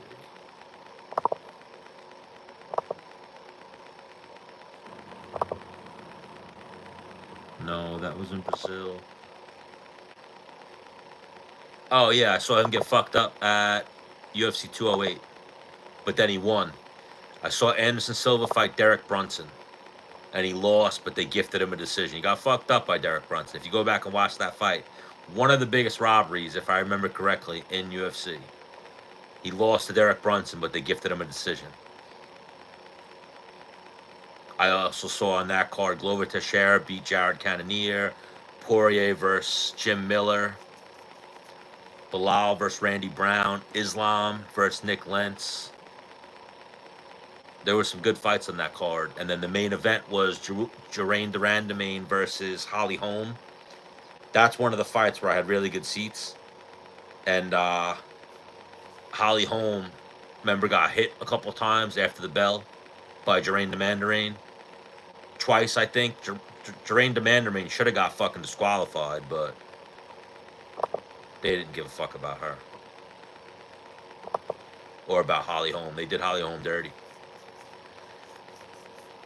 Yeah, Kyle Kingsbury was an OG as well. He was around for a minute. As a human being, I don't know about that. But he was cool the times I was around him. I asked to take a picture with him, and he took a picture with us, no problem. He also showed respect to Dennis Bermudez, which I always appreciated when fighters did that. I don't think Tyson took a dive. I just think he was 60 years old. Old as fuck. Shouldn't have been in there. Yes, Rampage tried to steal my girlfriend out of Bellator one time. Rampage fought Joey Beltran at a Bellator event and beat him. And then on the way out, you know, I used to work with Marco Scalval, who was a former Bellator champion, so I was like in front of the curtain, like in front of the barricade, and my girlfriend was on the other side of the barricade, and I was standing there with her at the end of the fights. And as Rampage was walking out and saying hello to fans, he was like, you know, my girlfriend was hot. She had some big titties. She was hot. She was pretty. She looked like, what's that girl's name? Fuck. What's the girl's name from Speed? I can't think of it right now. No, not Stormy Daniels. What's the girl's name from Speed? Sandra Bullock. My ex-girlfriend looked like Sandra Bullock, and she had big titties. So as he was walking out, he was like, pointed at my girlfriend. I looked at him. He looked at my girl, and my girl was like, looked at me like all wide-eyed, like, oh my God, why is this guy pointing at me? And he was like, what's your name? You coming to the after party? And he gave her an invite to the after party. And she was like, I have a boyfriend. He's like, bring your boyfriend. He can come. This your boyfriend right here? And I was like, yeah, this is my girl. And he's like, you can come, but I don't know if your girl gonna stay with you all night. She coming. Oh, you coming? He started like flirting with my girlfriend in front of me. And I turned to my girlfriend and said, listen. In my head, I was like, this is the test right now. You could leave me for this big black guy. I'm good. Like, I'm not fighting Rampage right now. It's up to you. If you want to go to the after party, she's like, I'll go if you want to go. I was like, I don't give a fuck. I have no interest in going. And she's like, all right, I don't want to go. I don't want to go. And I was like, you sure? If you want to leave right now for Rampage, you can go with Rampage Jackson. And we will be done. I will think you're a whore. Or you could be loyal and stay.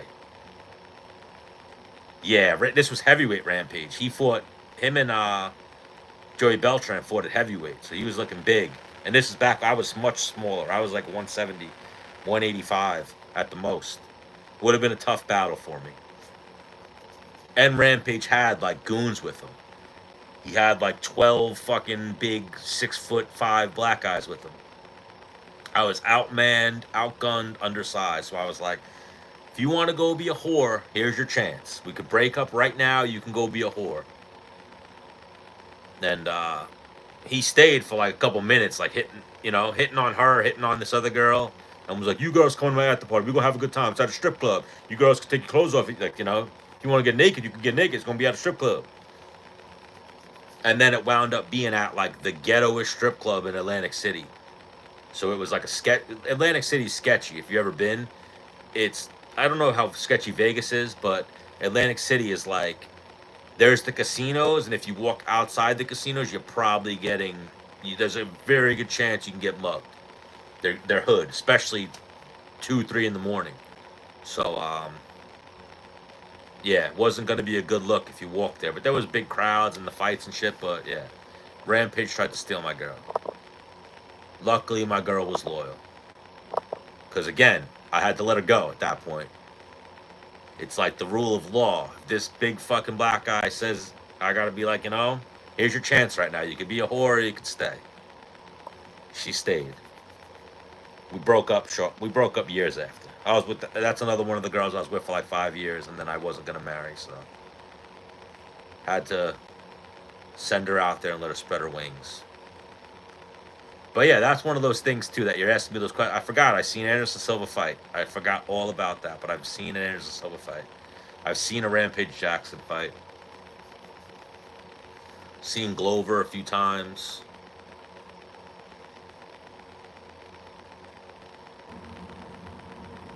Yeah, totally. I mean, I kind of, if it would have came to fight to the death, I would have absolutely fought Rampage. I would have got fucked up, but I would have stood my ground. But it was just one of those moments where I told my girl, I'm like, if this is what you want, you can go.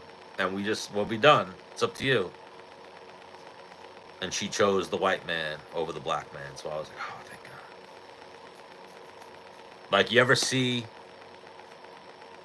that one thing with Shane Gillis?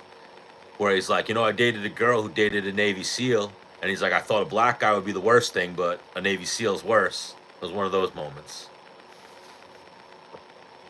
Where I was like, you could go get hollowed out by this fucking black guy, or you could stay here and keep catching the hot dog. It's up to you. But yeah, I love me some Shane Gillis. He has a lot of funny moments that always stick in my head, and I quote every day. Like earlier, what the one guy say? He said that I have some CTE, and I was like, yeah, it nicked me. It probably nicked me. No Nick Diaz stories. I tried to party with Nick Diaz, but he did not show up. Never been to a Nick Diaz fight. Nothing. Sadly. Nick was always like my favorite fighter, too. Was always riding with the Diaz army. Was so sad when he came back and got fucked up by quit against Robbie Lawler the second time. Never met or saw Kimbo. But like I said, when I first got down to Florida, it was at the height of Kimbo. And he used to train at FFA, and then he left FFA and started training at American Top Team. And I just never crossed paths with him. I think I've been in the same room with him, but this is when I was more in the game, and I wasn't like, running up the fighters and shit. I've been in American Top Team at the same time as him, but he was in the middle of training. I was training with another group of people, but never met him. And then went to FFA, and one thing that was fucked up, because the way Masvidal did this too, where you train at FFA, when you get good or you need better training, you leave FFA and you go to American Top Team. So Masvidal, when he left FFA, they kind of shitted on him. They had pictures of him where like they fucking wrote on the pictures and shit. And they did that to Kimbo too. He had like pictures on the wall that they like drew a fucking goofy mustache, like they fucking drew on the fucking pictures, like this guy's a sellout and like dumb shit. And I remember seeing that and then feeling some type of way about that gym. The only reason I used to train at FFA is because they were 24 hours. So we were able to go to FFA. We knew a guy who worked 24 hours there. He'd let us go in there at whatever time, 2, 3, 4 in the morning, and train for free. So me and a couple of guys would go and train at FFA. It's called the Freestyle Fighting Academy. It's owned by the Avalon brothers. But I have been in the room at the same time as Kimbo. Never met him. Had like mutual friends with him. They always said he was a nice guy. So when I first moved down to Florida, I trained at a couple of the different satellite gyms. I'd pop into Coconut Creek, and then I used to train mostly in West Palm Beach with Pahumpa. If you guys ever seen Pahumpa, he's like the little Brazilian guy who is like he's the head Brazilian coach, the head Brazilian Jiu-Jitsu coach at American Top Team. He's been that for years. He's the one who like corners everybody. You've definitely seen his face. But he had a gym in West Palm Beach. That's where I trained most of the time. But yeah, good times. I never met Dada 5000, but most of the fighters are very cool. You very rarely run into an asshole. Like I've talked about this before. Never, really. The only asshole that I can really remember, like even Rampage, was flirting with my girl a little bit, but he was joking, but it was like a funny thing. Kevin Holland was the only douchebag. The only douchey fighter I've ever met where I was like, that guy fucking sucks. Like I went from a fan to like, nah, I hope that guy loses his next fight. That guy's a fucking jerk off. Was Kevin Holland. Kevin Holland just came off like a douche. Didn't give me like the time of even talking to him, meeting him. Never met King Mo, but I've always heard good things about him. We've always had like mutual friends, mutual acquaintances. I've always heard he's a good dude. He was always very cool with Phil. He was always cool with my old wrestling coach.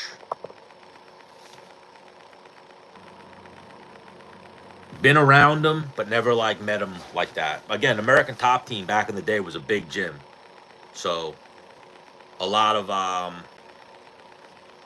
guys were always in and out of there.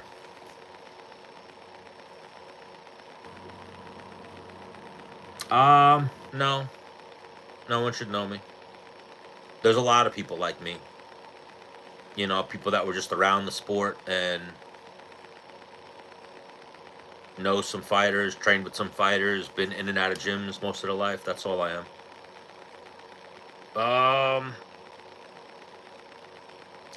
I never met GSP, but I've been around him at one of the UFCs in New York. He was there as like the fighter guest, doing like meet and greets and shit. Didn't get to meet him though, but I've seen him up close. He was way smaller than I thought he'd be. I thought he'd be a lot bigger. Never met Uncle Creepy, but I've talked to him. Played phone tag with him. We were supposed to have him as an interview on the Menace and the Man show back in the day. Trying to remember who was my common person with Uncle Creepy, but I knew somebody who knew him, and they linked us up. And I think I have his number, but I haven't spoken to him in years, so it might be an old phone number. But used to play phone tag with him. Heard he was a really nice guy. Yes, I've heard good things about Uncle Creepy. But I know he had some weird shit with his girl at one point. And he was like going through some personal shit. Kind of going crazy. Women will do that to you. But yeah, always heard good things about him. Yeah, a lot of those guys too. You know how we talked about earlier, fighting humbles you. A lot of those guys are always really humble. Nah, I said that earlier. Never met Nick Diaz. Wish I did. So Phil Baroni used to train at the Diaz Academy.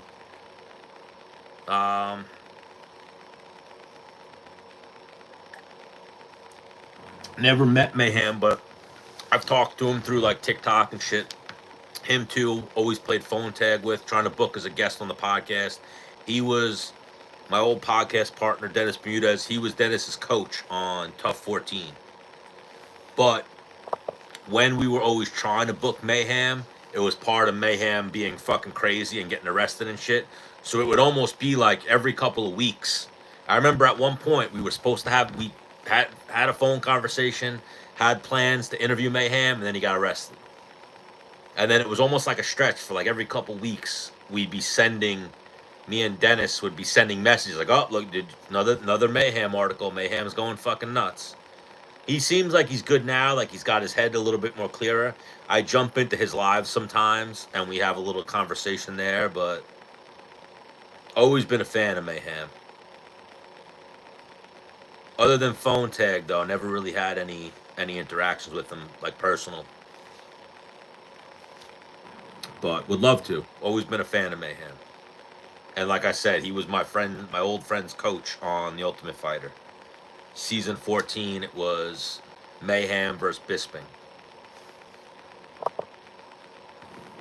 Bisping, too, never met in person, but he used to train at Ruka with one of my old friends, and then he coached against Dennis. So we went to a UFC event on Long Island, and I met like some kid who was like, "Oh, I do all the editing and the content stuff for Bisping's channel."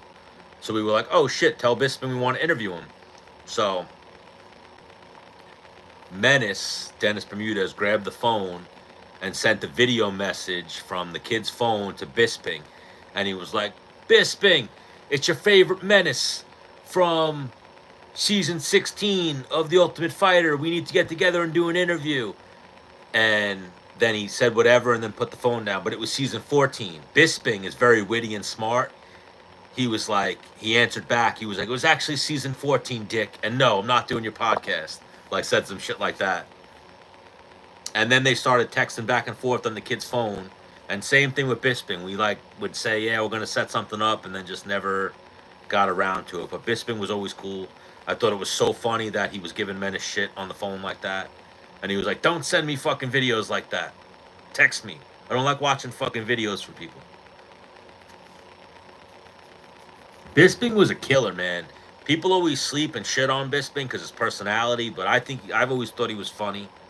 And then even when I was at Ruka in California, me and Bisping he trained there full time, but for some reason, like the 2-3 weeks when I was out there in 2016, I just never crossed paths with Bisping. But one of my old friends used to like do some jiu-jitsu work with Bisping and kind of like run some of the practices sometimes at the Ruka Training Center for some of the fighters. And Bisping would sometimes be in that mix. But I've always, you know how they say like degrees of separation with Kevin Bacon? I've always been like 1 or 2 degrees separation with everybody, and Bisping's definitely one of those guys. And yeah, I love Bisping. I think Bisping's one of the funniest people. Yeah, I love that. I like Luke Rockhold, but I love to see Bisping win that fight, especially because Luke Rockhold was like super cocky, like too cocky for his own good. So it was good to see, and you like seeing stories like that, like fucking that's a movie. Bisping taking the fight on 2 weeks' notice against a guy he already lost, never got a title shot, gets a title shot under the worst of circumstances, and fucking wins by knockout. Cuts like 20 pounds, struggles to make weight, and then wins by knockout. What do you mean glory? Kickboxing? Tyrone Spong. Always love seeing Tyrone Spong, interacting with Tyrone Spong.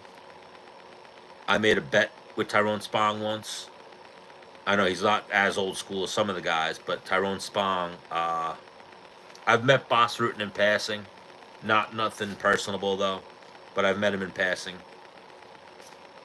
Wasn't podcasting at the time when I met Boss Rutan, so I didn't say like, we should do a podcast. Just hi and bye. Met Mark Coleman. I've always had a little convo going with Mark Coleman. I met Mark Coleman at like a Ring of Combat many years ago, maybe like 2016, 2015. And, Mark Coleman's like in recovery from alcohol. So I was drunk and I'm in party mode with a bunch of fighters and we're in Atlantic City. We see Mark Coleman. So I'm like, "Oh my God, Mark Coleman." I was like, "I'm Baroni's cousin, bro. He speaks so highly of you." He's like, "Oh, yeah. And it sucks that after Phil killed the girl, Mark Coleman like disassociated from him and like shits on him. But they used to be really tight. And I've met Mark Coleman, talked to him a bunch of times. He always spoke highly of Phil, and then he just started shitting on Phil. But I get it. But I met him in like 2015, and I was like, it's an honor to meet you, bro. I'm like, you're the fucking man, bro. I used to love watching you fight. And he's like, nah, man, these guys are like the fucking guys. And he pointed to like Weidman and fucking Dennis and all these guys. I was like, fuck these guys. And they all turned like right at simultaneously as I said that. I was like, fuck these guys. All these guys are wrestlers. You put these guys on. These guys wouldn't be doing it if it wasn't for you. You're the fucking legend, bro. If they never took out headbutts, you would have been champion for a fucking decade. And he started laughing like, yeah, you know, but the headbutts got me, man. They kind of, I feel like they fucked me up a little bit. And they had to take it out. They had to stop the wrestler. And I just sat and started vibing with Mark Coleman. So then I'm like, are you drinking, Mark? Like, what are we drinking? And I saw him go, nah, not drinking. I'm like, bro, drinks on me. Let's fucking go. We're going to the bar right now. You're buying? And I was like, I'm fucking buying. Let's go to the bar, Mark. I'm trying to get a drink with the hammer. And he's like, nah, I can't. I'm like, you sure, bro? I'm like, peer pressuring him. Turns out he was in recovery, just got done with an AA stint, and now this fucking idiot's trying to get him to come get drunk with me. And he was trying to get out of it, but he was almost saying yes, and he kept like kind of leaning towards saying yes, and then luckily he said no, didn't give in. And then when I found out that he was in recovery and like just got sober, I felt like such a dick because I was totally peer pressuring him. Like, bro, shut up, Mark. Drinks are on me. Let's go.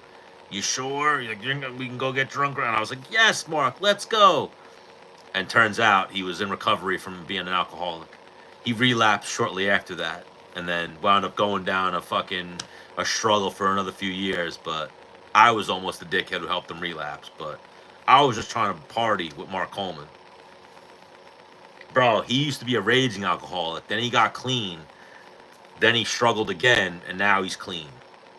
So good for Mark Coleman. You know, everyone can't handle the liquor and live a normal life. Some people go to extremes. I think Mark Coleman was one of those people. But then I always would talk to him through voice notes on Instagram and always try to set up interviews with him, and we would just play phone tag, and it never fucking worked out. But if I hit him up today, he'd still answer me. I always had a good convo going with Mark Coleman. What other old school guys? There's definitely more. Met Don Fry in passing. Just said hi to him and been like, you're the most American man I've ever seen. He was like, that's right. He used to go to a lot of the Bellators, Don Fry. Yeah, because Rogan tried to arm drag him. And he just grabbed Rogan's head and fucking tossed him. That shit was great. I wish, so I could have played it better, but I was with people and we just wanted to go party. I went to a Rogan show in Miami, and I probably could have started name dropping and got to Joe Rogan and been like, no, UFC, I'm friends with all the UFC guys. But I didn't. Should have. I went to a Joe Rogan show in, like, it's called Sunrise, Florida. It's where the Florida Panthers play, but it's like Miami. People always consider it Miami, but it's like 30 minutes from Miami. But could have met and partied with Rogan. Never met him, but been around him. Never fanboyed out on him where I should have and been like, you're my inspiration. Joe. But never did that. Never went that route. I usually keep myself pretty even. The only person I ever really geeked out and went crazy on was Mark Coleman. Where I was like, no, Mark, shut up. Fuck these guys. All these guys don't do shit. You did it. You're the fucking man. You're the wrestler. You put them on. Other than that, I've always been pretty reserved, meeting fighters, and sometimes I'll not even acknowledge them, kind of let them exist. Oh, I would have loved to do lines with John Jones. I've never done coke in my life. But if I was going to do coke, I would do it with John Jones or Conor McGregor. So I met John Jones at a PFL event. John Jones was one of the coolest people I've ever met, though.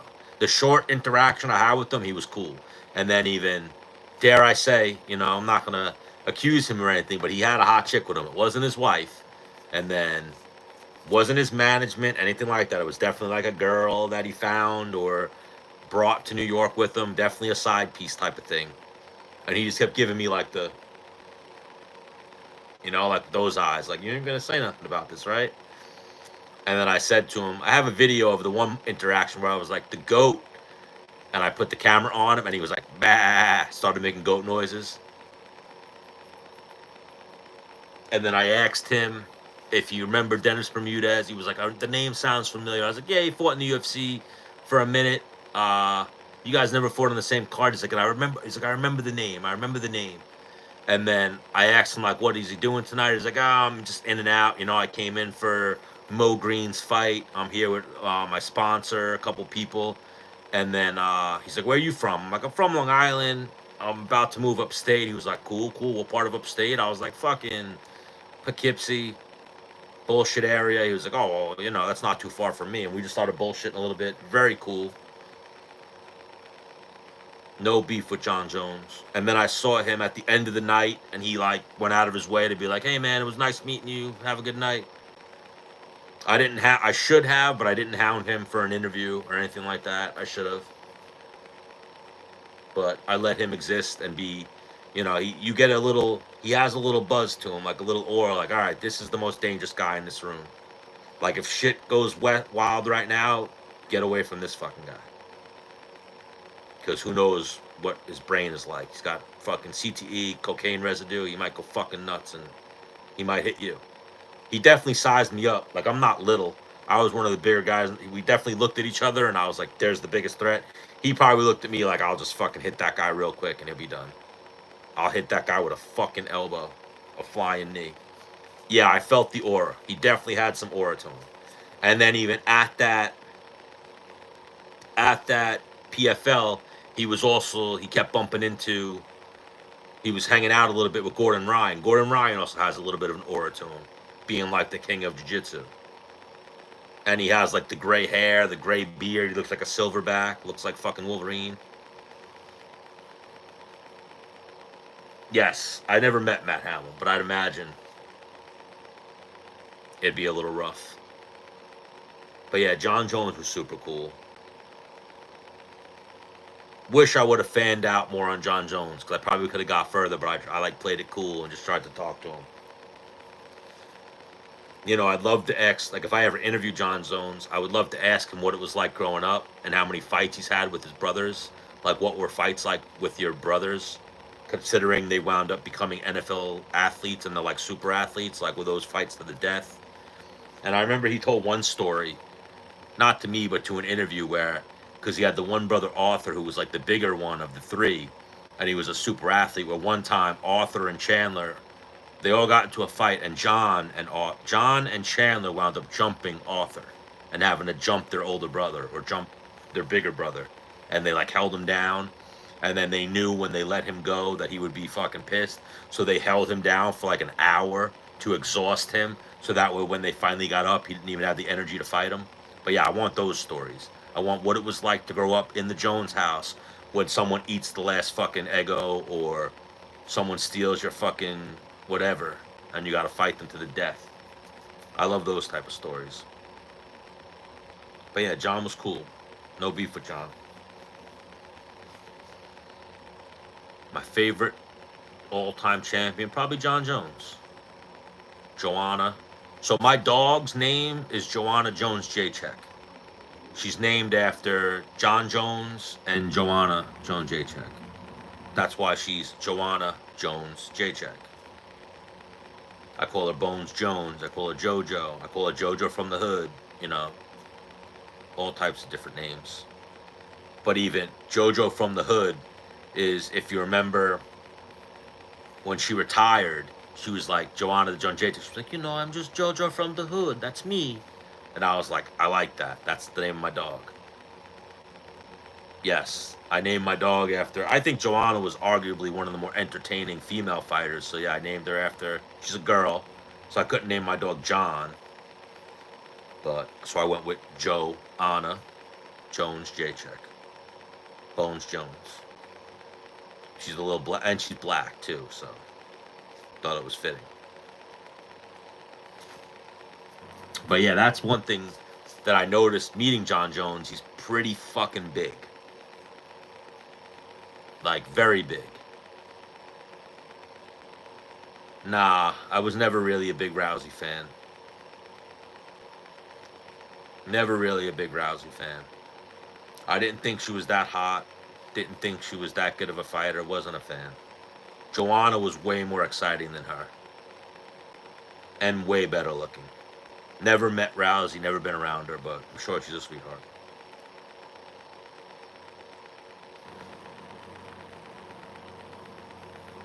Trying to think who. I guess, yeah, Jones, Joanna. Volk was really cool. I've interviewed Volk a few times, did some shoeies for him. And then I met him at one of the UFCs, and he was cool. He was like, oh, you're a big fucker. Look at this guy. Look at this fucking guy. He's a big fucker. I didn't know you're that big.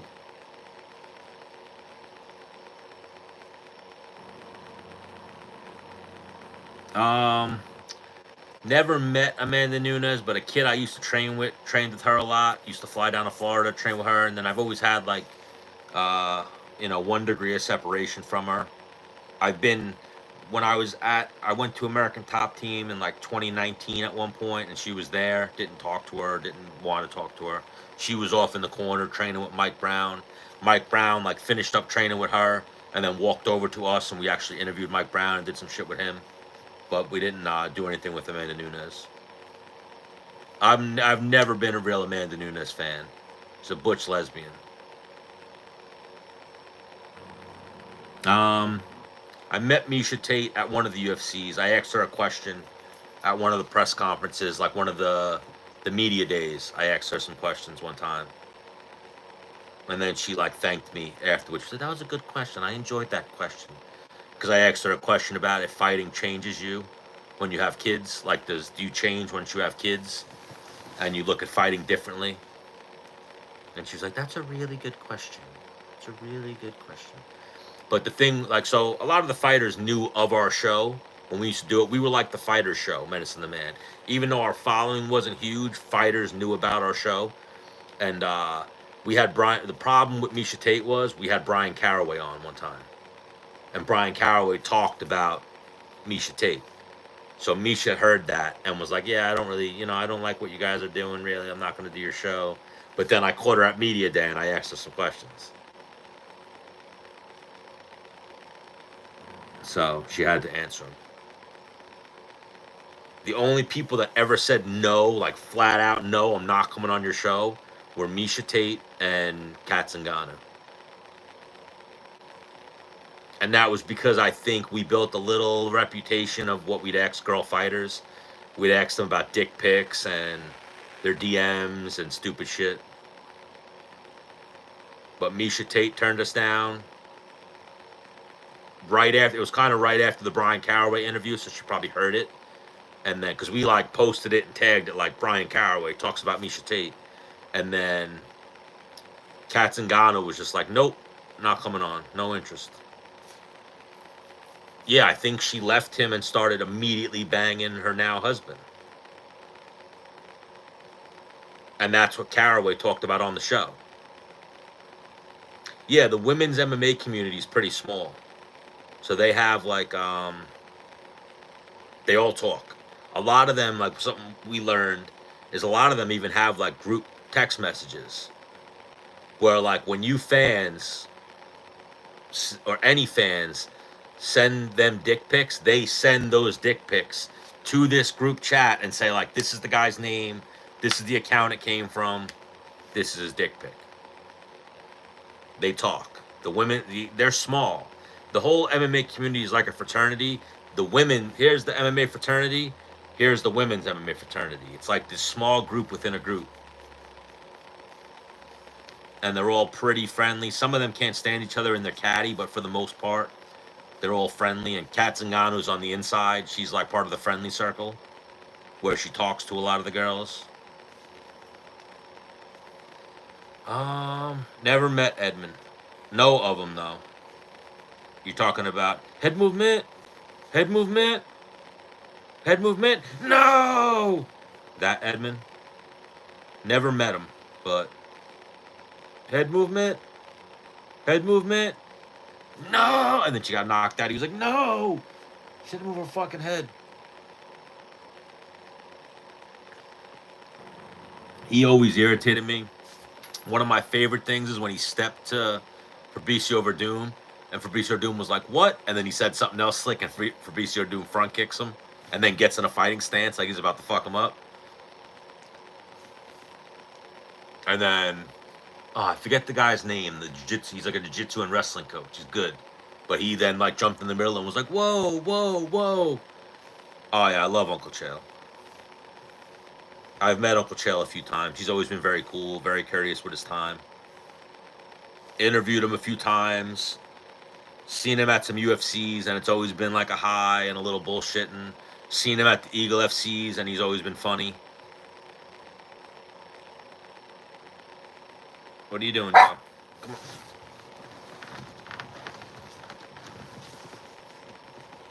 Here's the queen, Joanna Jędrzejczyk. But yeah, we met Chael. I met Chael a few times, but then I saw him at one of the UFC, at the Eagle FCs. And we were talking about Dayton Fix, the wrestler, how Dayton Fix, I forget what Dayton Fix did, but Chael was like, "That's gangster." And I was like, if there's anybody who knows about being gangster, it's this fucking guy. And Uncle Chael looked at me and went, "I like that. Thank you. That sounded sincere. I really liked it. I appreciate that. Thank you." He was so happy that I called him a gangster. Like a white guy being so appreciative of a compliment. He's like, "Thank you. Thank you. Thank you. I appreciate that you called me a gangster." But yeah, this is Joanna Jędrzejczyk. Her favorite fighter is John Jones. She also likes Joanna, her namesake. And she's a killer. This is a Patterdale Terrier. She has a very high prey drive, so anything that moves, doesn't matter what it is, if it's not a human being, she's going to try to kill it. She's a psycho. She looks so sweet and innocent right now. This dog is a fucking psycho. Anything that moves. But yeah, Uncle Chael's cool.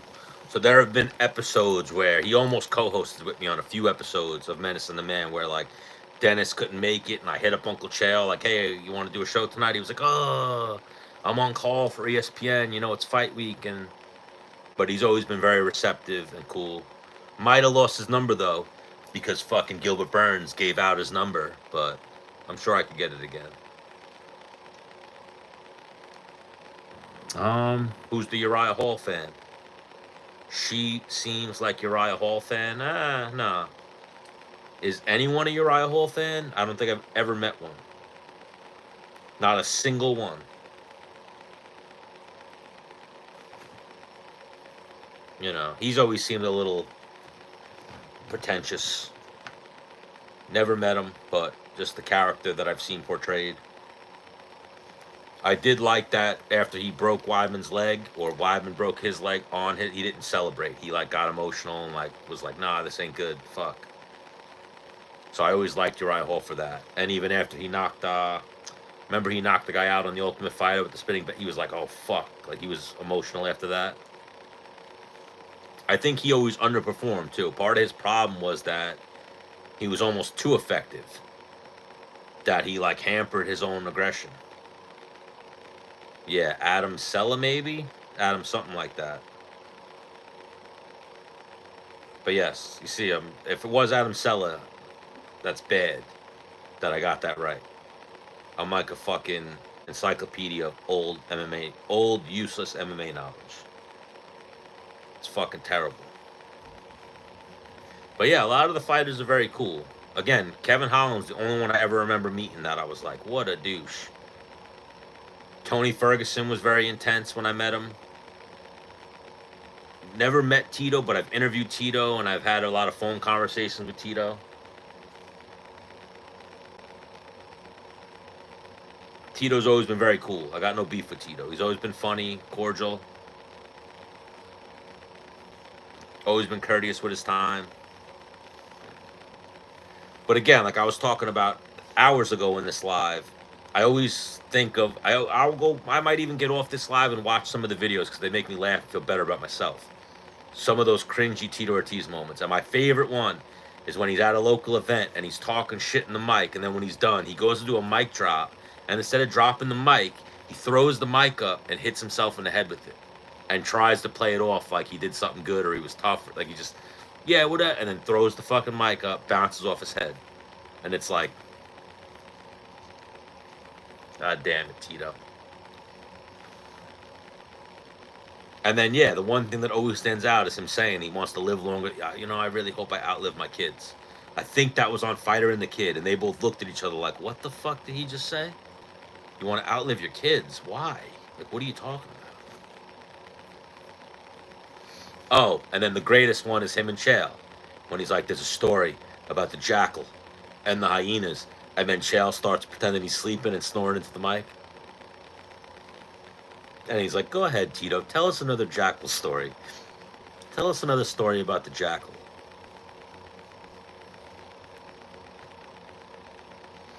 Oh, I need Tito to stay retired. I hope he doesn't fight again. But go ahead, Tito. Tell us another jackal story.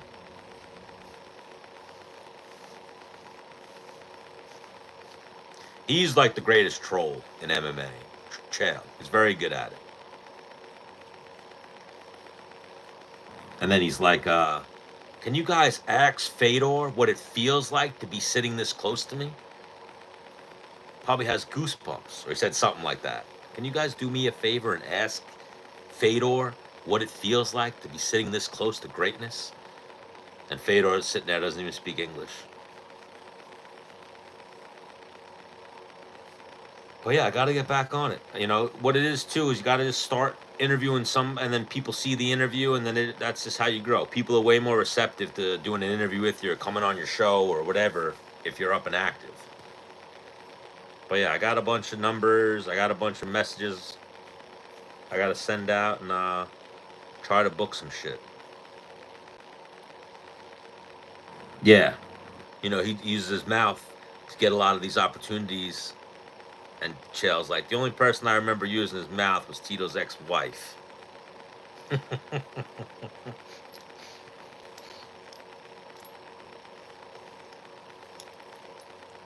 Oh yeah, Chael demolished him, but then the worst is that Chael lost that fight. He should have beat Tito. That shit was rough that he lost to Tito. Yeah, that's fucking crazy that they voted. That shows you how stupid California is, though. California is a very dumb state. I'm sorry if anyone's from California. You're the outlier. You're good, but California is a very dumb state. Very dumb state. You see some of the shit that they do there. It's fucking outrageous. They voted Tito Ortiz to a public office. That's fucking nuts. Like, if I'm running against Tito Ortiz, I'm doing a commercial with that clip. Like, vote for this guy if you want to do stupid shit. And show him throwing the mic up and hitting himself in the head. Like, what the fuck was he doing? How do you throw the mic up and hit yourself in the fucking head? I'm going with Pereira. I think Alex Pereira wins. I'm going to go TKO. I think he gets it done against Ankalaev. I saw someone call a 4th round TKO. I could see that. But I definitely think TKO.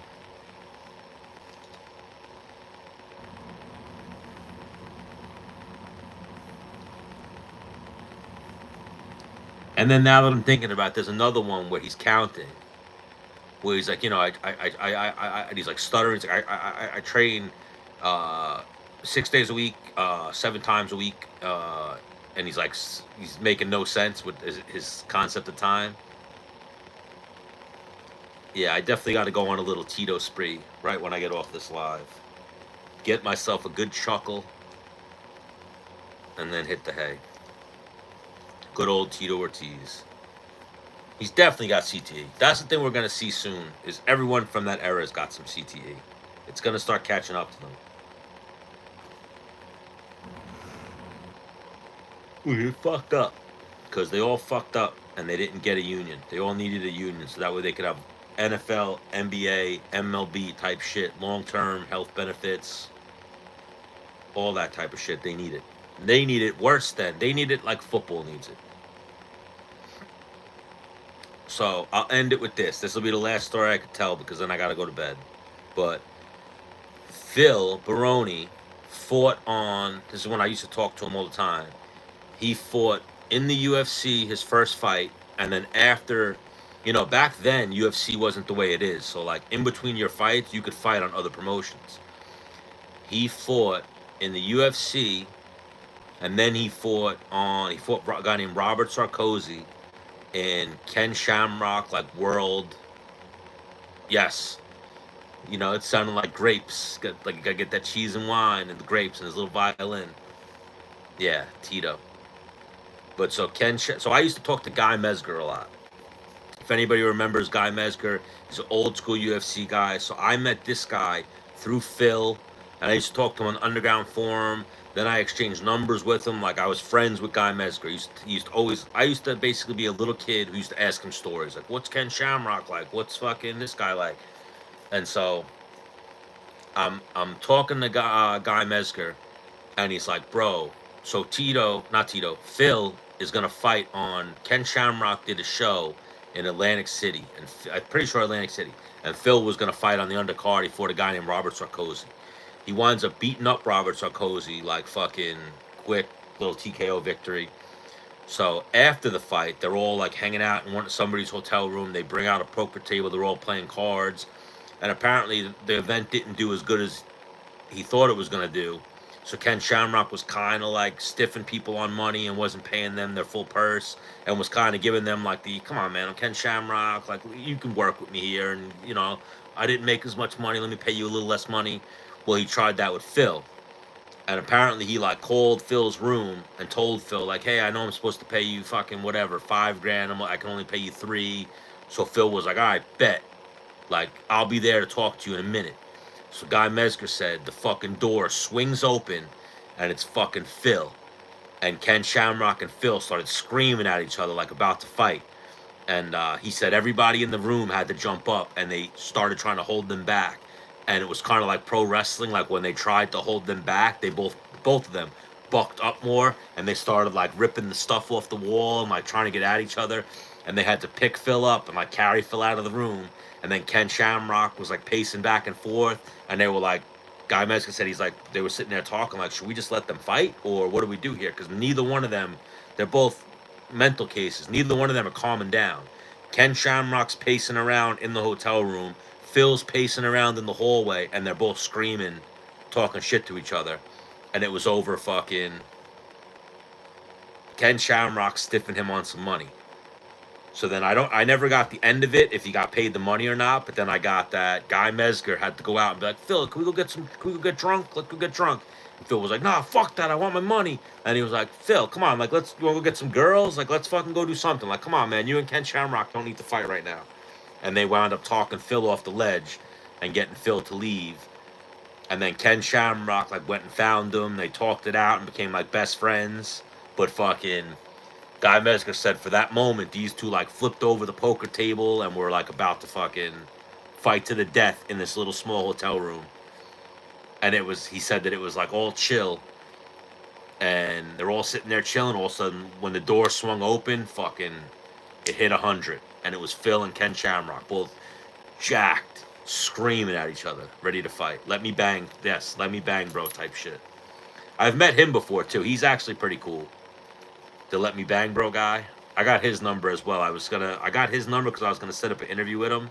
But then the night I met him too, I'm like sitting there, I got his number, and then I don't know who the guy was. It was some other fighter in bare knuckle boxing. But I get Austin Lane, what's his name again? I can't think of his name, but the Let Me Bang guy. I get his number, and then as me and him are sitting there like, yeah, we'll set something up. I would love to have it. I think that shit's funny. We'll talk about street fights and blah, blah. Some other beat KFC guy starts coming down the escalator and starts trolling him and is like, you're a pussy, bro. Like, I want to fight you. And he's like right here. He starts screaming up like, nah, fuck you. We could fight right now. And the guy coming down the escalator, security tries to like stop him from coming down the escalator. And this guy starts running at him, and he starts like trying to jump over the side of the escalator, like swinging at him. And security grabbed both of them. They let Lane stay. They kicked the other fighter out. And then as they were like pulling Lane away, he starts turning to me. He's like, hit me up, man. Hit me. Yeah, Julian. He's like, hit me up, man. We'll do something. As like security's picking him up and carrying him back into the venue. And they're carrying the other guy and kicking him out. It was some black guy. I don't remember who it was. It wasn't anyone we fucking like know. It was like a random fucking guy. But he just started screaming at Julian Lane. I don't think Julian Lane knew who he was. And Julian Lane just started screaming back at him, like ready to fight to the death. And I got like caught in the middle of it. Like I was like, oh shit. If these guys start swinging right now, I'm going to get hit with some fucking friendly fire. But yeah, that guy's, you could see that guy's got crazy in his eyes too.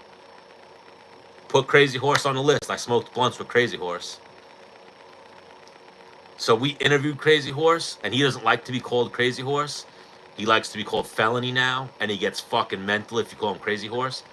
So I kept, you know, he's Crazy Horse to me. So I kept fucking up and calling him Crazy Horse. He was like, is that right, Stan? Like, all right then, Stan. And then he did an interview with us.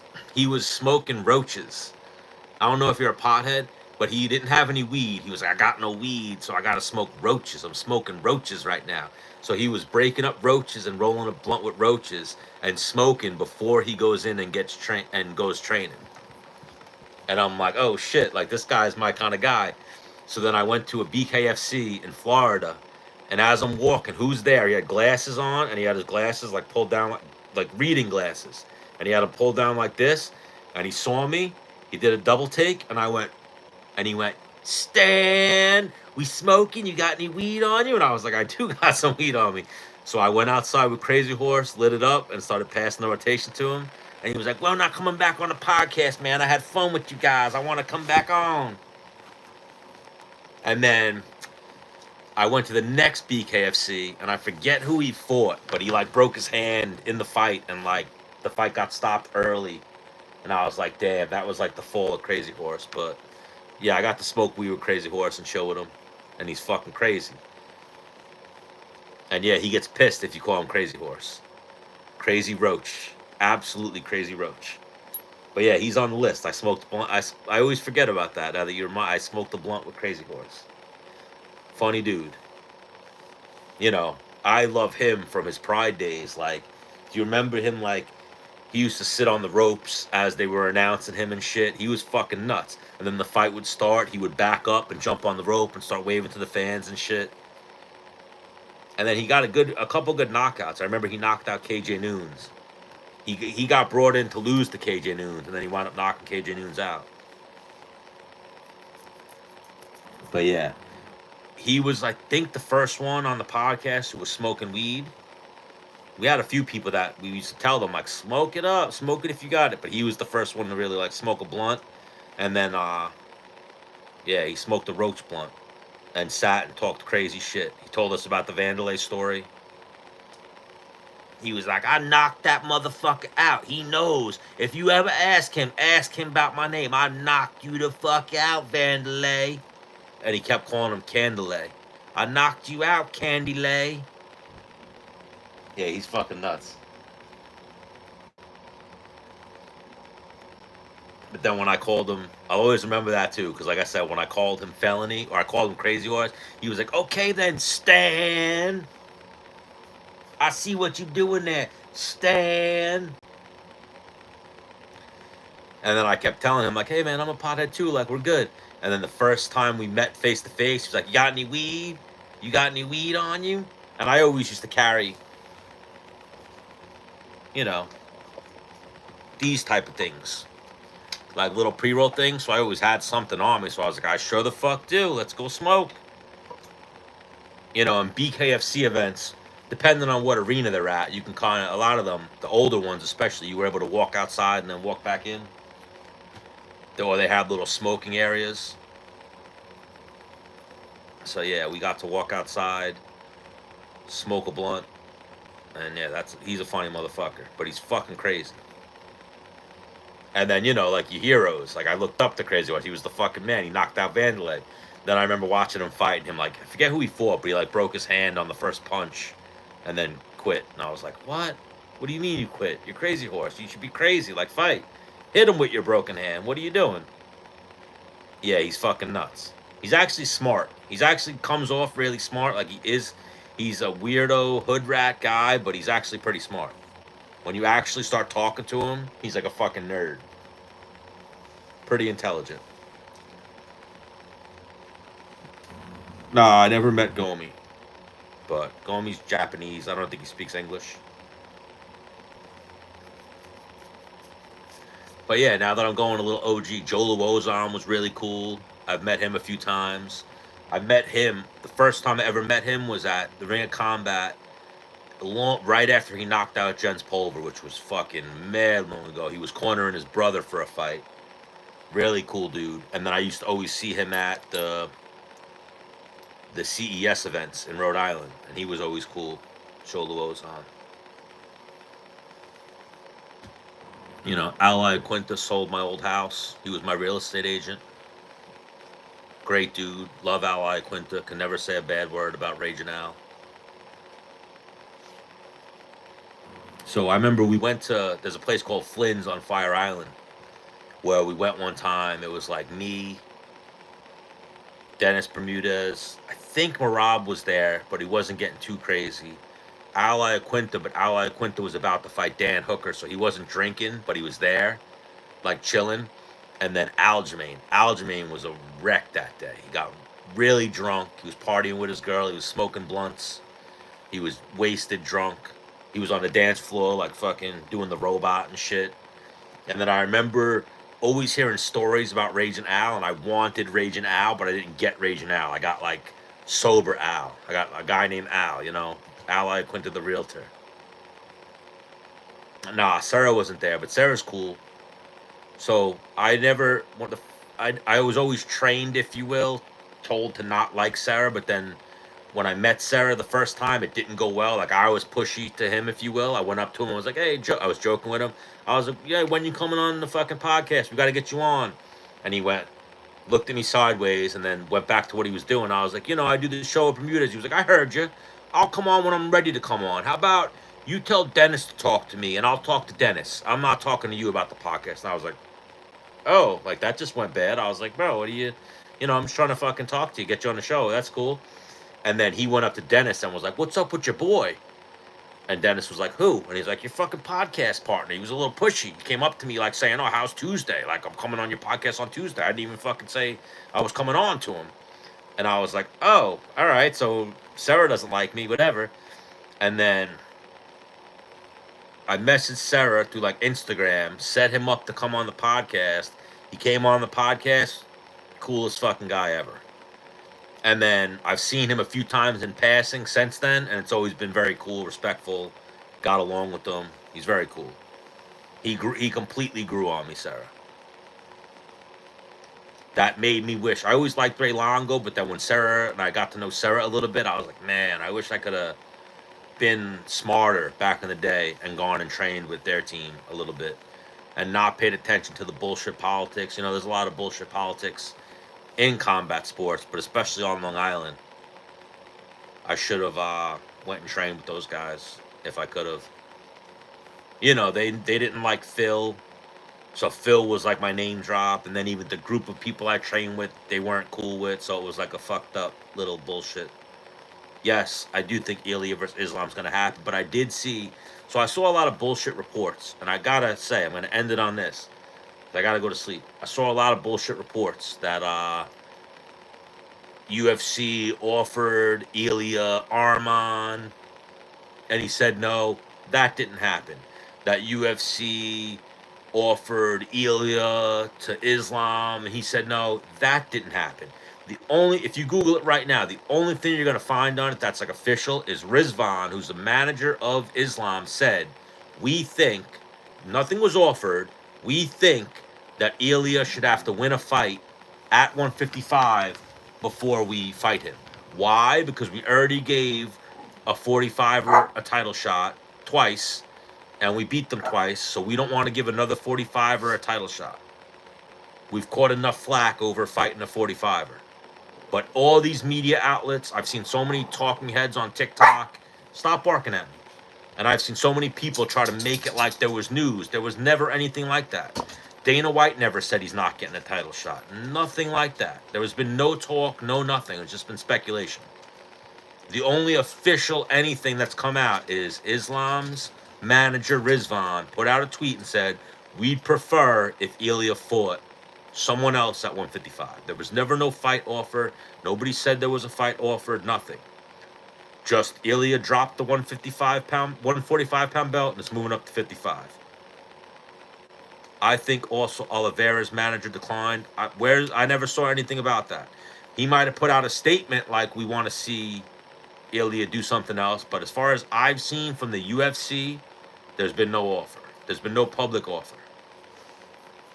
From the statements I've seen, from only one I've really seen is from Rizvan, there's been no public offer. Thank you, L.A. Iverson. I fuck with Iverson too. Are you talking about Allen Iverson? So I got into collecting sports cards again, like when I was a little kid, and I bought a little batch of Iverson rookie cards that I got to send in and get graded. Yes, go watch some Tito. I appreciate you. But yeah, I'm curious to see what happens with Ilya and Islam. I do think the fight's going to happen. I think it should happen. Who else has Max and Volk on their resume? Nobody at 145. Nobody's even close. That's like you beat the GOAT, then you beat the next GOAT. Like, he beat the two best 45ers. He can do whatever the fuck he wants. He relinquished the belt. And then I think if you go watch there's videos out there online that show Ilya struggling to make 45. He's big. He's big for 45. He might not be big for 55 like Islam, but he gave some bullshit reasons like he'd fight him after Ilya Islam. Yeah, I didn't see anything, but I'll do my research. You know, I always like to, before I hate when people speculate. Like, not you guys. We're all fans here. But when, like, people try to be media and they speculate, they say, like, this is what happened. It's like, you're making shit up. You're going Jesse on fire right now. You're making up fucking dumb shit. Oh, yeah, Iverson's the man. I hit some, I go on this one website where you bid on auctions, estate auctions, and I won a bunch of Allen Iverson cards in an auction. And they all came to me in pretty good condition. So, you get them graded, you sit on them for a little bit, those cards will go up in value. Oh, if he beat Islam in his next fight, that's like a GOAT streak. Volk, Max Holloway, and then Islam, that'd be fucking amazing. He could do it. I think that's where Ilya has a chance, is his grappling is better or as good as Volk's and Max's. His striking is better or as good as Volk or Max's. And not even Max, Dustin's. And I'll look at Dustin Poirier and Volk, who gave Islam a little bit of trouble. I think Ilya is as good, if not better, striking and grappling than both of those guys. He's got some shit for Islam. Islam is also getting old. And like I said before, Usman got his win streak to a certain level, then lost. GSP got his win streak to a certain level, then lost. Or no, GSP didn't lose. GSP got up there and then retired.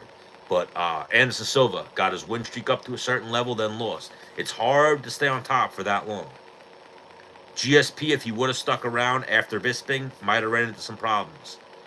Only one that's up there is John Jones, who has this crazy win streak where he never lost.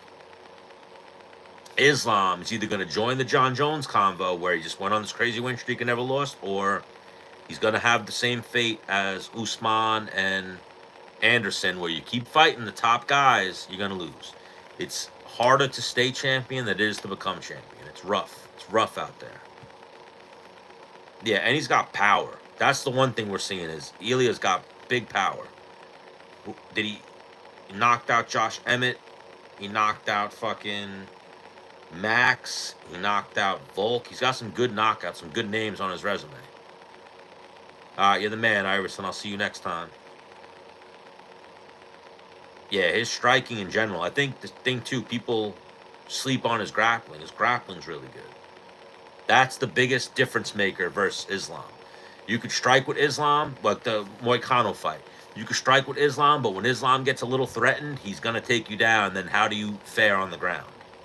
Like Volk. He was striking with Volk. Then he went, I'm going to take you down. Volk was able to win some scrambles and hang with him. I think if he tries to take Ilya down, Ilya is going to have something for him, and that's going to make the fight interesting. Yeah, I think he had some shit going on in his life, and his training was getting difficult. I know he had like paternity suits and shit like that, GSP.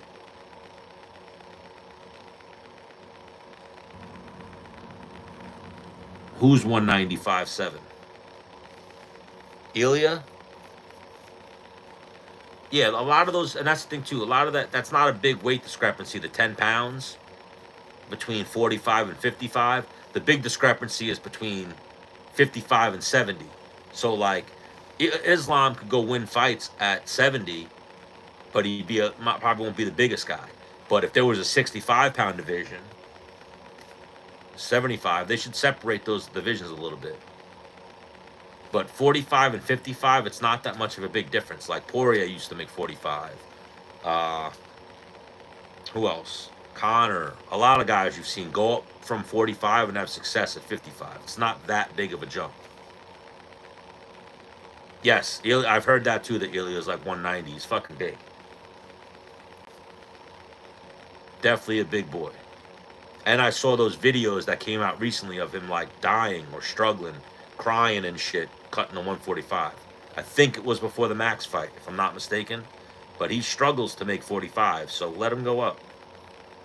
I'm fine with that.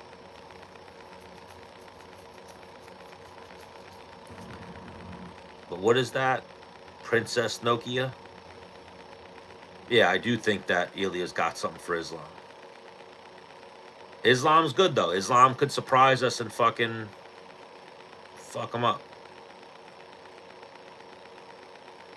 Yeah, if you look at boxing, and boxing's been around for so much longer, a few pounds makes a big difference. But boxing, some of the weight classes, especially the smaller ones, they're separated by like 4 to 7 pounds. Whereas MMA is 10, 10, 10. Then they have that weird jump at 55 to 70, 70 to 85, and then 85 to 205. And I always say, like, what's made a lot of the boxers more marketable is being multiple weight world champions. That just makes them more valuable in the UFC. If you have a guy who's a 3-weight world champion, a 4-weight world champion, that's when they'll transcend the sport a little bit and become more marketable. So if they made those couple extra weight classes and we had a chance to see a 3-weight world champion, a 4-weight world champion, they're just going to become more marketable. That's my sales pitch, if you will, to why they should incorporate more weight classes. Is it going to thin out weight classes? Maybe. But it's also going to open up new weight classes, open up new champions. They need champions for their main events, right? There you go. You got 3 more belts if you open up 65, 75, and 95. Scrap 170. Make that, whoever's 170, make them the 175-pound champion. They definitely need to incorporate 65, 95, separate those big jumps, and you'll wind up getting more marketable stars. You'll get Oscar De La Hoya, Floyd Mayweather, Triple G type guys where it's like he's a 6-weight world champion, he's a 4-weight world champion. You know, you need that shit. Yeah, Dustin's a good dude. I've asked him some questions at press conferences. He was always cool with his time. We've played phone tag with him about setting up an interview in the past, but he's always been cool. So Dustin was always good with Yves Edwards. Yves Edwards is on my list too of fighters I smoked weed with. Yves Edwards, when they came to Long Island once, remember that fight between Matt Schnell and Suma Durji? That was like a crazy fucking brawl, and then Matt Schnell got rocked a few times, then he put Suma Durji to sleep with a triangle. That whole fight week, because that fight event was on Long Island, I was smoking weed with Yves Edwards. Yves Edwards was here to coach Matt Schnell, and every day I was smoking weed with Yves Edwards. Good time. Always be an Yves Edwards fan. I've hosted a few podcast episodes in the past with him. We would call it Thug Jitsu and the Man. And he was always funny. Always had a good time with them. And then, like I said, at that UFC, that whole fight week, he was like, "You got weed?" I was like, "Bro, I'm a fucking pothead. Of course I got weed." So he'd be, I'd wake up and I'd have a text from Yves Edwards like, "Yo, I'm trying to smoke. You can come to the hotel?"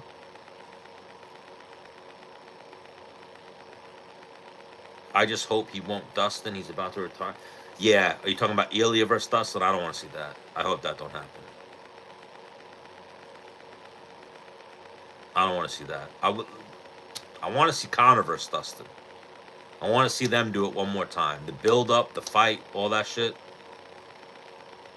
I don't know who Chris from the MMA Holes is, but I fuck with the MMA Holes. They jump in the live sometimes.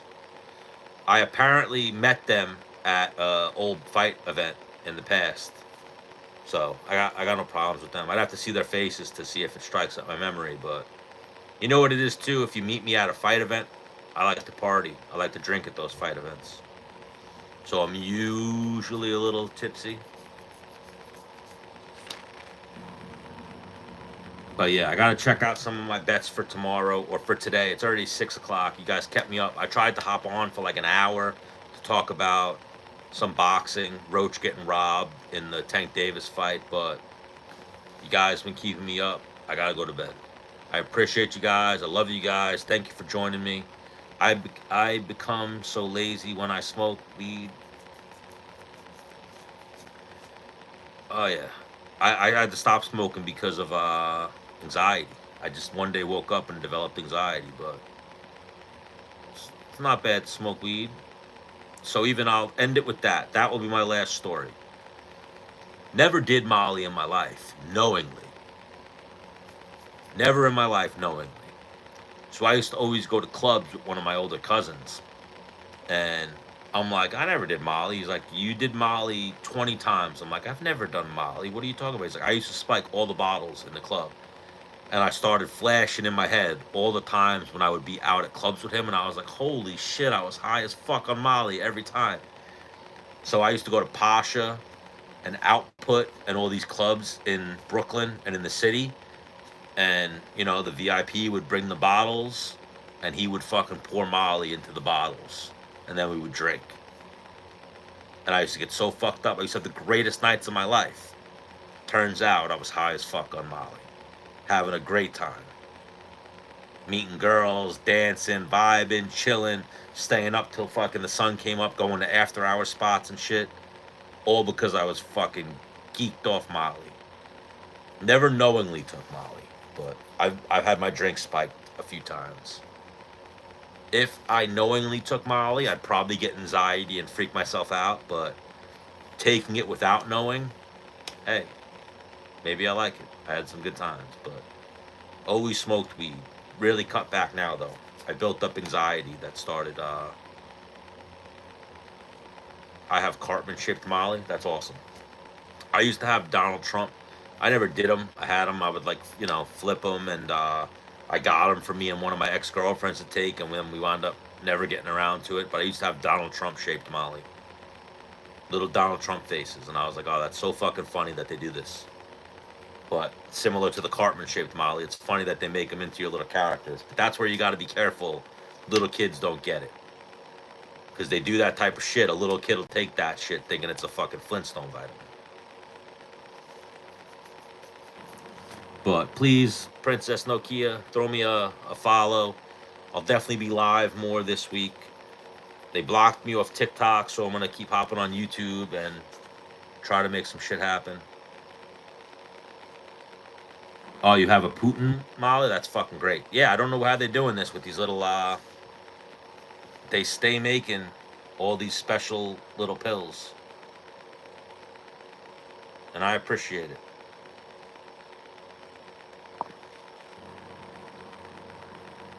But I gotta end this live now. I appreciate you guys in here. Throw me some likes, throw me some follows. I'll be live again.